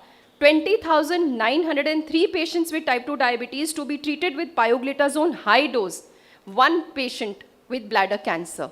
That was the kind of association, if you talk in numbers, comes out. So yes, pioglitazone does come out as a winner when it comes to old is gold because of the unique mechanism of action that it has. You need to be important. US FDA clearly says do not use pioglitazone in patients who have either an active bladder cancer or use it in caution in patients who have a prior history of bladder cancer. So I think when you have the other molecules, you may not use this drug. So that's the kind of opinion. And of course, you need to counsel your patients to report any signs or symptoms of blood in the urine, hematuria, urinary urgency, pain on urination, back or abdominal pain, probably signaling bladder cancer, which I think all of us will agree we've hardly seen in our clinical practice. So pioglitazone does remain a valid treatment option, but yes, you need to choose the right patient for the drug if you want the benefits. And the Indian story, I think June 2013, pioglitazone was banned, and then in August 2013, eventually the ban was revoked. The DCGI clearly tells you pioglitazone may not be used as the first line of therapy because now we have a lot of agents that justify their use as first line and second line agents. Very important to understand that patients with active bladder cancer or with a history of bladder cancer, those with uninvestigated hematuria should not receive pioglitazone, and you need to monitor your patients well if they are on this drug. So coming back to the basic question, do we still need pioglitazone for treatment of type 2 diabetes? Yes, of course. We do need it in the right patient because I think this is the most potent and the best insulin sensitizer that we have available. So there is, of course, the risk involved. You need to be careful where not to use it. But there are still numerous benefits of the drug which actually tell us where it can be used. Most important, as a sensitizer, as an efficacious and a durable potent drug when it comes to HbA1c reduction, because it does so at the low risk of hypoglycemia. I told you the basic reason why it is there still in the algorithms is because of its improvement in insulin's resistance, and of course also an improvement in the beta cell function. Prevents the progression of IGT to type 2 diabetes. ACNOW study clearly showed that. I think compared to lifestyle and the other drugs, it actually showed a better 72% reduction in progression to diabetes in patients who had pre-diabetes, because the moment you address the insulin resistance, the glycemic levels start come down along with lifestyle and diet. Improvement in the cardiovascular risk factors, the HDL levels going up, the triglycerides coming down, the blood pressure and the inflammatory markers also coming down. Reduction in microalbuminuria with the drug seen in number of studies. Reduction in the cardiovascular events in the high-risk diabetes patients, and I showed you the proactive, I showed you IRIS, I showed you the meta-analysis and the Chicago study. Reduction in the cardiovascular events in patients with type 2 diabetes with CKD. Improvement in the endothelial dysfunction, and of course, the improvement in NASH and NAFLD. So I think amongst the newer drugs, we just have the SGLT2 inhibitors, where again, we are seeing an indication, probably future indication in NAFLD patients because of the improvement in hepatic fat. But this is the drug that actually targets both the adipocyte and the hepatic fat. So to conclude, type 2 diabetes epidemic in India, of course, may be due to strong genetic factors coupled with urbanization and lifestyle changes, which have led to a high insulin resistance in our population. And Asian Indian phenotype, the most characteristic feature we have is insulin resistance. The contributing factor for this increased insulin resistance may be this Asian Indian phenotype that all of us have, which is basically increase in the central obesity and increase in the visceral fat. Pioglitazone addresses the core defect in type 2 diabetes pathogenesis, which is insulin resistance. It has proven to be a cost-effective cardioprotective drug for diabetes, pre-diabetes, and insulin-resistant patients. Physicians need to use pioglitazone judiciously in selected cases where it is indicated, preferably not as a first-line agent. That is very clear. So if you have a patient where you probably need to target that insulin resistance, that is where even a small dose of pioglitazone can do the trick. Patients with heart failure, patients with osteoporosis, blurring vision where you're suspecting diabetic macular edema, they should not be given pioglitazone, should be stopped in those patients. Lower dose of pioglitazone in combination therapy could be equally effective and may be used to avoid the cumulative long-term risk associated with pioglitazone, and pharmacovigilance with this drug is the key if you want to use it in your patients. Thank you so much.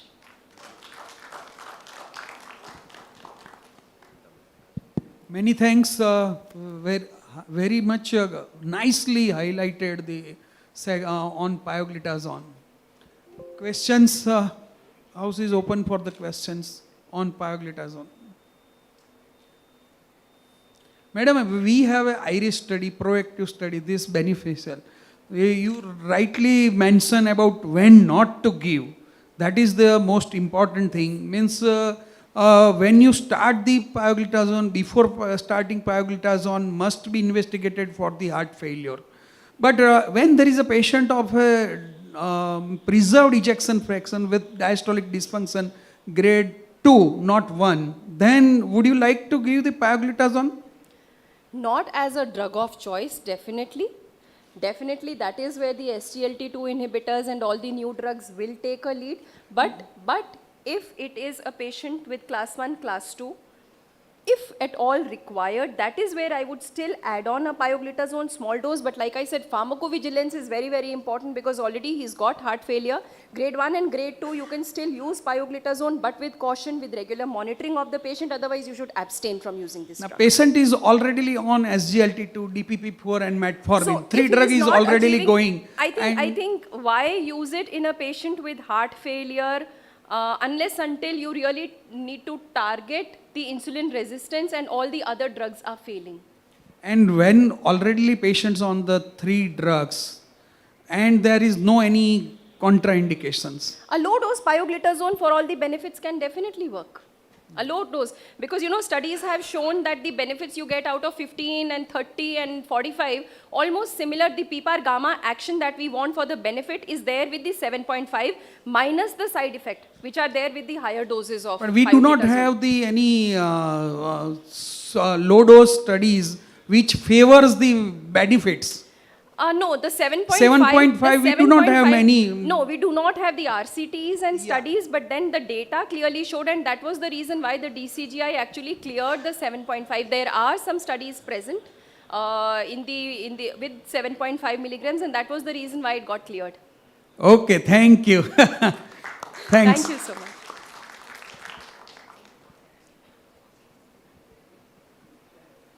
So our next session is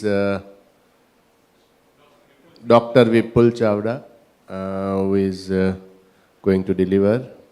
He is MD diabetologist and cardiometabolic physician associated with various education and faculty, and received many awards we can see here.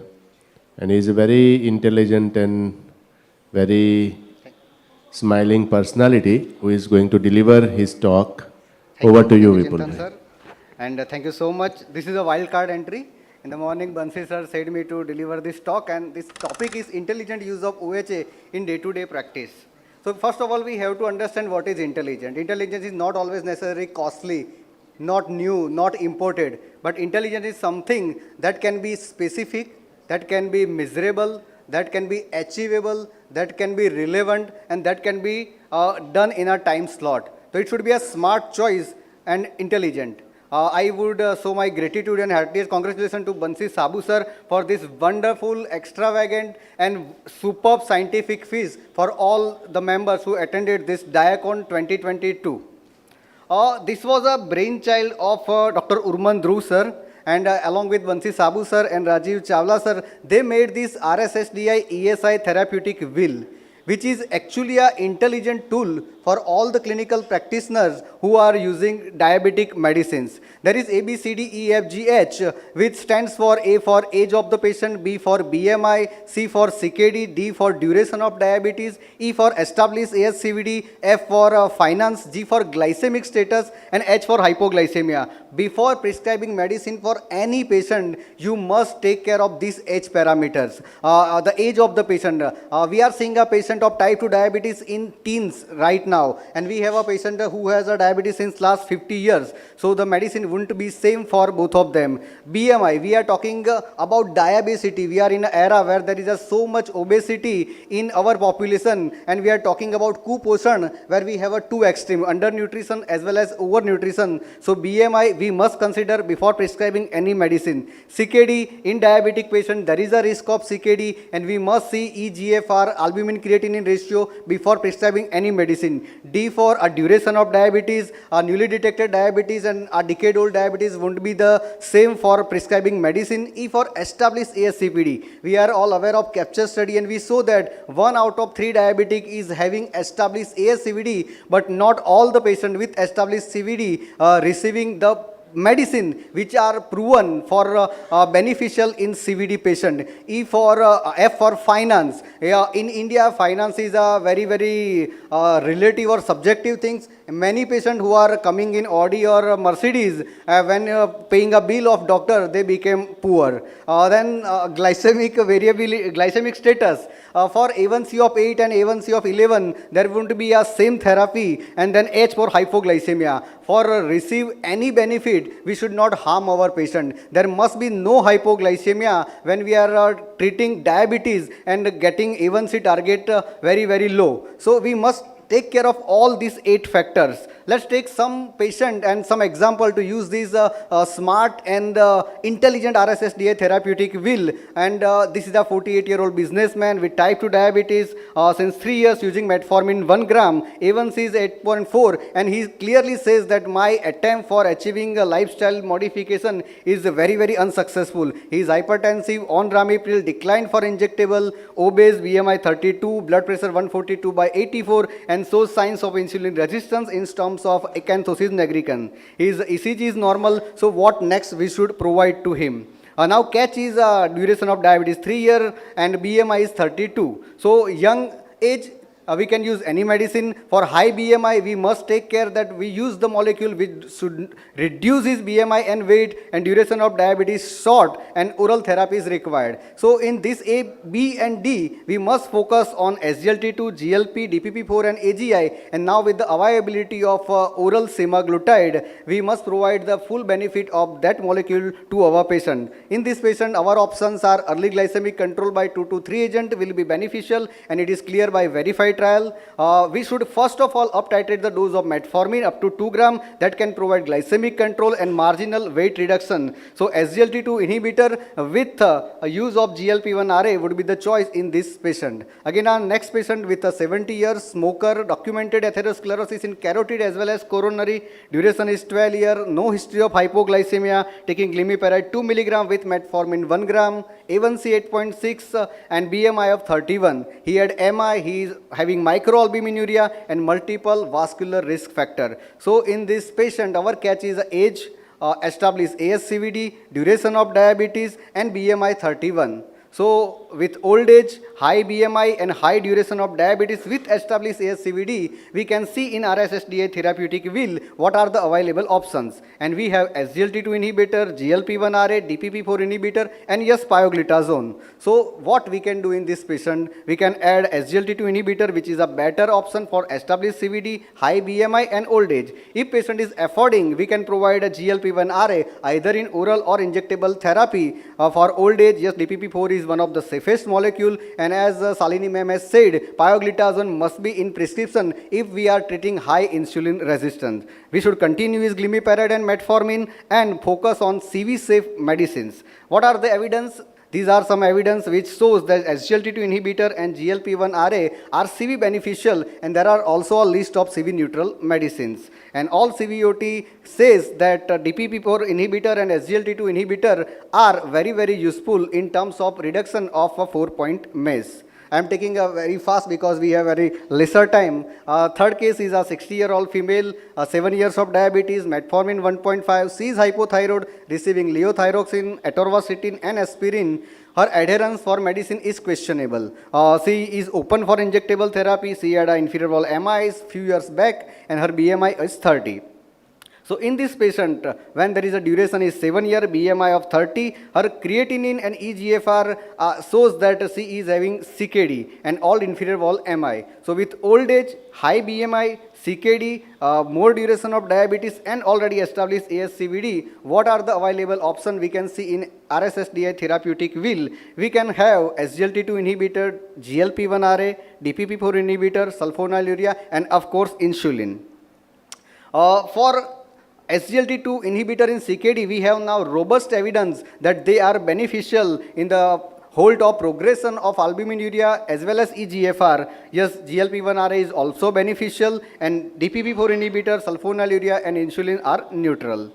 Case 4 is a 60-year-old hypertensive businessman, duration of diabetes is 7 year, BMI 29, having dyslipidemia, MI 3 years ago, and now compensated, there no angina right now. He is keen on his weight reduction and open to opt any therapy, currently on sulfonylurea and metformin, but he is having episode of hypos twice in last 3 months. His A1C is 8.2. So now the catch is hypertension, middle-aged man, MI 3 years back on sulfonylurea metformin and having hypos at the A1C of 8.2. So according to the RSSDA therapeutic will, when we use it intelligently, we can see the age, established CVD and hypoglycemia must be the factor we take into the consideration. So what are the available options? There is a SGLT2 inhibitor, GLP-1RA, pioglitazone, AGI and DPP-4 inhibitor. On sulfonylurea and metformin, we must be aware that modern sulfonylurea are CV neutral and low risk of hypoglycemia. Still in this patient who experience hypo at the HbA1c of 8.2, we can provide SGLT2 inhibitor as a low risk of hypoglycemia and established CVD and at the age of 60 years. We can also use DPP-4 inhibitor, pioglitazone, AGI and GLP-1RA. This is a fifth case, which is a 58-year-old female, duration of diabetes is 11 years, reluctant on insulin therapy and injectables, poor financial background, lipids are normal, there is non-proliferative diabetic retinopathy, there is established CV coronary artery disease, BMI 24 and already taking DPP-4 inhibitor with metformin. A1C 7.9 and eGFR is 49 ml per minute per body surface area. So now the catch is duration of diabetes, high glycemic load, reduced eGFR, reluctant on insulin and injectables, poor finance and already having retinopathy. So in CKD, duration of diabetes and established CVD, what are the available options? SGLT2 inhibitor, AGI and pioglitazone. In this patient, we must continue DPP-4 inhibitor plus metformin, as metformin is a CV beneficial and DPP-4 is a CV neutral and can be given at a reduced eGFR. Additional use of pio, AGI and SGLT2 inhibitor, we can plan according to her financial status. And this is the last case, who is a 46-year-old male, shop serviceman, 3 years old, diabetes, A1C 9.1, eGFR 88, reluctant on insulin or injectables, normal lipid profile, BMI 24.8, and he is having newly detected diabetes. So in this patient, when we see RSSDI therapeutic will, we have to see for finance and glycemic status. And we have the choice of sulfonylurea, SGLT2 inhibitor, pioglitazone, DPP-4 inhibitor, and insulin. And there is a ADA guidelines which says that when we need a low-cost, high-efficacious therapy, we have metformin, we have pioglitazone, and we have newer generation sulfonylurea. And when there is severe glycemic load, we can use insulin as well. Our mentor, Bansi Sabu sir, Rajiv Chawla sir and Urmandru sir not only give us this RSSDI therapeutic will, but they also validate this RSSDI therapeutic will in 2018 National RSSDI in Dr. MMS Ahuja Hall. And after that, we have a data across the country, North, East, South, West and Central India. And then we publish this article in IJDDC, which shows that validation of RSSDI therapeutic will with clinical experience of Indian physician, what our clinicians are practicing and what our RSSDI guidelines says. And it says that we are very up to the mark in using this RSSDI therapeutic will. With that, I would like to thank you all for silent listening. I would like you all to invite in the Epicon 2023, which is held in Ahmedabad on 26 to 29 January 2023. Thank you so much. Many thanks, Vipul, for intelligently highlighted the use of the RSSDI will. Thanks. House is open for the any questions.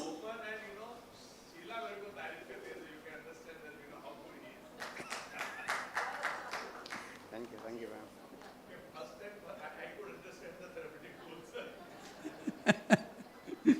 ma'am.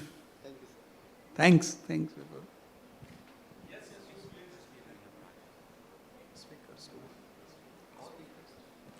All speakers comes forward to the on the dais.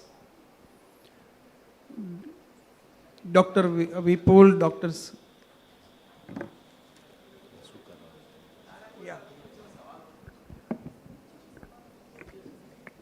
So, Banshi sir, can photo, yeah, just group photo. So,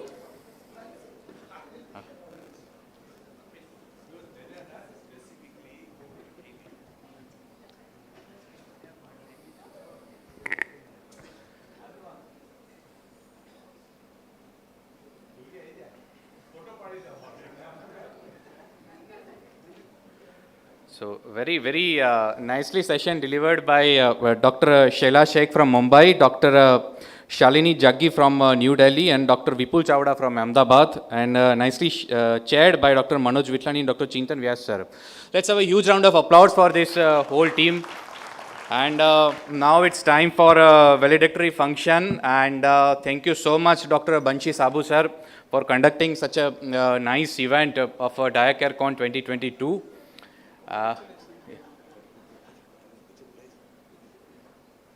And certainly, congratulations to you and your entire team of RX events. And over to you, sir, for this ceremony. Thank you. So it's time to end DiaCareCon 2022. This was our 10th meeting of DiaCon, and I start thanking the GOAT first, but then definitely I would like to start thanking all chairpersons. Its chairpersons are really very important. And somehow I always feel that, chairpersons are not thanked properly.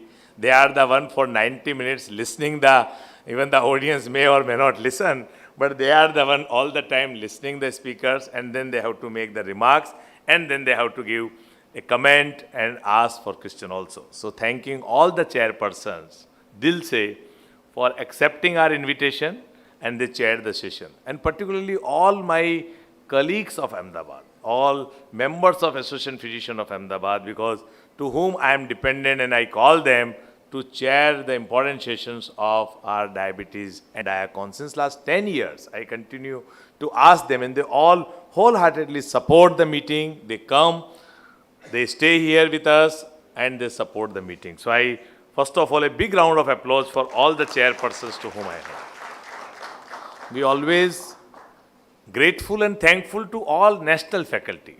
It is the national faculty who make our program national one. Our DiaCareCon started before 10 years, now it had become truly national, and many international faculty. This year we could not have international faculty to travel.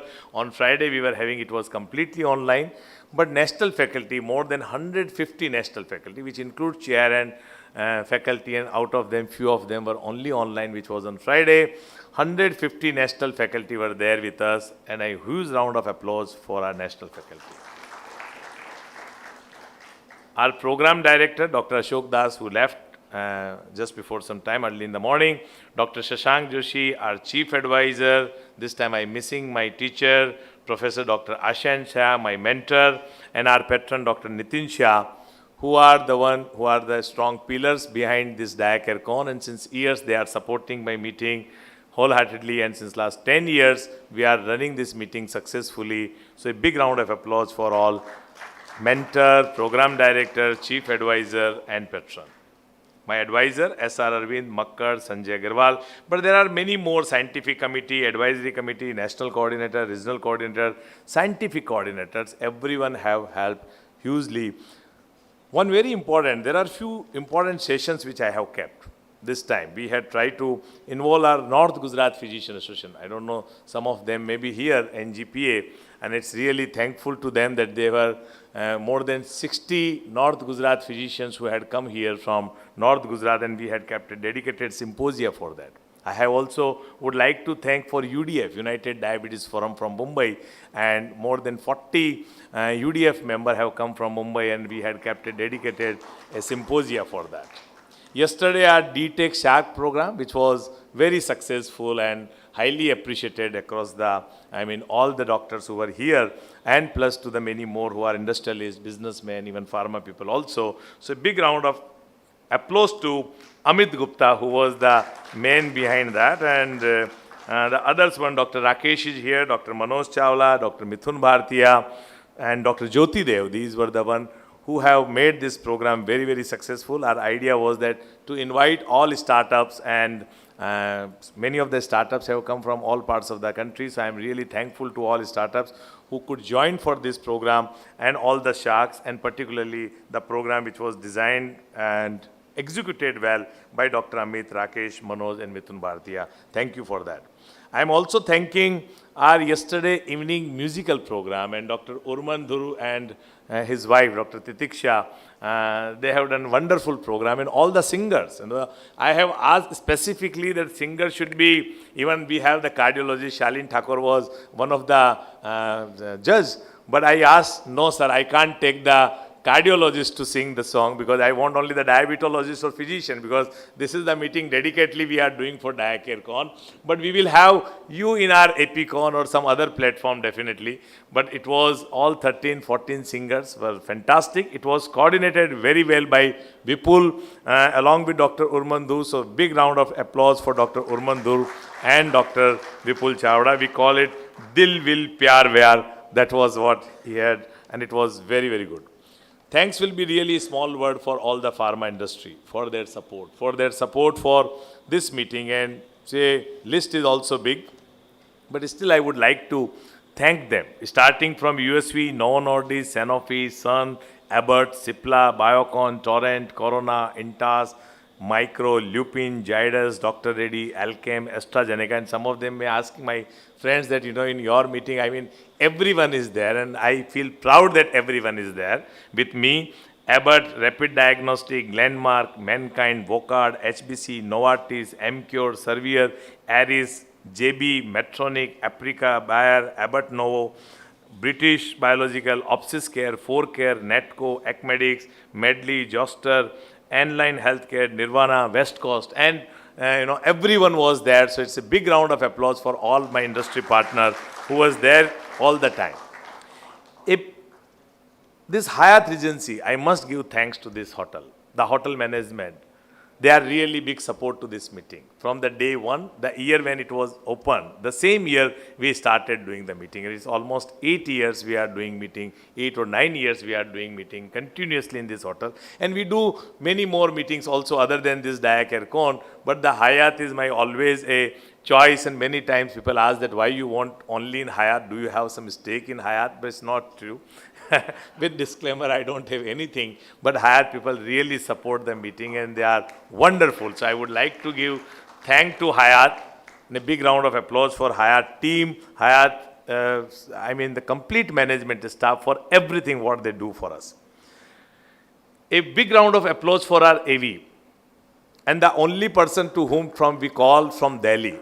The AV is not from Ahmedabad, and I always invest maximum time, maximum money for this audio-visual. And audio-visual, I want flawless. It should be the best. We don't want the small screen. We want the full-size LED. They come all the way from Delhi. And the AV Grover and Company, thanks to AV Company, and really good. So I need not to see any time, how it is to be managed. Absolutely, there won't be any problem as far as once I give the Grover that this is you have to do. And I have not to see anything after that. Now RX events, Hardik is like my brother, younger brother to me. He was with me from 2009 to 2018, but now a dedicated team, a dedicated company, RX events, and a big round of applause to Hardik and his team. Hardik, if he is there, I would like to call him Hardik or Neelam. They are really big support. To be very frank, in his last few years, I don't know how to do the meeting. He handles the meeting completely. So it's a big round of applause for Hardik and his team and Neelam for this wonderful program. I would like to invite all those who are associated with me in DiaCare. So I would like to invite them, all of them, Vipul, Durvi, come, Tarjuni, anyone, all of them who are there with the team from the DiaCare, because they are the really one who are working 24/7, not for this meeting, for many more things whichever I do. We are not just doing the DiaCareCon, because for many more things, I invited Hardik, but now you come with the DiaCare. I had invited and I thanked you from RX events, but you please be here with us with the DiaCare team. And it's really, the team is working very hard for making the program, for criticizing, for saying me that this is to be done, this is not to be done. So I'm really, a big round of applause for all the DiaCare team. We have this time, I must give thanks to all 4 orators. The oration which was given yesterday by Dr. P.C. Manoria, Dr. B.M. Makkad sir, and today Dr. Muruganathan and Dr. Krishna. It was fantastic. The orations were very well appreciated by all the delegates. And we are also thankful to all our online delegates, those who are registered and they could listen. And the best part is that our this complete online program was streamlined on our DocTube platform, which is founded by Mosley and well supported by our Dr. Rakesh from Jaipur. So big round of applause for DocTube, Streamliner, and those who could not listen any lecture, they can still go and listen that lecture on the DocTube platform. It is also available on YouTube too. I am thanking some of my seniors, some of my very close friends, and one of them very, very close to me is Dr. Navneet Shah. Dr. Navneet Shah is my Asha Ben husband. I always call him that, I have my teacher and I have my teacher-in-law. So he is my teacher-in-law. So my relationship is with in-laws is always like somehow, but my relation with my Navneet Bhai is very, very close. So a big round of applause and thanking all the time. He is with me and I'm really thanking him. I want to thank Sanjeev Phatak if he is there. Dr. Sanjeev is very, very close to me. He is like elder brother to me. Like Urman Dhruv and Sanjeev Phatak, they are always with me for any program which I do in the conference. There are a few more. Before I thank my wife and my family, I would like to thank here for Amit, Rakesh, the technology team which we have created in last few years, and it has really worked very well. And now nationally we are doing a lot of programs related to diabetes technology. The program which we have done, Diabetes Technology Congress, DTechCon, was very, very successful. That was the only program where not supported by industry.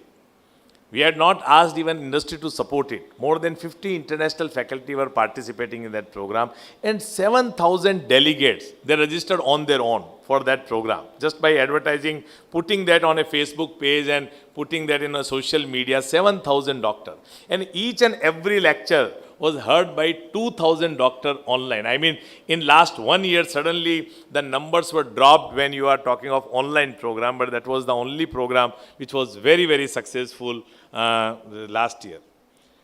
All national faculty, this time, there was a lot of pain because few flights were either delayed or they were changed or they were cancelled. Like morning flight from Lucknow to Ahmedabad was cancelled. Srinivas had come via Mumbai, but he could reach only at 11:30 he was here and 12 o'clock his talk was there.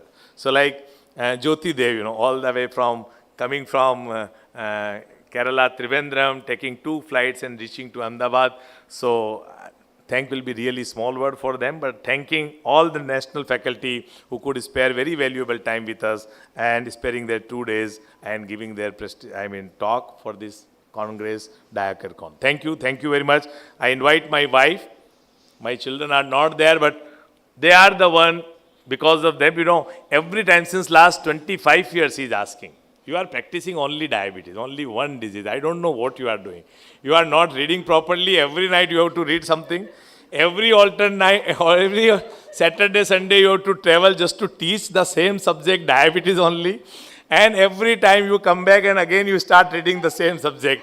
You have to treat diabetic patients, you have to read diabetic patients, you have to teach diabetes. What you are doing in last 25 years you could not do, and still you are doing meeting also for diabetes. So thanks to Annu and thanks to everyone. If I have forgotten anyone, please excuse me for that. Thank you very much. So now faculty is on first floor to have lunch. And all those, please take the lunch which is outside for the delegates. Thank you very much. We close the session and we close the DiaCon. Thank you.